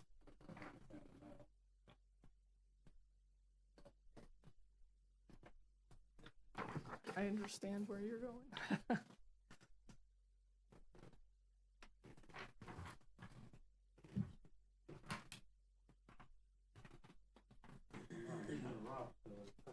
Witness for just a moment. Bring your attention down to 161.3180 subsection 3. Basically provides governmental entities that are not responsible for providing, financing, operating, or public facilities need to serve development may not establish binding levels of service standards in governmental entities that do bear that responsibility. And in essence, what that means is because it is a state road, only state DOT can determine what requirements will be made or changes to the road. For example, and I actually had a case, I don't think any of you, Mr. Burgess might have been on the Planning Commission back then, where there was a development on 83 and the county wanted to require a turn lane to be put in, and the DOT said, no, it's our road and no, county, you can't require it. That is what purpose of my trying to point this out is even though we've done the studies and they meet the county requirements, this is a state road, and the entity that gets to decide whether we meet the requirements is DOT. Thank you. I have a question. In the analysis of this, do you take into consideration as part of that how many actual dump trucks they actually are going to be using on this facility? Yes. Okay, it does. So you ask them how many trucks, and then that's part of the. I asked them just to make sure the analysis, I used ITE's trip generation, but I did want to make sure whatever I used made sense. Because, Right. and So it was comparable. How many trucks are going to be coming in and out of this? I'll let the owner say for sure. I mean, I can say what I was told, but he can. Yeah, whoever the expert is. And Because it's not written in my actual report is the only thing. So I would rather it come from him. That's because fine. mine is That's all totally fine. scientifically based. I will, so that we have it, I'll ask him to come back up. Okay, I'll tell you perfect. what was represented Perfect. before was 60 in a 10-hour period. But let him come up and talk. Okay. I will say, however, that regardless of the number, we have to meet a particular standard for DOT and I doing the understand. I study. just wanted to understand And mine how is it's saying calculated. mine is because I saying think- during the peak hour of the state Right. road. Okay, so the state road peak hour for them might be different from the peak hour manufacturing facility Right. because they're coming and going different times. Exactly. But the peak hour that I used was 15 Okay. trips per hour. I think the more relevant information is how many trucks are going to be operating out of this plant. In a day, Like, right? right? In a day? Is that not the most Yeah, pertinent because the information? PM travel is not. The PM travel is the standard and Standard. requirement for the analysis because that's I when understand that. I understand what is. I'm just trying to get a good read on what the actual trips will be based on this operation in Mhm. this plant with how many dump trucks they are currently going to have. Okay. Let's just let him. You want me? I'd ask that we finish with this witness before we move back to. Yeah, please. All right, well, we'll ask you to assume that they've said 60 over a 10-hour day, and we'll let him come up and say what it is. Okay. Does that impact your study in any No, way? my study is still valid. It still would stay And- the same. And is the engineering standards and those imposed by DOT in making these studies what you are required to meet? Could you say, I missed the first part where you said, I'm sorry, just ask. Well, you again. talked about an engineering standard, you used an Right. acronym for it, and that's a standard that both Walton County and DOT Mhm. require. Yes, I met those standards. Yes, and they focus on peak hour traffic. Yes. Question. So if the plant was going to operate from 6 in the morning until, say, 2 in the afternoon, Mm-hmm. the number of trips in your report would be 0, is that correct? No, the ITE still wants you to calculate a number. I mean, unless you were just absolutely going to guarantee that it was closed. Like if it was closed at 2 and never operated in the evening, then it would be 0 because they're not open. Right. So But from then, a but traffic DOT, but from DOT, they realize that because with manufacturing and warehousing and stuff, they look at that kind of thing. They might require you to do a different peak hour. Okay. So That's that's what I'm trying to understand. the DOT will, Walton County does not have that in their code, but DOT is allowed to ask for that information and analyze it and think about it. Okay. Did DOT approve your? Yes, they did. They agreed with your findings? Yes. Was this plan also submitted to the Walton County Planning Department? Yes. And did Walton County Planning Department have their own engineer review it? Yes. And did they agree with your findings? Yes. I have 22.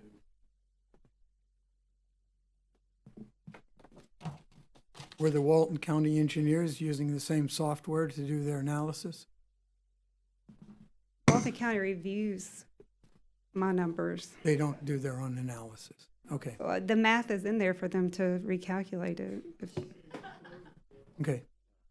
I would like to go ahead and point out, especially since I passed out the statute, that while the deciding authority or the recommending authority can consider availability on infrastructure of certain types to accept or deny a project, that is specifically limited to sanitary sewer, solid waste drainage, or portable water facilities.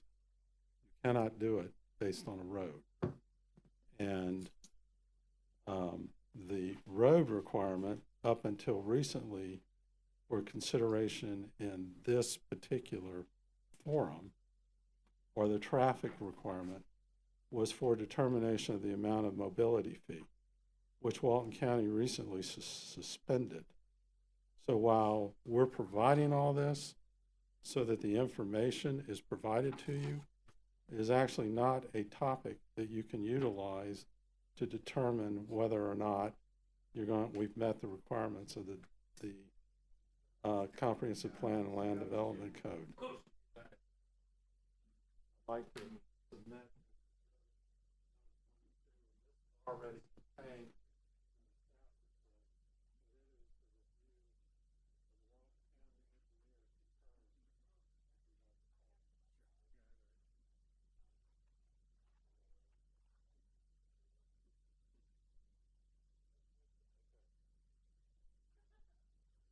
So DOT and Walton County both agreed with you on your analysis of traffic. Yes.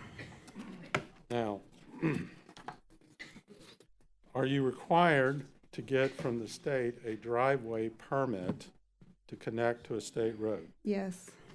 And did you submit an application for that permit? Yes.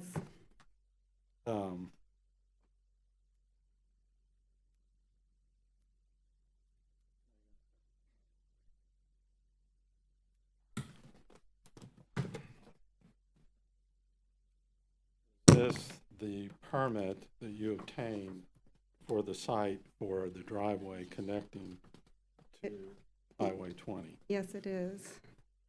And again, this is authority that's been preempted by the state. Is that correct? Yes. I'd like to admit this. I think this is 23. We could call it 23.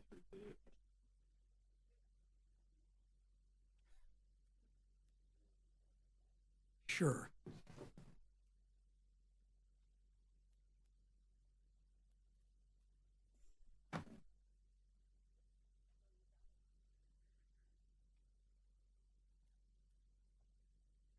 In addition to the traffic study, did you design the stormwater system for this project? Yes, I did. Could you explain to the commission what is required under the Comprehensive Plan and Land Development Code for a stormwater system on this site? To treat the first inch of runoff, use the design, 25-year design storm event, and also make sure during the 100-year storm event, the ponds are not breached. The pond banks aren't breached. Meaning that would it be correct to say flow is a 25-year event and the ponds themselves will not overflow with a 100-year event? Correct. Yes, we're treating and designing for the 25-year event, but as an extra design element, we just look at the 100-year, make sure the pond banks aren't breached. And did you generate some sort of report for submitting to Walton County? Yes. For approval?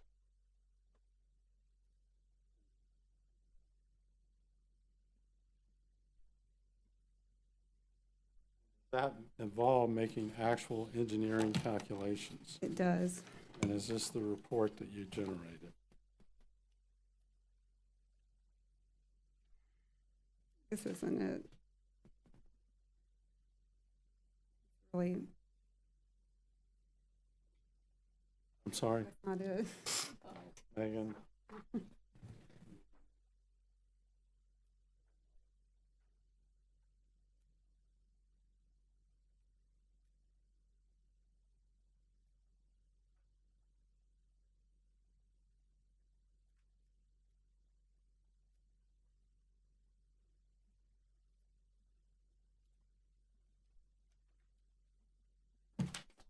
Well, she's looking for Looks that. like that.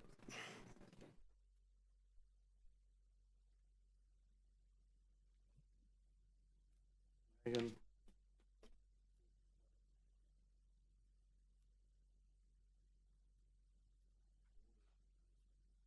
Is this a copy of the stormwater report that you generated? Yes. Do you actually do calculations to determine the flows and the capacity of the ponds? Yes. And is that then checked and approved by the county? Yes. I'd like to admit this. That's not the full report, but it's most of it. I just brought it just to reference. Okay, what else is missing? Some of the long paperwork at the back is just calculations. Can you identify from this what you did and what you submitted? Yes, there's a summary all in here. Okay, It's just like backup appendix stuff is not in there because all right. I'd like to admit this is the next exhibit.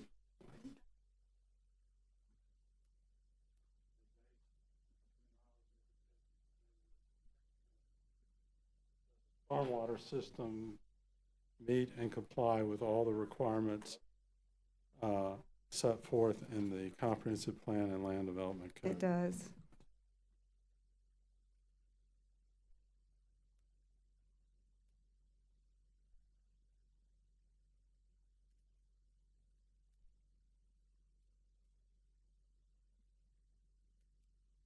Was the remainder of the site plan work, including the actual site plan that we intend to submit, done by your husband, Nolan? Yes, the civil plans. So this was the extent of your work Correct. for the project. So the two pieces that you were in charge of, the transportation and the stormwater, met, in your opinion, based on your knowledge, training, education, experience, as a licensed PE who works in this area, meet all the requirements of the Comprehensive Plan and Land Development Code? Yes. Do you have any questions? Is there any questions from the commission? You live next to an asphalt plant? Do I live next to one? Yes. No. Have you ever lived near an asphalt plant? No, I don't think so. And Sometimes you wouldn't know. how is that relevant to what we're here on? Oh, I thought that was the whole question. I mean, I could have actually and just not have known. I mean, Dr. Buzan, you were up Buzan. Suzanne, you are up here as a member of the tribunal, which means you are up here. I'm sorry, but I'm going to put this on the record. When you are sitting here judging on the sole issue, do we comply with the comprehensive plan and land development code, where this witness lives, or you live, or I live, or anybody else lives, is not part of what you get to consider. So the fact that you have just brought that up, I'm going to ask you to recuse yourself, because you have just on the record stated that you are not willing to perform your job as a commissioner, which is that you have to hear this unbiased and based on the evidence that is presented and based on the sole issue that you are here to consider, the Comprehensive Plan Land Development Code. If you have a question of this witness that pertains to one of those items, we're certainly entertain it, but I think you have demonstrated you are not willing to be a neutral arbitrator of the facts here. So I'm asking you to recuse yourself. Whether you do or not, I'm going to ask you to state it on the record. If the audience can't be quiet, I'm telling you now, any more outbursts, I'm going to have the bailiff remove everyone who's not sworn to give testimony. All right. Will Please. you recuse yourself, sir? No. Okay. Make sure you note it and mark it so I can find it in the record. All right. Are there any questions from any of the commissioners related to what we're here on today? Okay. All right. I'm done with this witness. We would call Nolan Baker. Actually, before I call you, since you didn't get to say it, will you come back up, Mr. Howell, and tell him how many dump trucks you think are going to come to this plant? You know, obviously, it's not something that is an exact science. We base it off an average of what we're running in Geneva. You know, if you run 750 tons a day, that's 37, 38 trucks. If it's 800, that's 40 trucks. You know, so we try to add a little bit in there for deliveries coming in and out. So that's the average that we use. You think it'll be again, you gave two answers. What do you think this plant is going to do? 60 tons a day. I mean, 60 trucks a day. 60 trucks a day. Okay. And it's based on? Over 10 hours. And this is 10 hour based day. on the production capacity of the facility. Well, it's based on what we're running currently now at our existing plant. Thank you. Nolan Baker.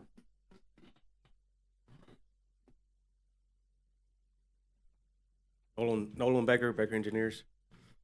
What is your occupation? Civil engineer.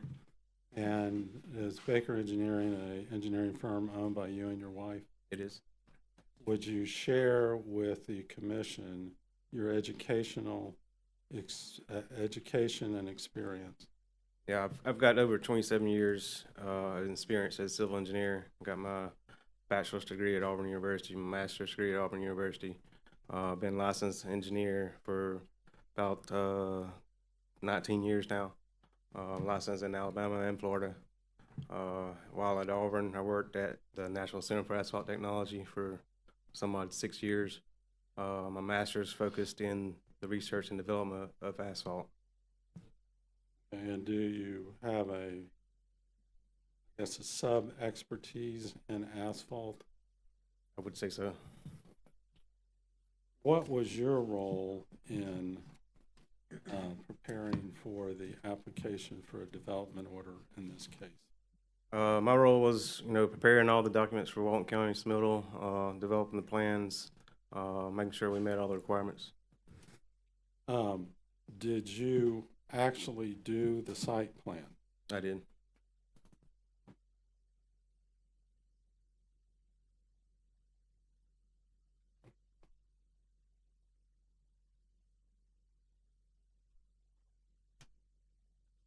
Copy of the site plan you prepared for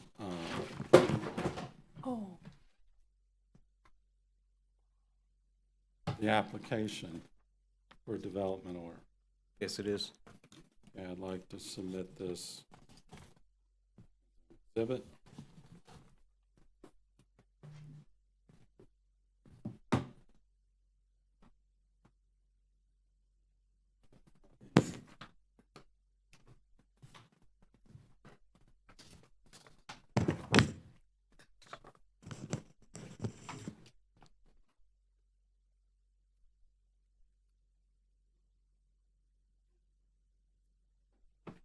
Now, what goes into doing a site plan for an application for a development like this? I mean, you work with the applicant to, determine the scope of work, and then based off that scope of work, you develop the plans to meet all the regulatory requirements of the county and the state agencies. And in preparing this plan and submitting it, did you review all the requirements of the Walton County Comprehensive Plan and Land Development Code? I did. Do you have an opinion based on your knowledge, training, education, and experience whether or not this site plan meets It does. all the requirements of the Walton County Comprehensive Plan and Land Development Code? Yes, sir, it does. Is the plan reviewed by an outside engineering firm on behalf of the county once you submit it? Yes, the county has consultants that review certain aspects of the plan. And 18.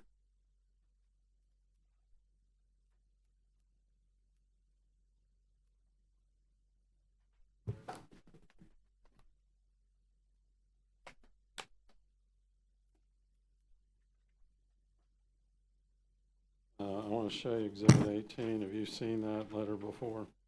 Yes, sir. Is that a review by the county's outside engineering firm concerning the plan? Yes, it's the engineering approval for the project from the county. And it specifically approves the stormwater facility? Yes, sir. I guess the outside engineer doesn't review every aspect. It would be things like stormwater that they review. They review stormwater, yes. Okay, I'd like to admit this as exhibit.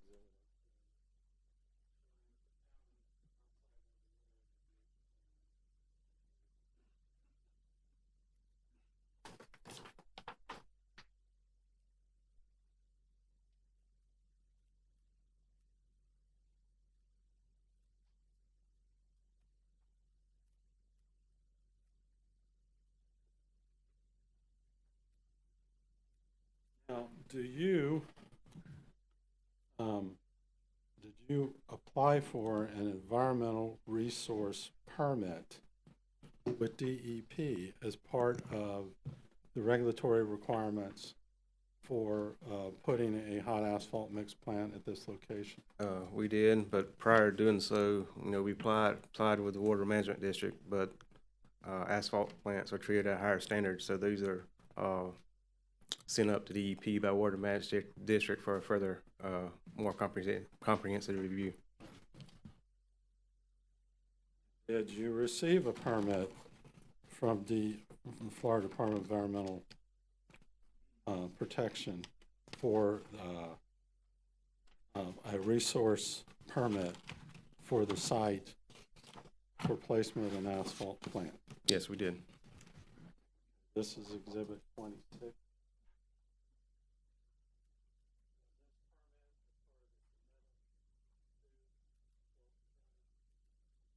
It wasn't a part of the initial submittal, but it has been submitted to the county after we received it.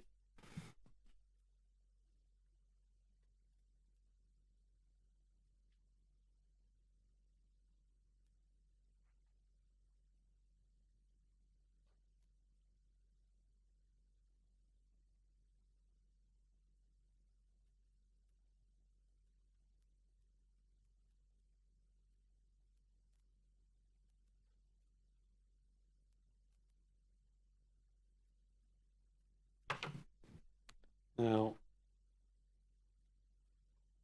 is there a review done by the Walton County Fire Department for your site plan? Yes, sir. The fire department gets a copy of the plans for review. Request some changes based on fire hydrants. Yes, they requested a fire hydrant be placed there near the entrance to the site, in which we have. Is that the letter? Yes, it is.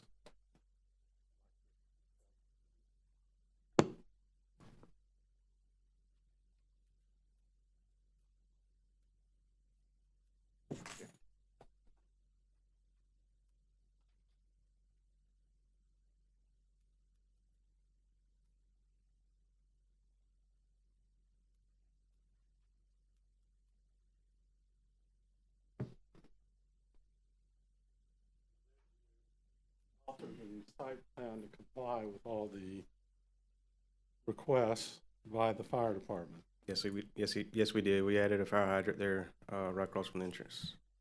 On a hot mix asphalt plant of this type where it's fueled by a natural gas line, is there anything combustible in the process other than the natural gas?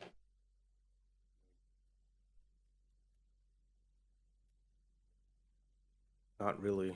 I mean, if you got asphalt technically hot enough, you might could, but that's very, very, very unlikely. And what you're not doing at this site? That's not what we're doing now. We're not refining asphalt or anything like that. And I guess if the gas line blew up, there's a valve to turn it off. That's correct.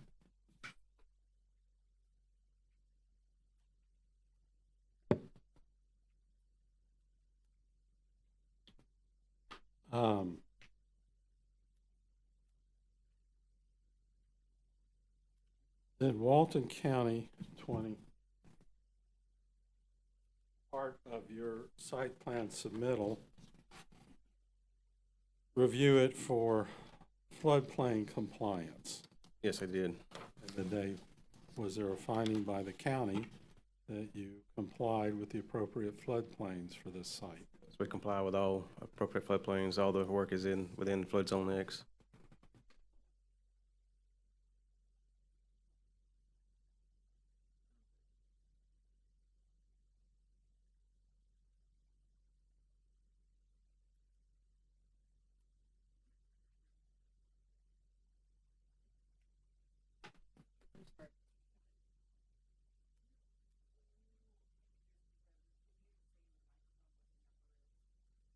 Yeah.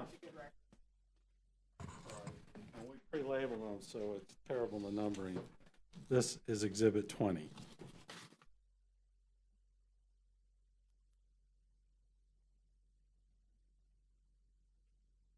Is there any aspect of the Walton County Comprehensive Plan or Land Development Code, any requirement based on your review as an engineer who does these things, that has not been met? Not to my knowledge. Has any body reviewing it for Walton County indicated you did not comply with anything? No, sir. Did the state of Florida refuse to issue any permits that were required for this asphalt plant? No, sir. We received all the permits. So all regulatory agencies, the state, DOT, DEP, have all either permitted it or found that you meet the requirements for a permit? That's correct. I have no further questions of this witness. Do you have any questions? No. Anybody? Any questions from the commissioners? No. Okay. That concludes our presentation of evidence in the matter. I'm sure you're overjoyed to hear that since it's 7:40. And I guess if there are people that wish to give testimony, and again, so everyone understands, it's not just me being mean or rude. If somebody wishes to give testimony and they wish to testify on something without first presenting credentials to be qualified to render those opinions, I will object. Okay. And I am allowed to cross-examine them. Right. Thank you, Mr. Shipman. So we now come to the point of our meeting where we allow those sworn Anyone who wishes to get up and provide testimony, as Mr. Shipman pointed out, and it's not, as he said, he's not being mean, this is the way it has to be. It has to be credible evidence. You need to have some basis for that evidence, and Mr. Shipman has the opportunity to either object or cross-examine. After we get done with the evidentiary portion of this, we will open it up for comments. That being said, does anyone wish to provide evidence? Yes, sir, please come to the microphone, state your name, and spell your last name. John Jannazo, Jannazo. Madam Chairman, I'd request a 15-minute recess so we can review some of his documents before we present our questions and concerns. I'm going to deny that. I haven't had an opportunity necessarily to review them myself. What I am basing things on is, does this application meet the Land Development Code and the Comprehensive Plan? And whether they have proven that to be the case. So I understand that, but if information is given is erroneous, if it's not completely correct, and it's gone through the county and it's gone to FDOT and the information fed into the system was incorrect, then the solution or the answer is going to be incorrect. So I'd like to have a chance to at least look at the traffic information for 10 minutes before we begin. Well, yeah. I need at least 5 minutes because I'm freezing. Well, and typically, I'm just going to state this now. Yeah, we can take a 5-minute break. We do have some, but I'm not going to go much longer than that. That's plenty. Thank you. Okay, 5-minute break. Madam Chairman, before you leave. Yes, sir. I want to make sure that we make the correct distinction. This is testimony. Correct. Not questions or comments. No, Do we no. understand? This is testimony, evidentiary testimony. Yes, sir.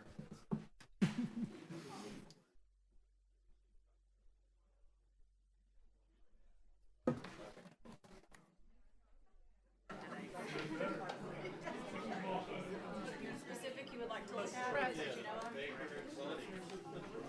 Yeah, I have them organized. If you'll tell me what you need.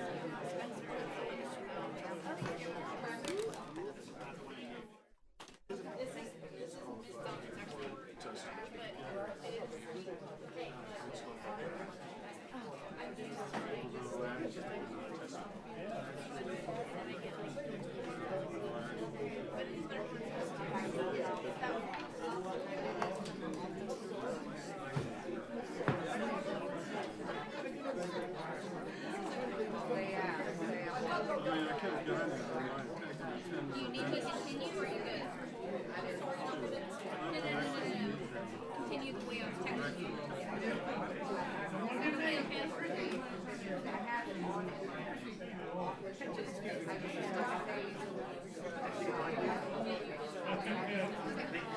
Sorry, I didn't mean to bug you guys.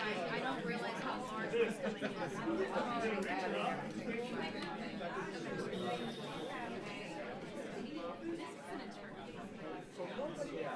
I asked. She doesn't believe me. Because she told me the last one was that was that TRC.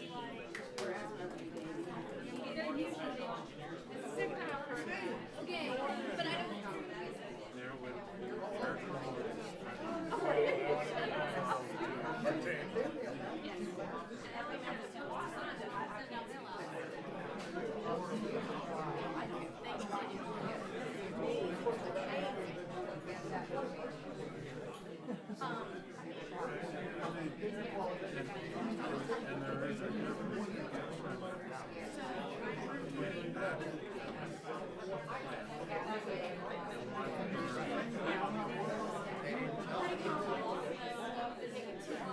You need to talk to Mr. Shane. He's the planning department. He's the one that has reviewed everything, not her. Idiots. Huh? No, I'm good, thanks.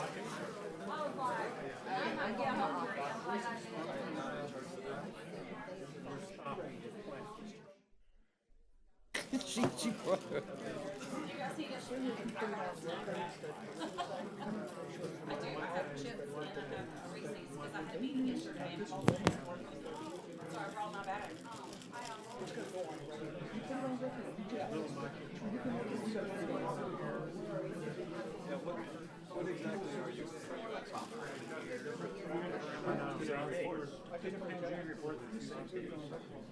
Different kinds. One has more content. Was one the actual report, or was it the analysis provided by the engineer? Tell me. Our staff engineer or our third party. It's different because it's laid out different.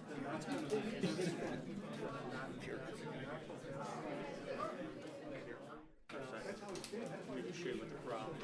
Okay, here's the pages one that they're going to order. And after 2.0.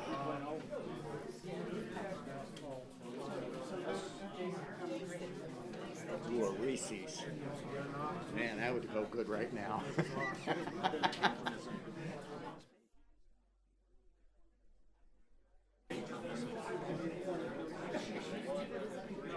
just trying to make there as a point.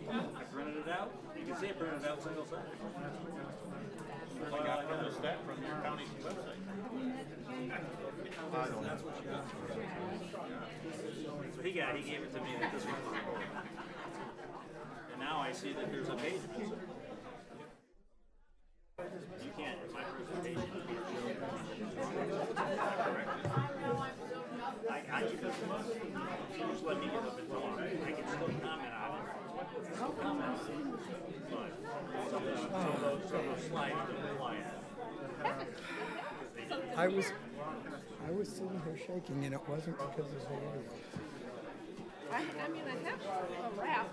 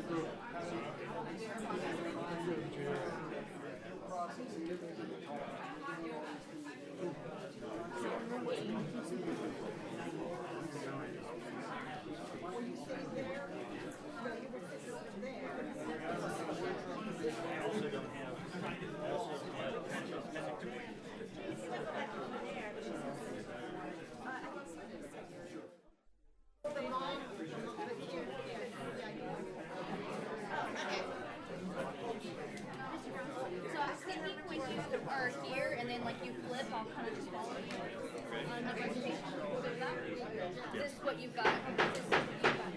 But I got my hands full right now.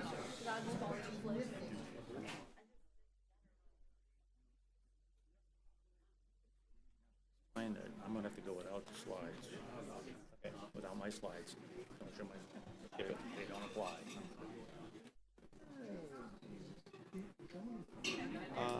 Yeah, just those, not the report. Right, okay.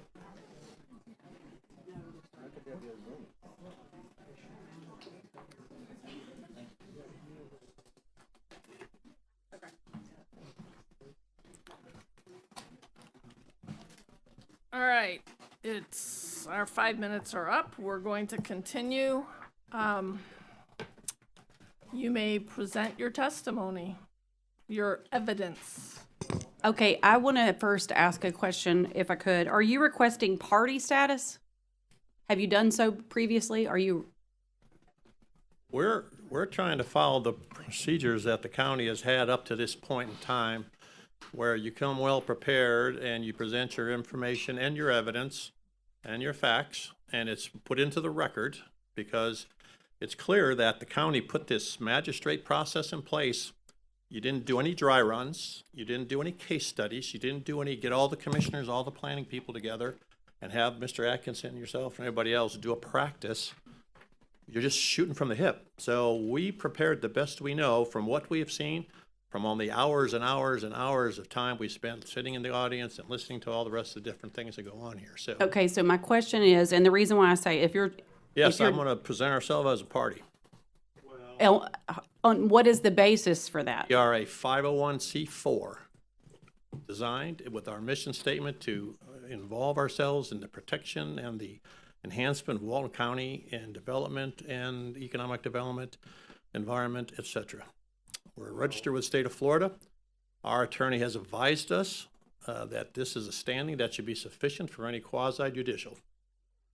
Okay, well, it's At this to point in my time, this has been sufficient, and I'm a resident, and I live within 3,000 feet, and I represent about 3,000 people who have represented interest in this process. okay. So my question is for Mr. Schoen or anyone in the you have not or even you could answer this, and then if I need Mr. Schoen to, you haven't requested party status prior to right now, correct? Like this is because it's a new, and I understand that this is a new process. I'm not trying to be like, you should know this, sir. What's your problem? But I'm asking you, this is the first anyone's heard of you requesting party status, correct? That's, well, I guess, yeah, Okay. That's true. So in that case, then we will leave that matter up to the magistrate to make a determination on that, and you can present as such. But if you present as an interested party, you can't also present as public comment. Like you're one or the other. You're either an interested party or you're speaking in public No, comment. and for the commission, this represents an enormous amount of work from a lot of people. So you're not going to have 27 people coming up and saying the same thing over and over again in their 3 minutes.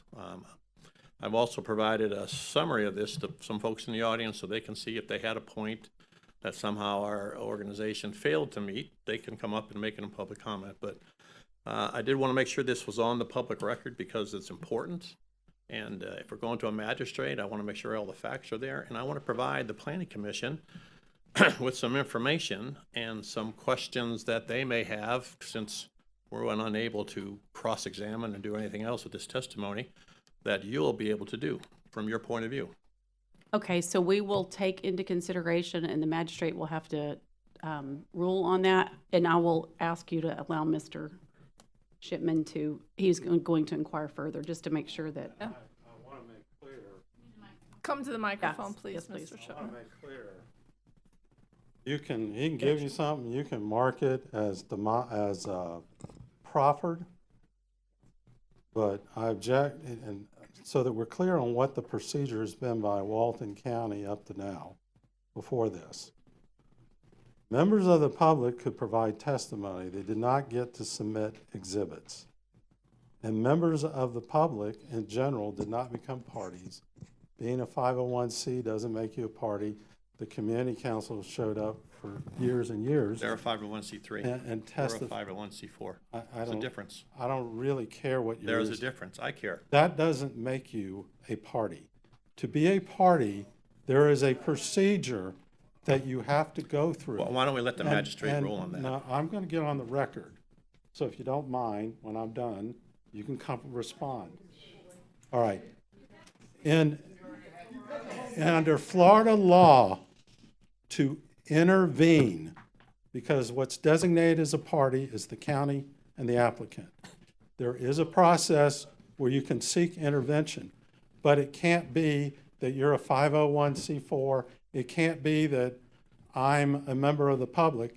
You have to have something special and unique that that you are some interest other than the general public, which is represented by the county.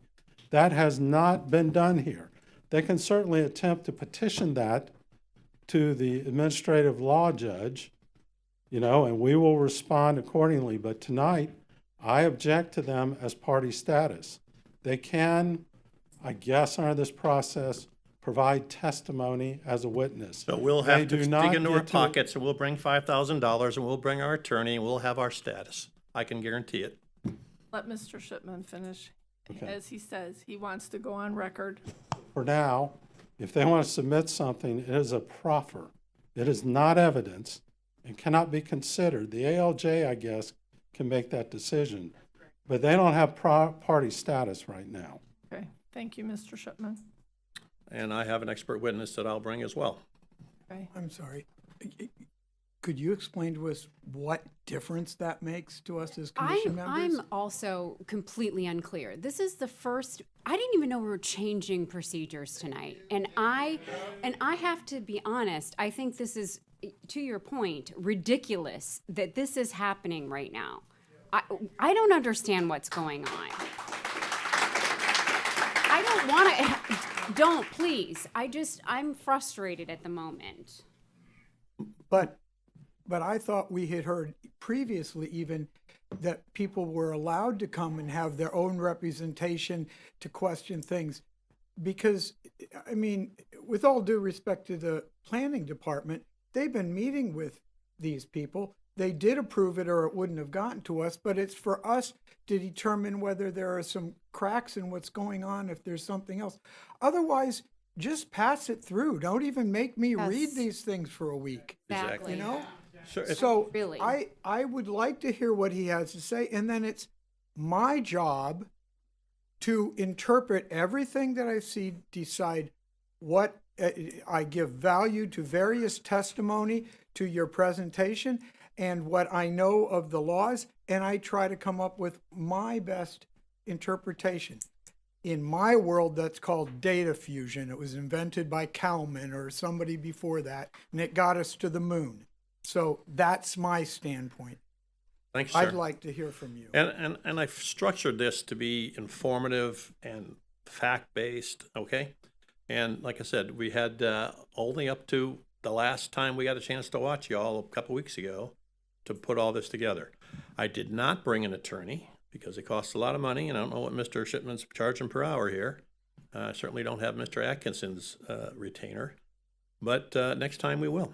And we'll raise additional funds to make sure it happens. It's a touch to a lot of people to be able to be heard and be understood with the expectation that the Planning Commission and Board of County Commissioners are going to represent the people's interest. So that's where we stand. So again, John Genazo, I'm president of Protect the Emerald Coast Alliance, nonprofit, 501c4 corporation. I am a degreed civil engineer. No, I'm not a professional engineer, but I certainly can understand plans and processes. I did physically work at an asphalt plant for an entire summer. And I sat on that side of the dais for 4 years as a county commissioner making these decisions. I don't believe Mr. Shipman's ever done that. I have.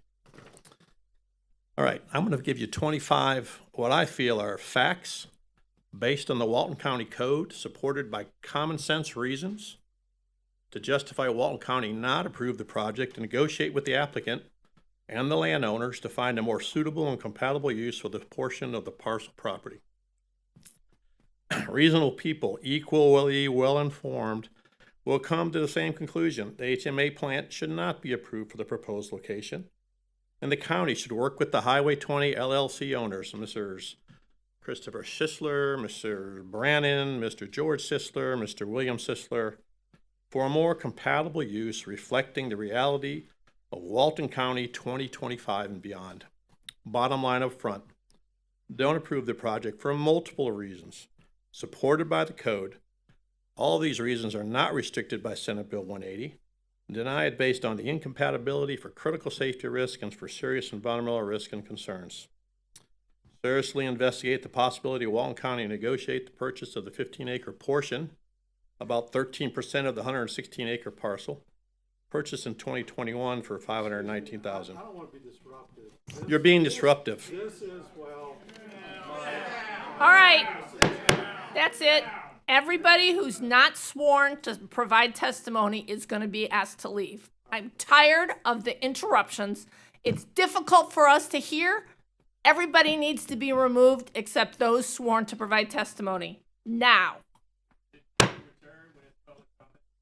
No. Exactly. And you guys gave that right up. I told you 2 hours ago. What about the people that have been sitting here? We understand you don't want it. It's not fair for you to kick everybody out. You're making noise. We can't hear. I'm not making any noise. We've been sitting here for 4 hours. I've asked everybody to be quiet. But everybody, there's only a certain amount of people that have spoken out. Punish them. Don't punish the people that are being quiet. I don't know who's making the noise. I'm making the directive. I gave you a second chance. Give him a third chance.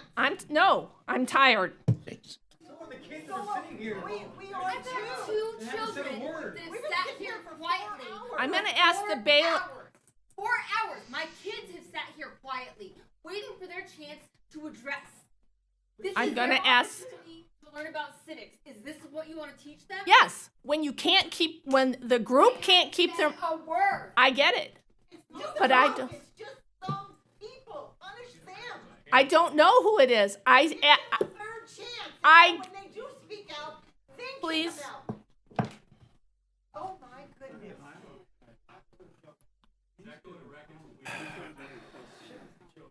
Don't what? Couldn't hear because Shipman's mumbling. We had been silent the whole We couldn't hear process either. for 4 hours. Garbage. Right? We'd like to hear what I said. Look, Madam Chair, if we may, especially with the new process going on with now switching to the magistrate hearing, if it's your decision that the public leaves at this portion, we would ask that when the evidentiary portion of this closes, They may come that back they in come for back comment. in, so public comment That would can be be fine. accepted into the record. All right, I will But- allow for that. My objection here, there's a difference between comment and testimony. Right now, we're hearing Comments, I understand, and I'm gonna address that in a second. And if he wants to make comments, he needs to do a comment section. If he's got something specific to testify to, Please bring that up. bring it up. Right. Okay, everybody who's not sworn to give testimony needs to leave. You may come, we will bring you back in after the testimony is given. Again, outbursts are not going to be tolerated. Shipman has remained seated unless he has specific objections. Okay. Can't intimidate.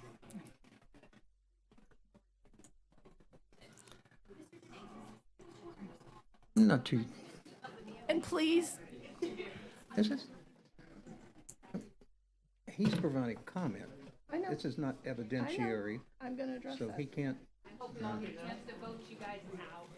They're not We're not elected. voted in, we're appointed. Thank you. Kick me off. Good luck. I mean, how many times do I have to ask you to be quiet? I mean, that's ridiculous.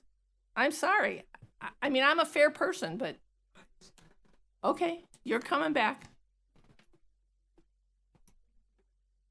Madam Chairman, you can consider any comments that I make that are not directly fact-based as part of my opening comments. Mr. Shipman got to make opening comments, did he not?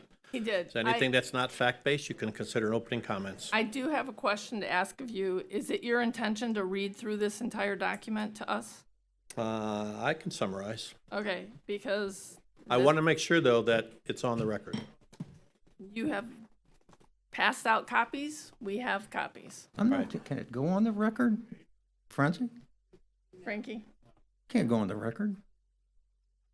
I'm I'm sorry, I was distracted. What was your question?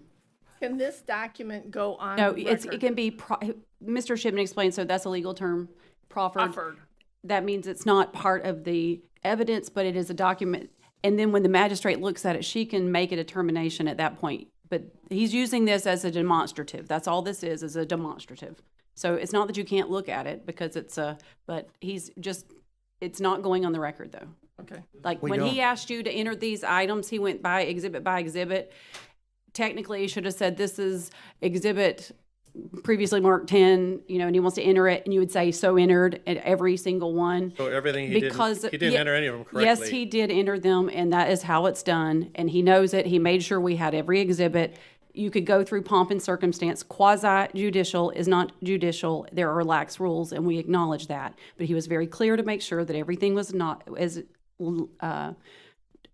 marked for exhibit purposes and has been given to the clerk for admission. From my own education, the next time any community group or any civic group or any group of people have to come up here, they need to bring a lawyer and pay him $5,000 for the day. Is that what we're driving to? I'm speaking to the lawyer, please. We are not making any sort of recommendation like that. That is obviously always a choice that you have, but we are not telling you to do that. And you can, and look, to your point, because there is a change and now interested parties are probably, it's going to be looked at a lot stronger. The public has been able to say a lot of things that probably would never have came into a quasi-judicial proceeding in the past. It's part of Mr. Shipman's frustration and part of why a lot of people don't like Mr. Shipman. That is not for me to decide. It's neither here nor there. I don't make policy, and I try not to say very much in these meetings. I understand your frustration. We are going to make sure that there is more information given. I will get with Mr. Atkinson, and we will make sure that not only, especially our board, but certainly the public understands their rights and how they can be a party if they are an interested party. That is something we are working through. It's never been required before, and we will make sure it's clear. It will not be you have to get an attorney and spend a lot of money to be heard. I can play a clip of Chairman of the Board of County Commissioners, Chairman Johns, speaking to this process, if you like. And I am not going to listen to that, and I really don't want rhetoric. We want you to present what you're saying and continue, please. All right. Well, I want to say that the DPZ 2040 was a great lead-in because they put a lot of thought into that context, and they put a lot of thought into the valued character of Walton County. We also heard we're talking about the rule of law, and rule of law has to be shorthand for whatever happens to be the political agenda of the speaker. So I'll try to go through the facts. Number one, the Walton County seal. Does it stand for anything? Does the motto stand for anything? I'm not too sure how this relates to because what it Mr. Shipman talks has about a asked safe for. and beautiful environment. This is not relevant. All right, let's go to the land use code, L-1. Provide for a high quality of life. This is the land use code goal L-1. Provide for a high quality of life by planning for population growth, development, and redevelopment in a manner that maintains the unique character areas of Walton County and is consistent with the financially sustainable vision of infrastructure, the protection of residential neighborhoods and natural resources. Reading it. Asphalt plants are not protecting the national, the regional neighborhoods.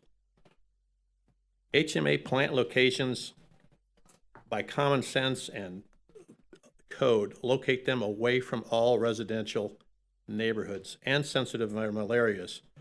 All five of the plants in our 50-mile radius, they're nowhere near this location. Nothing similar, okay? That's not how well-planned communities work. We have explosive growth here, all right? Extremely explosive growth. If you look in the population slide, just look from 2000 to 2020, or look from 2010 to 2020. It's explosive.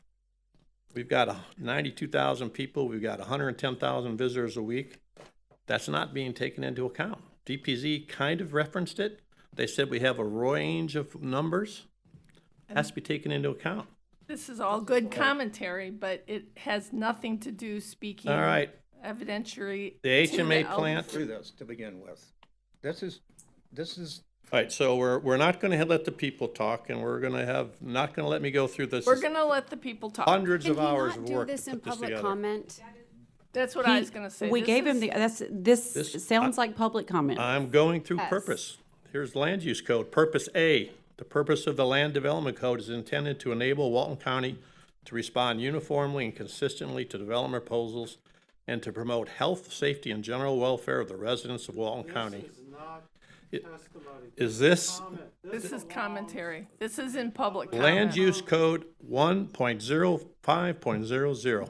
This we need is a the bailiff. biggest picture. No, he's presenting the land use code, right?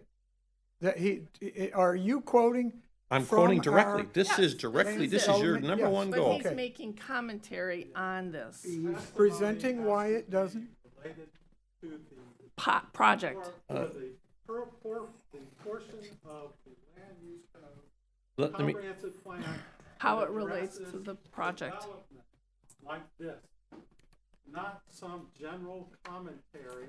He can say that all he wants in public comment, but this is not evidence. so the planning commission has no requirement. Just hold up. We're making it. Go ahead, Brooke. Brooke Davis on behalf of the planning department. while I don't disagree that I would, in my legal theory, characterize this as public comment, this gentleman has asserted himself with a desire to establish party status. We've decided that that is going to be established by the magistrate at a later date. That's not to be decided today. So if we can just get through with the comments that he is making, the decision can be made by the magistrate at the next hearing date, whether this would be appropriate for this gentleman to present at that time. Okay, Thank you. thank you. All right. So can I just have a standing objection? I hate to do standing, but thus far, we're 10 minutes into this. Can you please go to the microphone so it can be on the record? Into this, we haven't heard anything that would be testimony. It's commentary, Yes, sir. which commentary is provided for after we close the evidentiary hearing. Even in front of an ALJ, this wouldn't be admissible.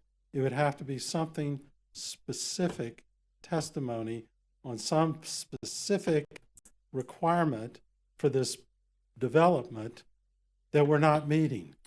Your objection is noted. Thank Madam you. Chair, if I don't state the objective out of the land code, how can I show that it's not meeting the land code? Please go, continue. Okay. Objective L 1.7. County shall direct extractive and industrial uses to appropriate areas which can support intense uses, provide extensive buffers to shield extensive adjacent land use, and sufficient infrastructure. These areas typically are not encumbered by environmentally sensitive lands. Number 7, industrial use subcategory.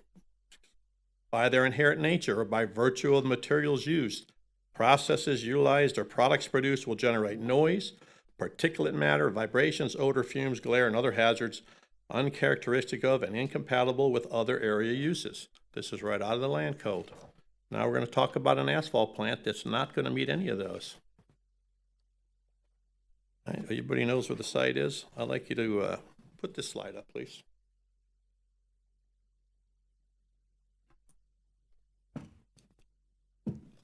This is an example of the environmental stewardship we're going to expect on the site. This was taken in May 2025. No stormwater ponds, no runoff control, nothing. So we're concerned. We're concerned that we're not meeting these criteria. You can see the growth on the next slide.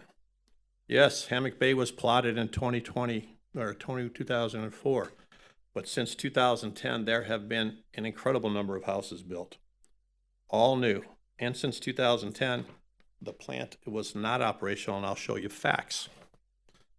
The next slide shows you a 6,000-foot radius on the black lines. The red lines are 3,000 foot. The red box shows you the King's Crossing and the 390-unit apartment complex. That's going to be 3,500 feet from the asphalt plant.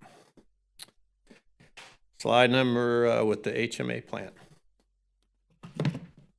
Mr. Shipman and his witnesses continually stated 2019, 2021, 2022. The fact of the matter is the EPA, in the documents Mr. Shipman submitted, although the plant has been in long-term reserve shutdown since March 26, 2010, the facility would like to keep the permit active. So yeah, they kept the permit active. It cost $1,500. Just in case. From the Asphalt Contractors Association of Florida, the last batch of asphalt from the site was 2010, 2,138 tons. It's a fact, okay? So I'm disputing the fact that Mr. Shipman has put everything into the kitchen sink. 2010, that's 15 years ago, okay? Now, if you go through the site, I can show you photographic evidence. 2011, long-term reserve. 2013, this is from the county's picture. And you can see the Coyote landfill right next to it. 2015, clearly in disrepair. Still in long-term reserve. 2016, there's the county picture. Yep, there's still something there. 2018, it's a broken down, rusting hulk of an asphalt plant. The only thing it's producing is iron oxide. So one of the major basis of Mr. Shipman's argument is 2020, 2019, 2010, last thing. All right, like I said, we have concerns about the stewardship of the land. I'll skip through that. You know, there's the site. You can see pictures of it. There's no stormwater ponds. Dirt's been moved. We didn't see any permits until January of 2025. So 21, 22, 23, whatever was going on there, no environmental stewards, no runoff to ponds, no stormwater, nothing. Just the site, and whatever happened, happened. Oh, by the way, piles of aggregate. We talked about the aggregate. He said 60 trucks. That's 60 trucks of asphalt out. For every truck of asphalt that goes out, there has to be a truck of aggregate in. Okay? That's 120 trucks. Get 60 out, you got to have 60 in. You just can't fill it up with bitumen. You got to have aggregate to make that asphalt. They said multiple times, we're not going to have any millings on site. Pretty much every big asphalt plant does their millings on site. That creates a lot of dust. It's a hazard. And there's already millings on site. We have photographic evidence of that. One of the things that needs to be brought out, and I don't know what category this is, but the engineering representative and the county chair of the TRC stated that this plant gets approved that the county's going to get a better price on asphalt. How could anybody know that? How could anybody state that in public forum? It really makes me wonder what goes on. We do have a picture of a county truck getting loaded up there at Geneva. There's more environmental issues. Policy 1.5.1.7 requires non-residential developments involving hazardous materials ensure no harm to the environment. I don't know. Asphalt plants doesn't seem to be compatible. More comprehensive plan, objective 1.4.2. Walton County shall maintain and improve the design standards, construction maintenance requirements, all stormwater retention and detention ponds ensure compliance with these requirements to prevent degradation of receiving surface water bodies. Having stormwater ponds on an asphalt plant designed for the 100-year storm on the, which is, yes, the site itself is on floodplain X, but the entire site has floodplain E. The water, your own comprehensive, or rather your own comprehensive plan calls out Aliquot Creek. The floodplain, you can see clearly the site encompasses the floodplain zone A. And the county didn't see this as a concern.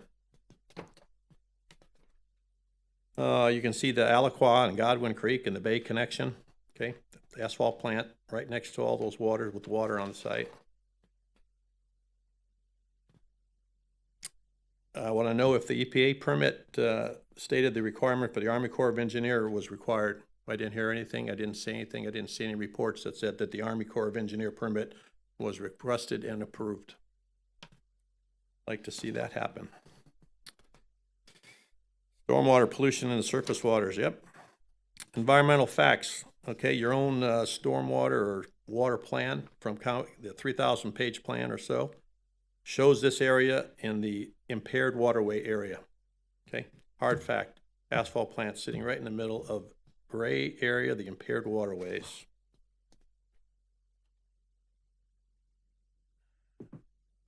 And there's a satellite view of it. You can see what the satellite view is in the water right there on the site next to the Coyote landfill, which everyone has already acknowledged is a disaster. Part of the environmental concerns. No impacts are proposed. That's the environmental assessment by the county. No impacts are proposed. With all that going on, no impacts. Even though the stormwater management facilities will discharge onto the on-site wetlands. I'm hoping that somebody has a better idea. The environmental assessment that Mr. Singletary did, what soil borings were completed? What water testing was performed in the wetlands and the adjacent waterways? At no time, he never knew it was a prior asphalt plant. He's just doing a research. And how do you research an area and not know what the plant was, what was there before you? Strongly believe that a much more extensive environmental phase 1 and phase 2 should be requested and completed.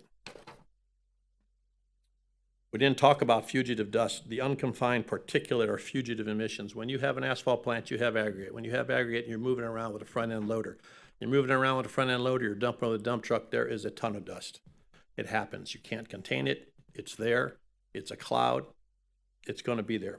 No matter how well run the plant is, that's what's going to happen. They have no economical ways to capture the fugitive dust other than hosing it down continually.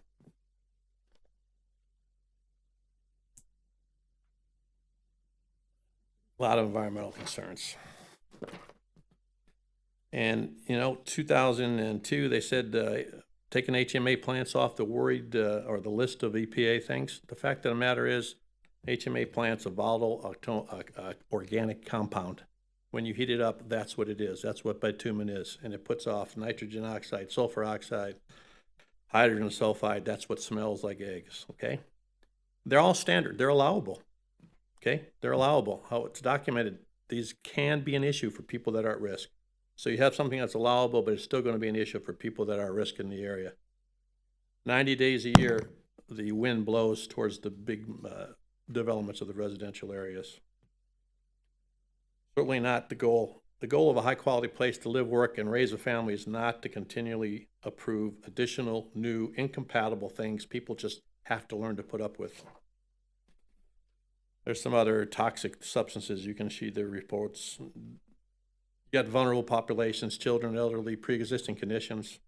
It could affect them. It could and will affect them. Why would we support this? Dr. Buchholz, are you ready? I'm going to present an expert witness, Dr. Buchholz. He's going to talk to his analysis. That's his report. You want to pass it out? Just a resume. Okay, no, that's only in the back. You got it broken out? She's got it. Okay. So he's going to talk to Highway 20. I'll save you I do want to say one thing, right? 25 March, Military Installation Commander luncheon regarding Highway 20 issues. After several roadblocks for hours due to accidents, the commander at Hurlburt concerns over access for priority alerts, recall missions, and mission readiness. Colonel Dierich said the only wrong answer is to do nothing. So even the military is seriously concerned with the safety and the traffic on Highway 20. Dr. Buchholz. Thank you. Jeff Buchholz, B-U-C-K-H-O-L-Z. I'm the president of Buchholz Traffic in Jacksonville, Florida. Is that all the information you need from me on background? No. Address or anything like that, or? No. Just that's it, okay. Yeah, I have 47 years of professional experience, almost all of them as a traffic engineer, 37 of which have been here in Florida. I do traffic studies all the time.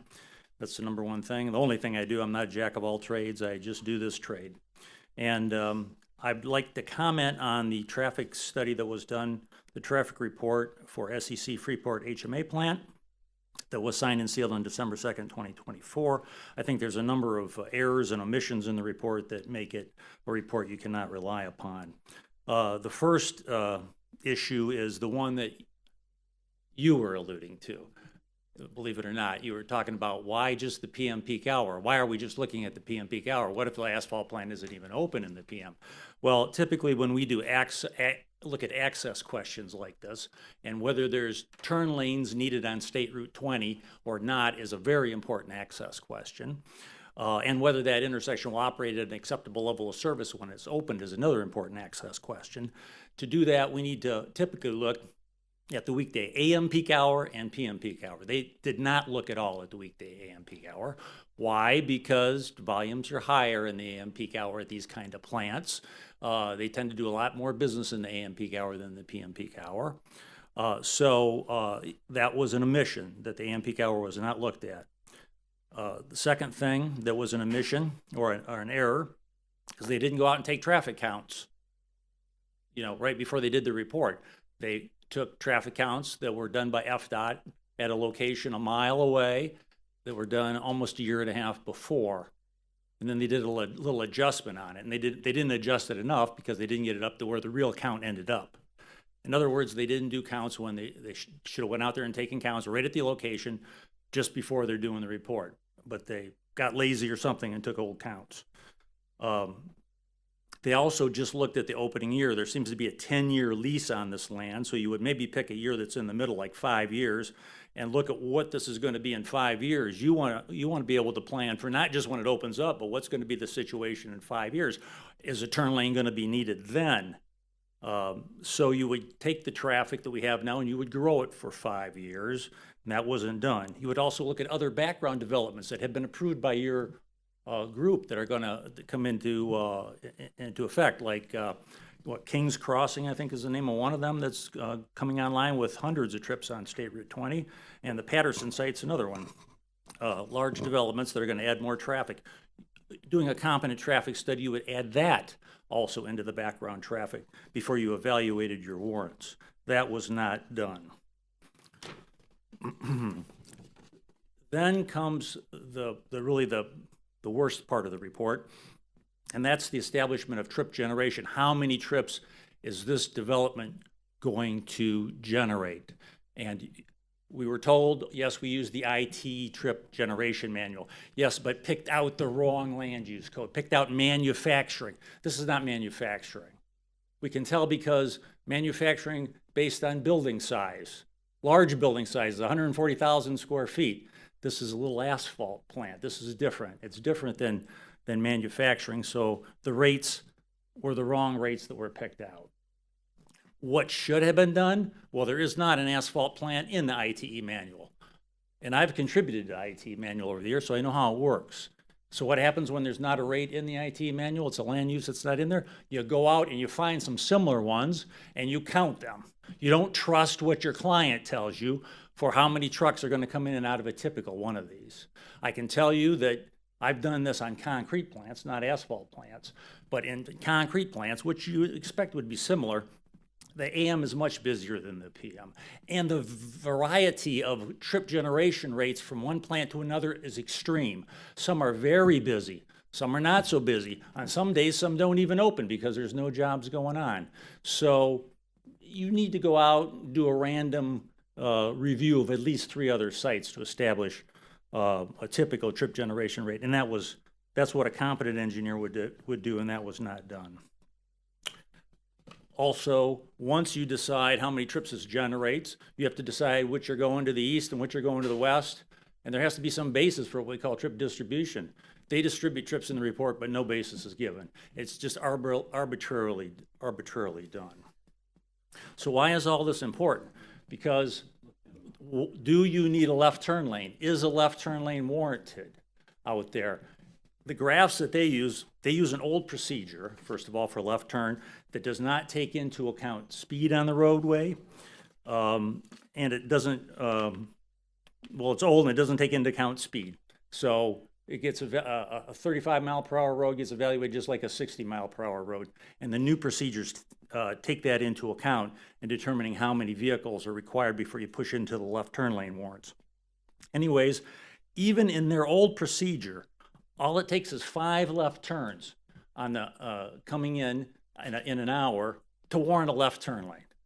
The traffic on the main, there's 2 factors that go into it: how many left turns there are and how much traffic is on that main street coming behind that left turn. Those are the main factors.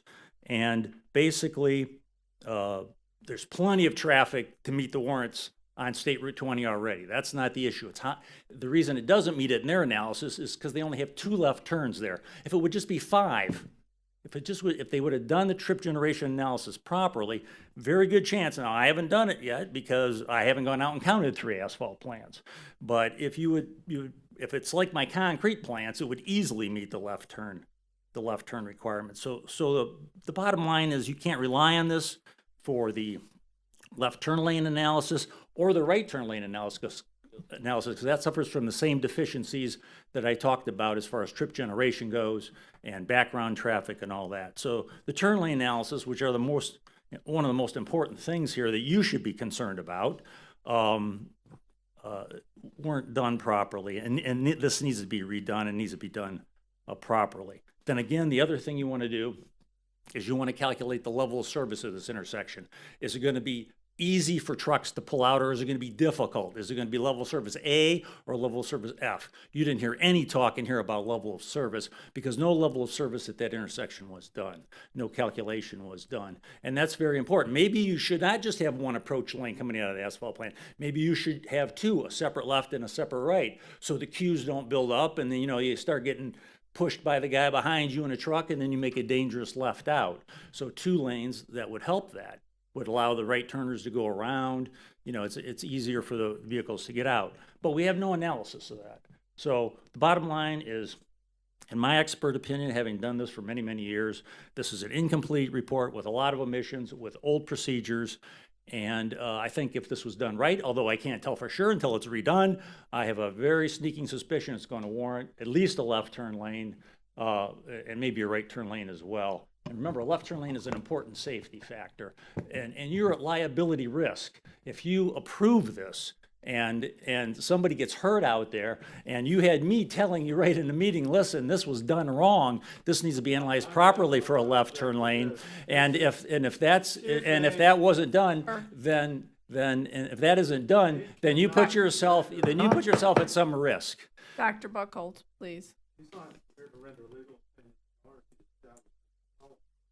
although I am about what he really. You can't render a legal opinion. Liability on you comes from her. Right. Well, I can warn you of the liability consequences I've seen as an expert witness in over 300 cases. And when you put yourself out for this kind of liability risk, I think you can expect that could happen. And why assume the risk? Just do it right. Just do it right and get the right answer. Well, part of it is because it's the county can't dictate to the state what to do on the state route. Yes, but the state will listen to you. The state takes your input extremely to heart. Over all my years of dealing with DOT, and I've been dealing with DOT since 1989. There's an objection, and we're gonna stop this right here. And I believe Mr. Shipman wants to cross-examine you. Can I ask a question while he's?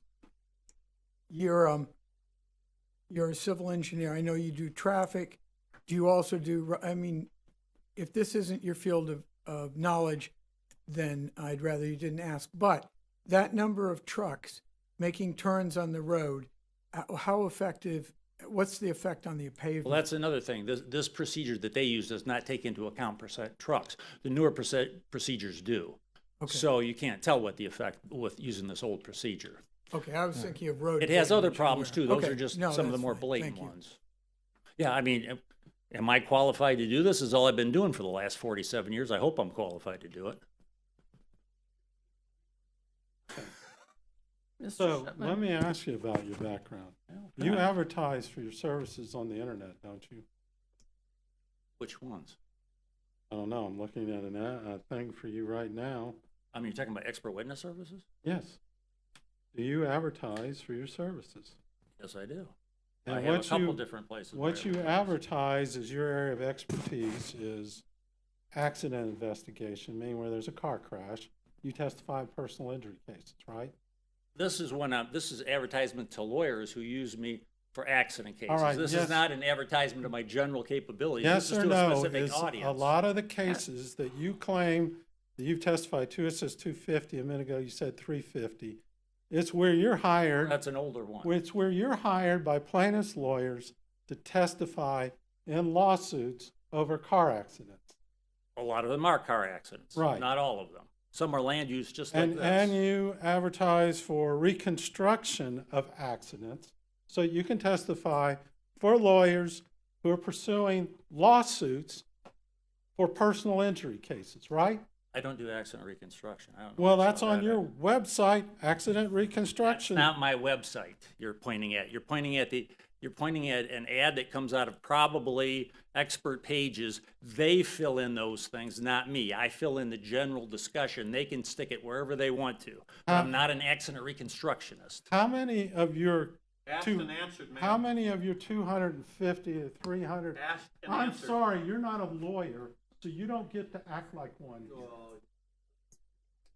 Yeah.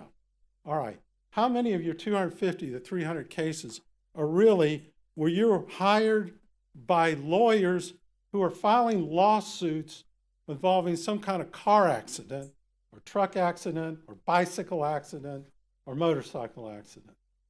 I don't know the number offhand. I'd have to go back and, It's the majority of them, isn't it? of course, that's where most of the work comes on that's on my expert witness side. I mean, I design this stuff all the time. I do traffic studies all the time. And you agree if you're that- trying to say I'm not competent in this field, I'm one of the most competent traffic engineers in the Southeast, sir. Really? Yeah, I think so. So do you think other traffic engineers would have heard of you? Yeah, I think other ones would have. You know why ours has never heard of you? I never heard of her. All right. How many, let me ask you, do you agree this is a state road? Yes. Okay. Do you agree that Highway 20 is a state road? Whatever is done or not done out there is in the purview of Florida DOT. Yeah, and they relied on your deficient report. And Walton County, this tribunal, does not have any say over a DOT road. They have input. They have important input. In answer to my question, they do not have control or say over what goes on a state-controlled road. I don't know what you mean by say. They have input. DOT makes the final decision.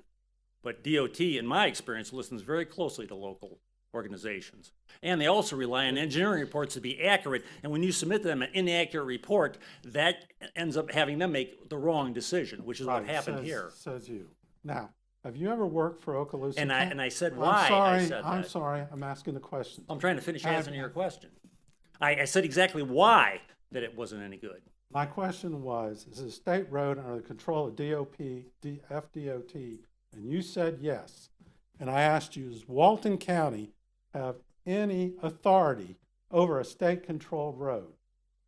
Yeah, you asked it twice, and I answered it the same both times. They have input. DOT makes the final decision. Which means they don't have any authority. Yes? Well, I don't know what you mean by authority. They have input. I would think that gives them some authority. Can Walton County order the state, somebody to do something to a state road without DOT's permission? No, it's DOT's road. Okay. You ever worked for Okaloosa County? No. Okay. I'll just cut it short. That's all I have at this point.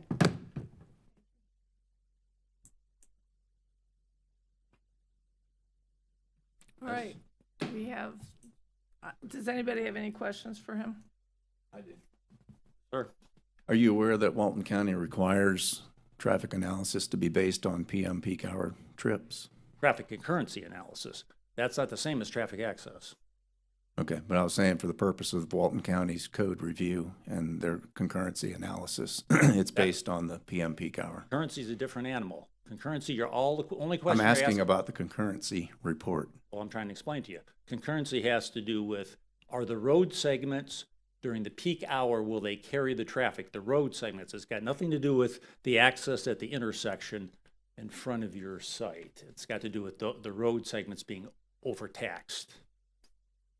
That's the way the code reads, though, is the concurrency. Right, but safety issues would be different.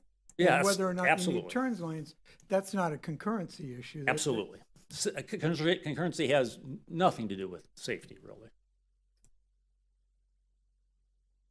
I think our code requires that the turn lane analysis be conducted based on the PM peak hour times. Why would you read have the a code like that? That would make no sense. You could have developments that generated a lot of left turns during the AM peak hour that could cause a lot of danger. I mean, if the code says that, I don't know that your code, but that would make no sense. You pick the peak hour, whether it be AM or PM, and sometimes it's the AM, especially in, you know how these industrial sites are, they tend to be busier in the mornings. I think I've got the answer to my question. Any other questions for him? All right, thank you.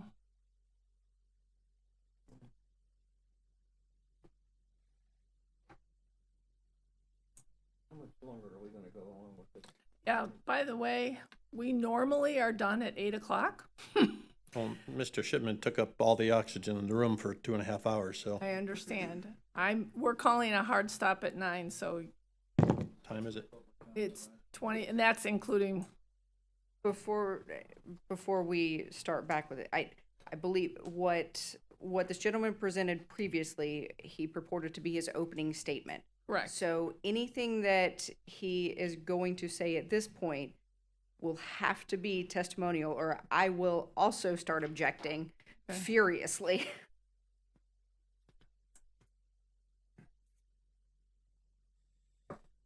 Testimonial, huh?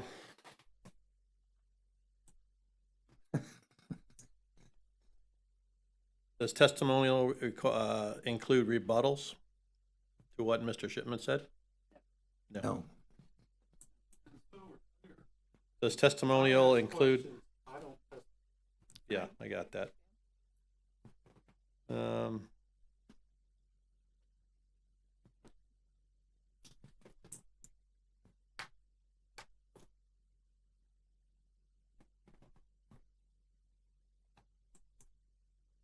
Y'all know that it's dark here at 6:30, 7 o'clock in the morning, and 5 o'clock, 4:30, 5 o'clock. And there's no lights required for this flight. Just want to point that out. And you do know that there are fires in the bag houses. So to say that the site's completely safe and no problems, Objection. there are fires in the bag house. Making statements that there's no actual basis.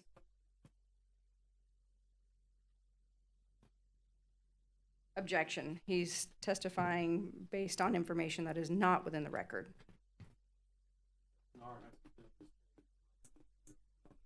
Yeah, competency's in the eye of the beholder, Mr. Shipman. Well, if this is really kind of a mockery, I guess. I mean, you've changed the process. You're not taking any facts into consideration. The Planning Commission and the Board of County Commissioners exist to make a decision. If all it took was somebody to do a checklist and go through the list and go, check, check, check, why would you be sitting here? Why would the Board of County Commissioners? Why would there be a staff judge advocate? I think there's a That's couple of enough. us. Will you, have, can we get him along? But I do, I get Doesn't- it, but He's throwing out He innuendos, which he shouldn't be doing. What, asking why, who's approving things? I understand your frustration and Statement of fact. and trust. We Not a are statement also of fact. frustrated, but we have to go within the confines of what is in our LDC and what this process is. I don't like it either. But that doesn't mean that we can change the situation right now. Thanks for your time. I've given you plenty of food for thought and plenty of things for your staff to pull on. We presented some very serious concerns. And when it happens, we'll be back. When if it gets screwed up, you can count on it. Does anyone else have any testimony they would like to present?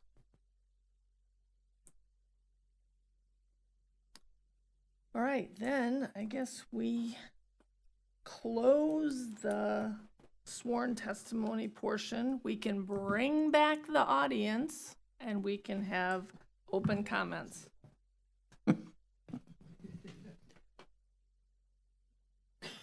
Are we limiting this to 3 minutes? Oh, absolutely.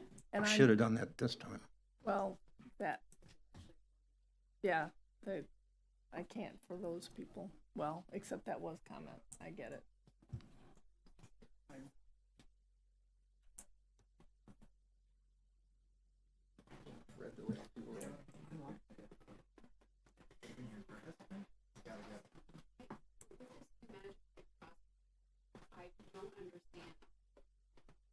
Yeah, who are we advising? I do not understand what we are supposed to do as the planning commission at this moment. Role hasn't changed. So you're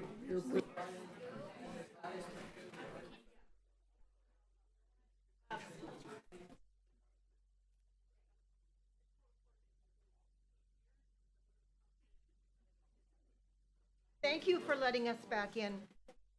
Thank you. It's hot.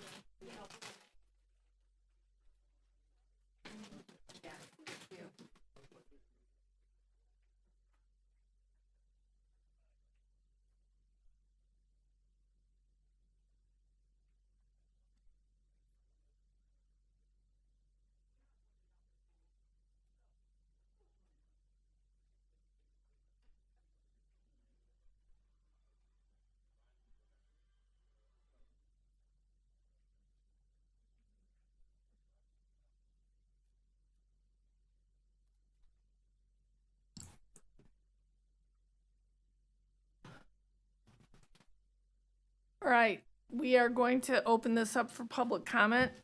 I have a couple of ground rules, and again, I'm not trying to be a jerk. I'm just trying to move this thing along. We understand that everybody that is here for public comment doesn't like this. I get it. What I'm going to require is you hold your comments to 3 minutes, and I'm going to set a timer. When your 3 minutes are up, you'll be asked to sit down. And I don't want 15 people all getting up saying the same thing. So if it starts to get repetitive, we're going to cut off comments. I mean, that's just how we're going to do it.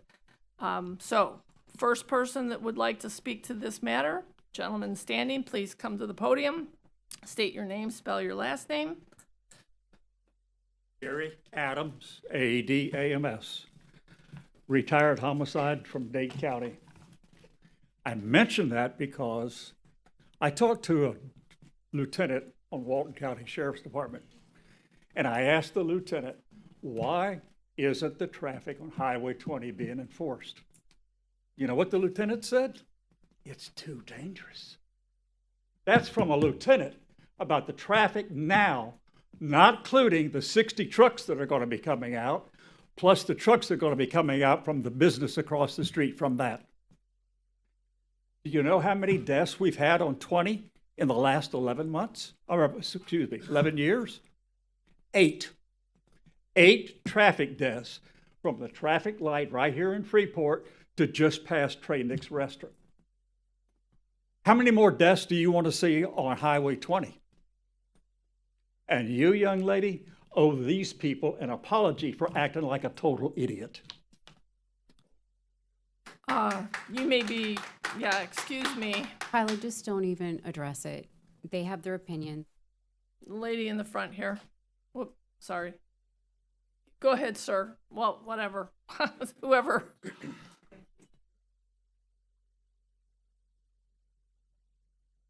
Good evening, it is now. Their clock I can see? No, I've got it on my phone. Okay. You need to state your name and spell your last name. Trouble breathing, so bear with me. My name is Sandra Majeski. That's spelled M-A-J-E-S-K-Y.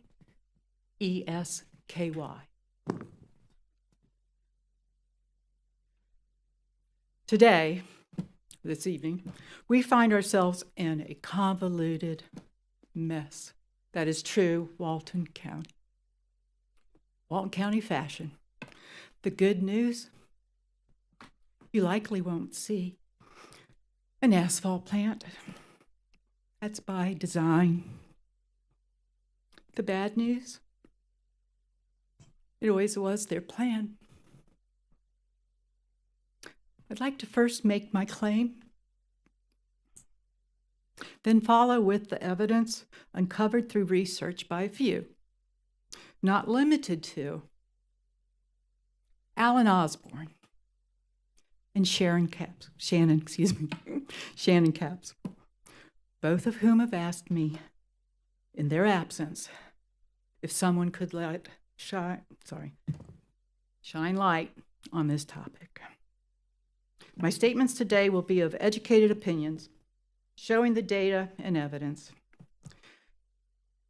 and leave you to make up your own minds. These opinions are as follows. The asphalt plant was never meant to be approved. Rather, it was planned that the taxpayers would find out, heavily oppose it, and for once feel that they win with a no vote. This would give the Brannons claim under the Burt-Harris Act as part of that settlement. They would receive a development order for a residential development, effectively bypassing planning. The people would be relieved. They would be getting housing and not an asphalt plant. Be forever grateful to commissioners that voted it down and potentially shores up a win for commissioners that voted down in the 2026 election. Excuse me, but the win in 26 election. Oh, here's a goodie. Additionally, Uriah Matthews, who purportedly now working for Carr from Carr, Riggs, and Ingram, will push the roads and the infrastructure to be built, paid by the taxpayers. Infrastructure and roads come from before a single house is built. This would give the Brannons millions in savings for their development. When Jay Odom put in Hammock Bay, he had to pay $10 million plus before he built a single house. Why would the Brannons escape necessary? Please, just, okay. Oh, 3 minutes. We've Okay, got somebody lots else of will people. finish, I understand. Thank but you. You've got to admit, that's a different one. I get it. Sir, please come. There's a gentleman was standing, yes. Thank you. Excuse me. I'm Dave Hewins from Goodwin Creek Road in Freeport, Hewins. I bought my place over there, I guess it was '06, so I've been here a while. I remember the old asphalt plant. Driving by, you could smell it. The trucks were dangerous. It looks like with the plans now, the trucks would be much worse. I understand the law is complicated. The owners need some indemnification, but I would hope that there might be a way to work out a rezoning to a lower, instead of heavy industrial, maybe lighter commercial zoning for that area.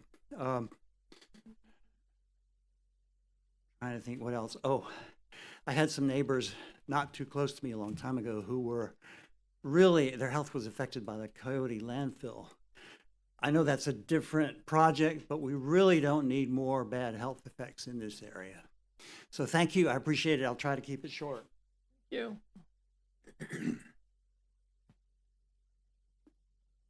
Okay. Yep. Please state your name and spell your last name. Hello, my name is Addison Urquhart. That's Urquhart, and this is my sister Savannah. And we live in Magnolia Bay. I'm worried about this asphalt plant for 2 reasons. First, me and my friends play outside almost every day. We just got a pool, we swim daily. At the meeting we went to in Hammock Bay, the asphalt people said that fine cancer-causing particles do enter the air. That air belongs to all of us. Me and my friends need that air. Adding any amount of poison into our air is going to harm us. Maybe not today, but I'm only 10 and I'm not moving.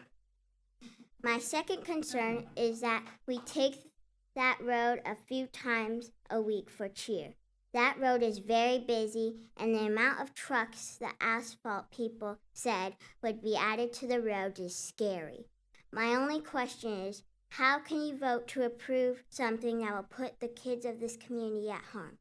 And if you do vote yes, you need to visit all the schools and parks in our community and look me and my friends in the face to tell us that our health and our future doesn't matter to you enough to take a stand. Thank you very much.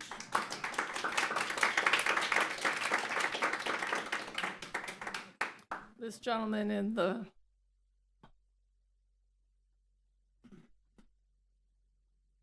My name is Ed White, W-H-I-T-E, and that's a hard act to follow. But talking about transportation and trucks, at our last meeting at Hamilton Bay, and some people can back me up, they have to get their aggregate from the cement plant that comes in on a barge. So it's like, okay, so you got trucks coming in out of the 20. Now you're going to have trucks going to cement plant, coming out on 83A East, over the bridge, correct me if I'm wrong, going to the intersection across from City Hall, taking a left, going down to their plant. As that truck's going in, truck's coming out, you know that. So what's that going to do to that little covered bridge, right? Everyone goes over that little covered bridge, and that road on 83A East. So that's probably additional traffic that's not in their report or something they didn't tell you. Thank you. Thank you. Sir.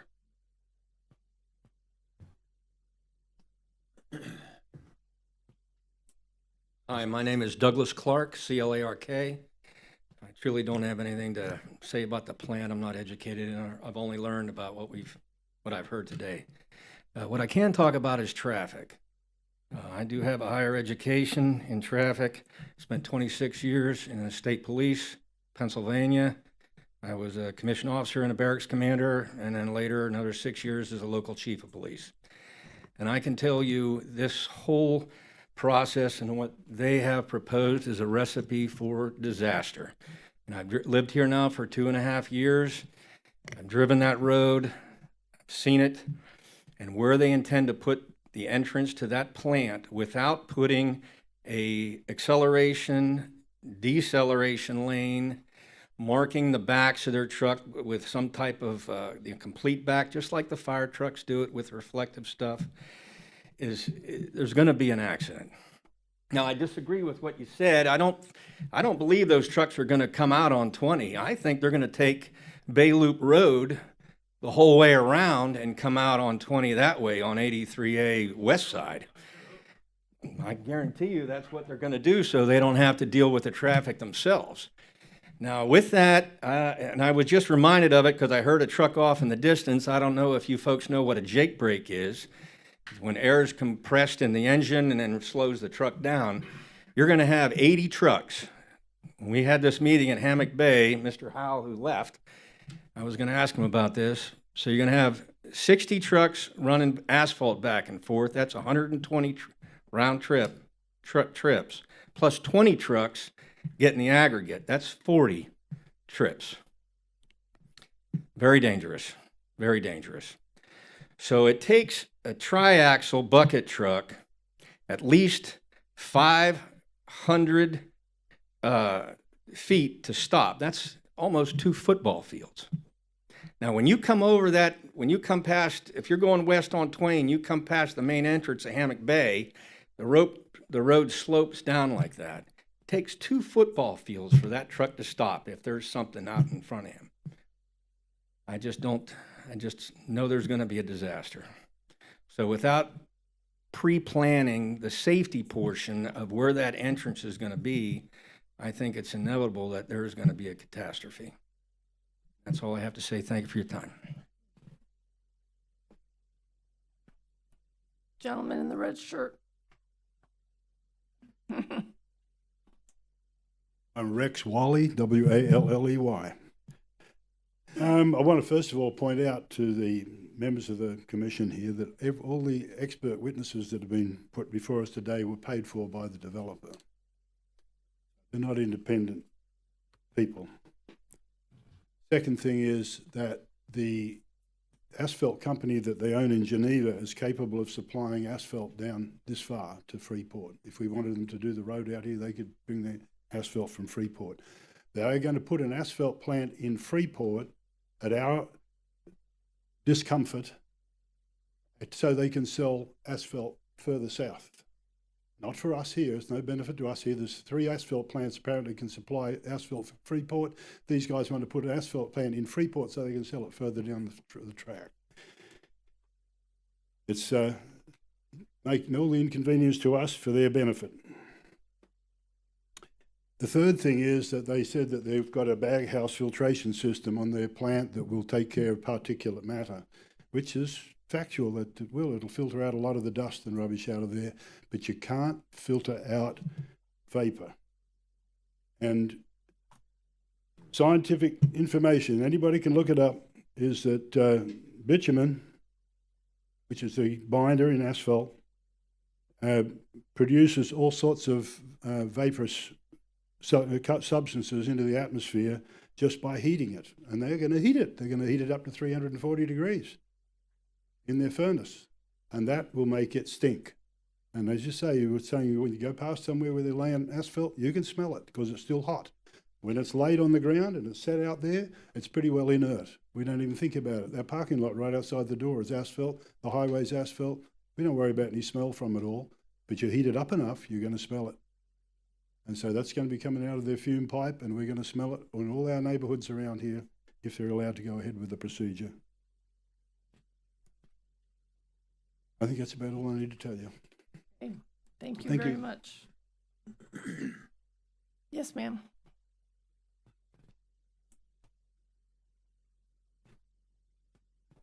Good evening. My name is Paige Brown, Brown. I had a whole bunch of notes, but I'm just going to bring it down to the one that matters the most, and that is our kids. And the gentleman that was the traffic, the police officer who's done traffic for years, made a very valid point in that they're going to take the trip back around on 83A, which means they're going to traverse the intersection of Trail East coming out of Hammock Bay, which is between 5 and 8 a.m. when they're picking up all their aggregate to take around, is exactly when that school, those kids are coming in and out, the buses are coming in and out, the parent line is coming in and out at that exact time. And as he said, 500 feet plus to stop one of those trucks. If a parent pulls out in front of the truck and doesn't realize it, then there's no way he can stop. So very, very important that when the code was written back in 1996, we didn't have 900 plus kids going to middle school in between where they're picking up the aggregate and where they are using it to take it out. We didn't have the amount of residents living in Freeport in 1996 when they were doing these codes. Things have changed, and we need to make sure that our plan going forward changes with the times. Thank you.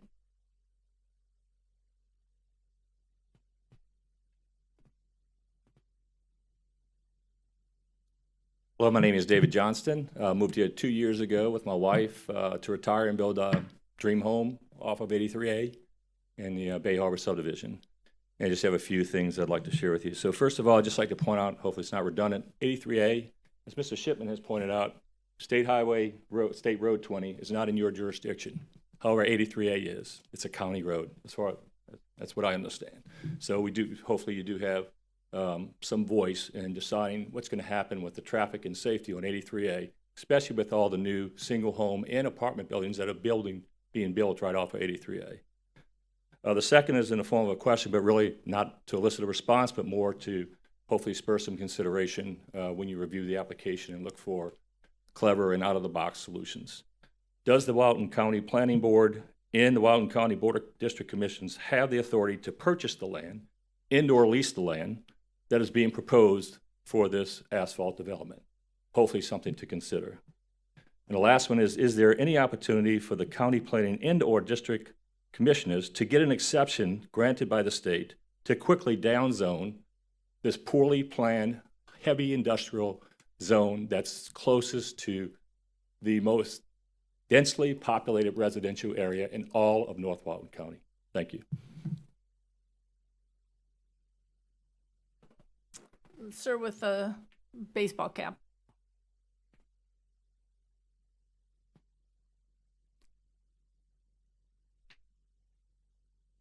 Todd Roark, R-O-A-R-K. I'm going to finish reading Sandra's speech.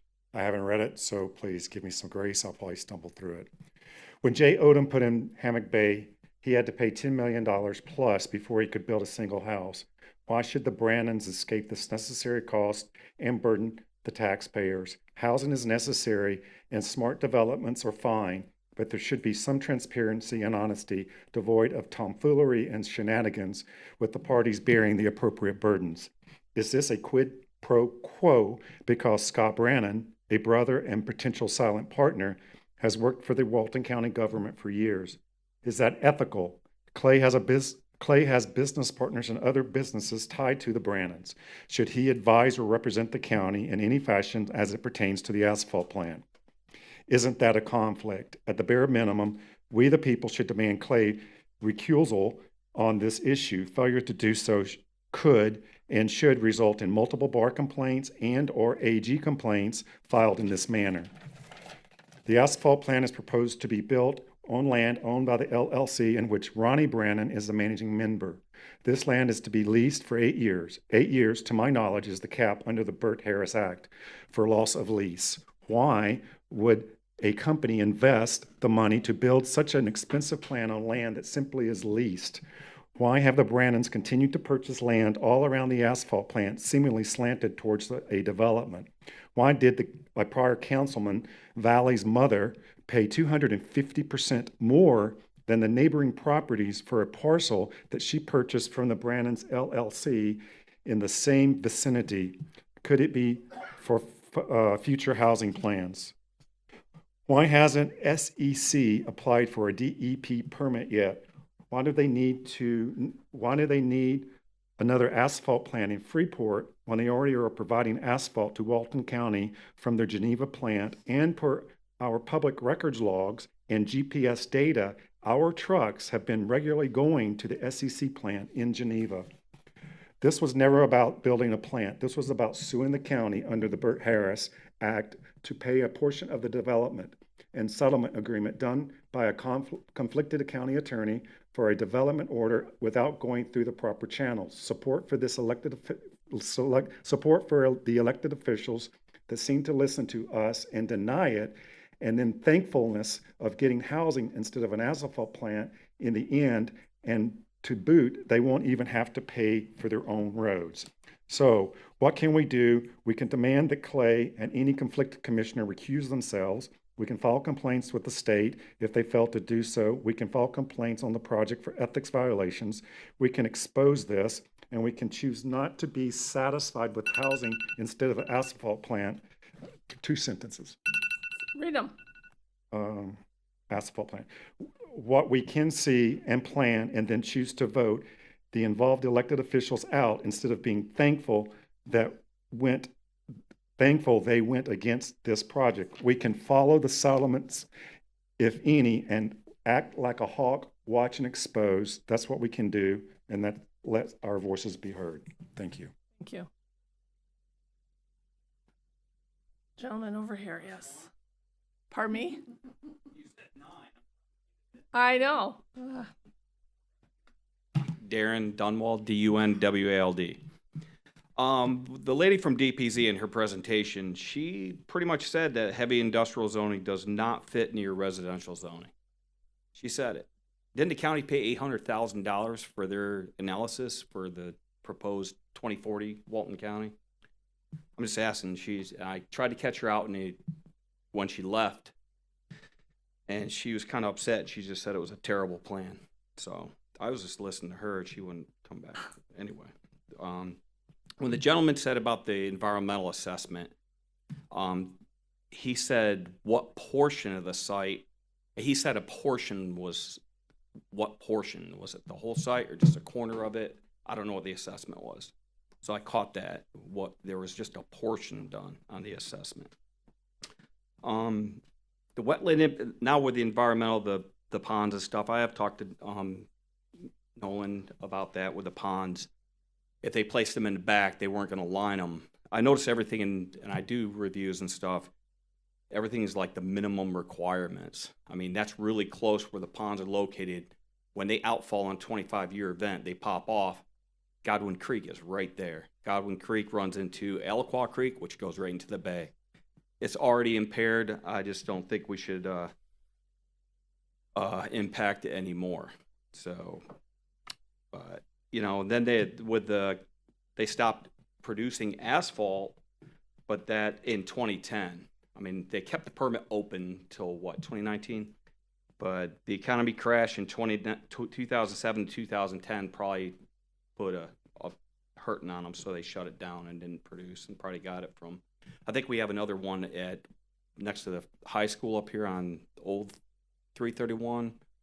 There's one up in Defuniak. There's one, we got asphalt plants around here. I'm just questioning that with the safety of the bay and the traffic. I don't have to talk anymore about traffic. You all heard it, and I agree with everybody that said that. I drive it every day. 6 a.m., 6 p.m. is awful. So anyway, that's all I had to say. Thank you all for. Thank you. Anybody else like to speak? Yes, sir.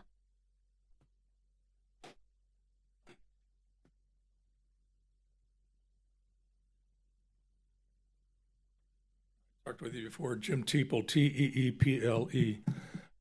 Most everybody is familiar with numbers, so I guess since our traffic study didn't discuss numbers, I'll bring them up to you.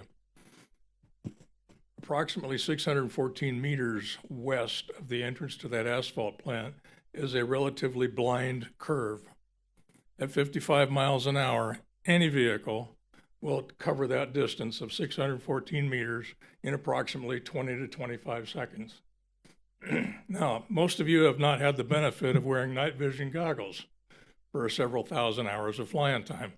So let's take the goggles off and put you in a dark road on a dark night where they're averaging 3 trucks per hour, one every 20 minutes coming out of that thing. Nobody has yet, in any traffic safety study, done anything on the acceleration rate of a 70,000-pound dump truck heading east or west, let alone provided the documentation for the acceleration or deceleration lanes. So I'm going to leave you with that.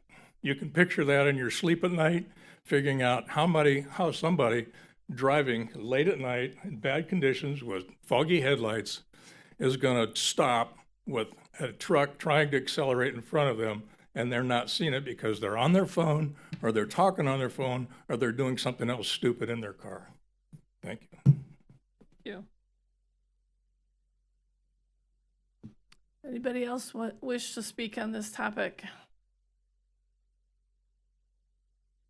Are you kidding me? We're done? All right. Well, thank you to everyone who spoke. We'll close the public comment period. I guess comments from the commission. I was going to say, Mr. Shipman, do you want to speak to any of these? I don't want public comments. I was just going to do a brief closing. Thank Again, the issue for your consideration is, do we meet the specific provisions of the Land Development Code and Comprehensive Plan that apply to a development on a heavy industrial, which in the beginning of the meeting we told you an asphalt plant is a use by right. It means you can't deny it because you don't like it or because somebody said something about it. It's a use by right. It belongs on heavy industrial. Traffic, we traditionally do the traffic study for purposes of determining the amount of the mobility fee, but Walton County has suspended that. It's not used to determine whether or not to deny a project. In fact, state law prohibits that. In terms of what road we impact, you look at the road we're connected with. State of Florida Department of Transportation controls that road. So the county has testified we meet all the requirements. All of our people have testified we meet all the requirements. And even in the little bit of, I'm not going to call it intervention because I objected, even what they testified to didn't address anything about not meeting the requirements that pertain to a development order at this site. So I believe you're required, it's a legal process, it's not a political process. I realize it's uncomfortable when you have people that don't like it. You know, I think a lot of them don't understand what we're doing, but it doesn't matter.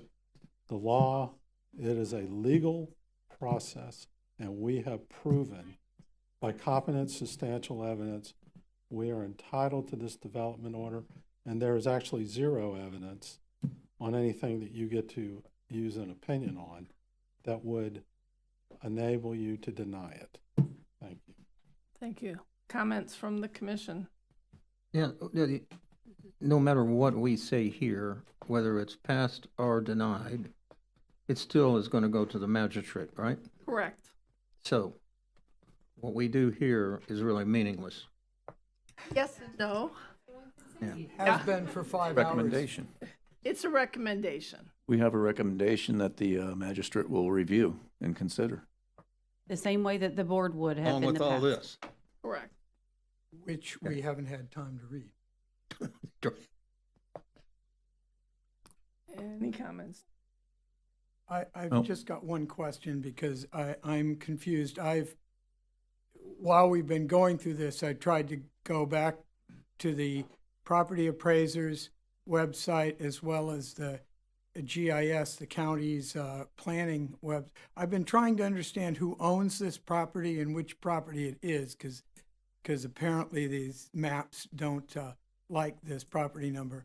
Does this business owner own this property?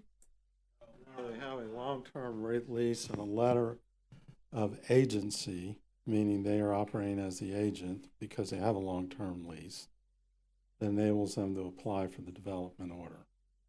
Okay, but if at the end of their lease, they were to end the business or before that, what would happen? Because there's a history of sites being abandoned with industrial debris laying around. So what assurances does the county have? Well, if they violated something, then the county would go after the landowner For a code The violation. landowner, okay, for a code violation.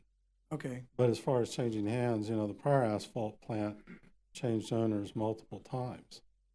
But generally, these things are portable, they're trucked in. So if they were going to quit operating the asphalt plant, they wouldn't leave it there. They'd They take it with their them. equipment, although some of the pictures we saw don't appear to. It's a to different agree with that. operation. Okay, and then this is a rhetorical statement I'm making for the audience. You can sit down, I'm not. If not here, where? Okay, there's always nobody wants it in their backyard, but all of us live on asphalt. We travel on asphalt. Our driveways are asphalt, and it's got to come from someplace.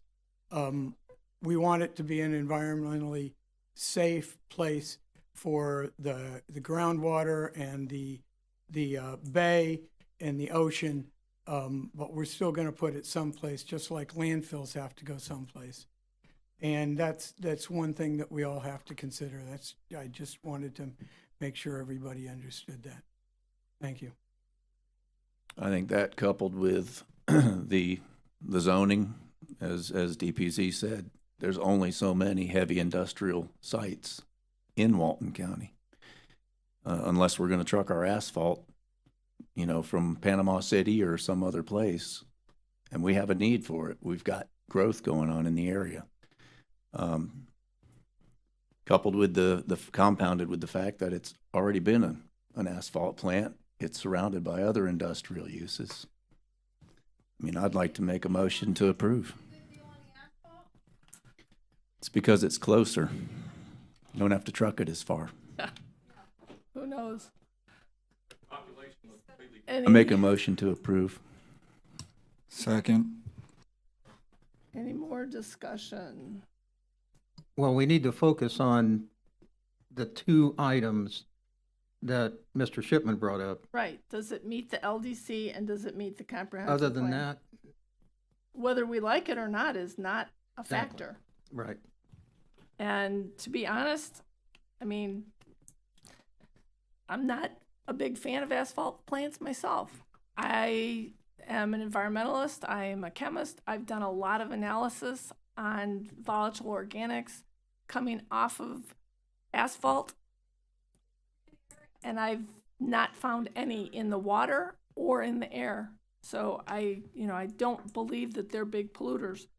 The Environmental Protection Agency highly regulates these types of uses. They have permits, they meet the LDC, and they meet the comp plan. I don't know that we have a lot of options. You made a motion, did we have a second? Sorry, Eli, I'm sorry, I missed that. Any more discussion about this? Were you gonna say something? I was just gonna say, traffic is not a reason for us to deny it. Right, the traffic does not dictate whether, As much as we think it's a problem, yeah, but we get that. We're, listen, Property owner's right to develop this it's property. zoned heavy industrial. we They're not can't. they're not asking for a change in zoning, so we have what we are. We tried. Talk to your state representative. All those, SB 180. yep, all those in favor signify by aye. Aye. Opposed? Nay. Abstentions?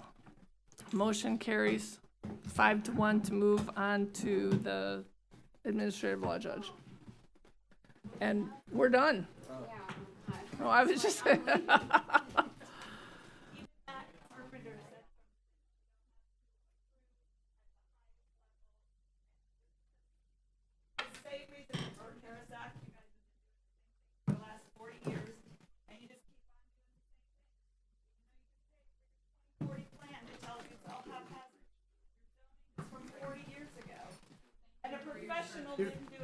You haven't watched my voting record.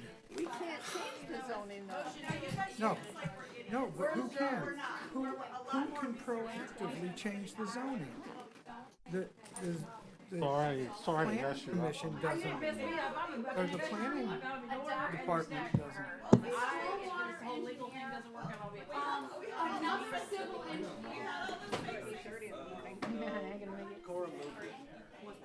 I got lost in the conspiracy.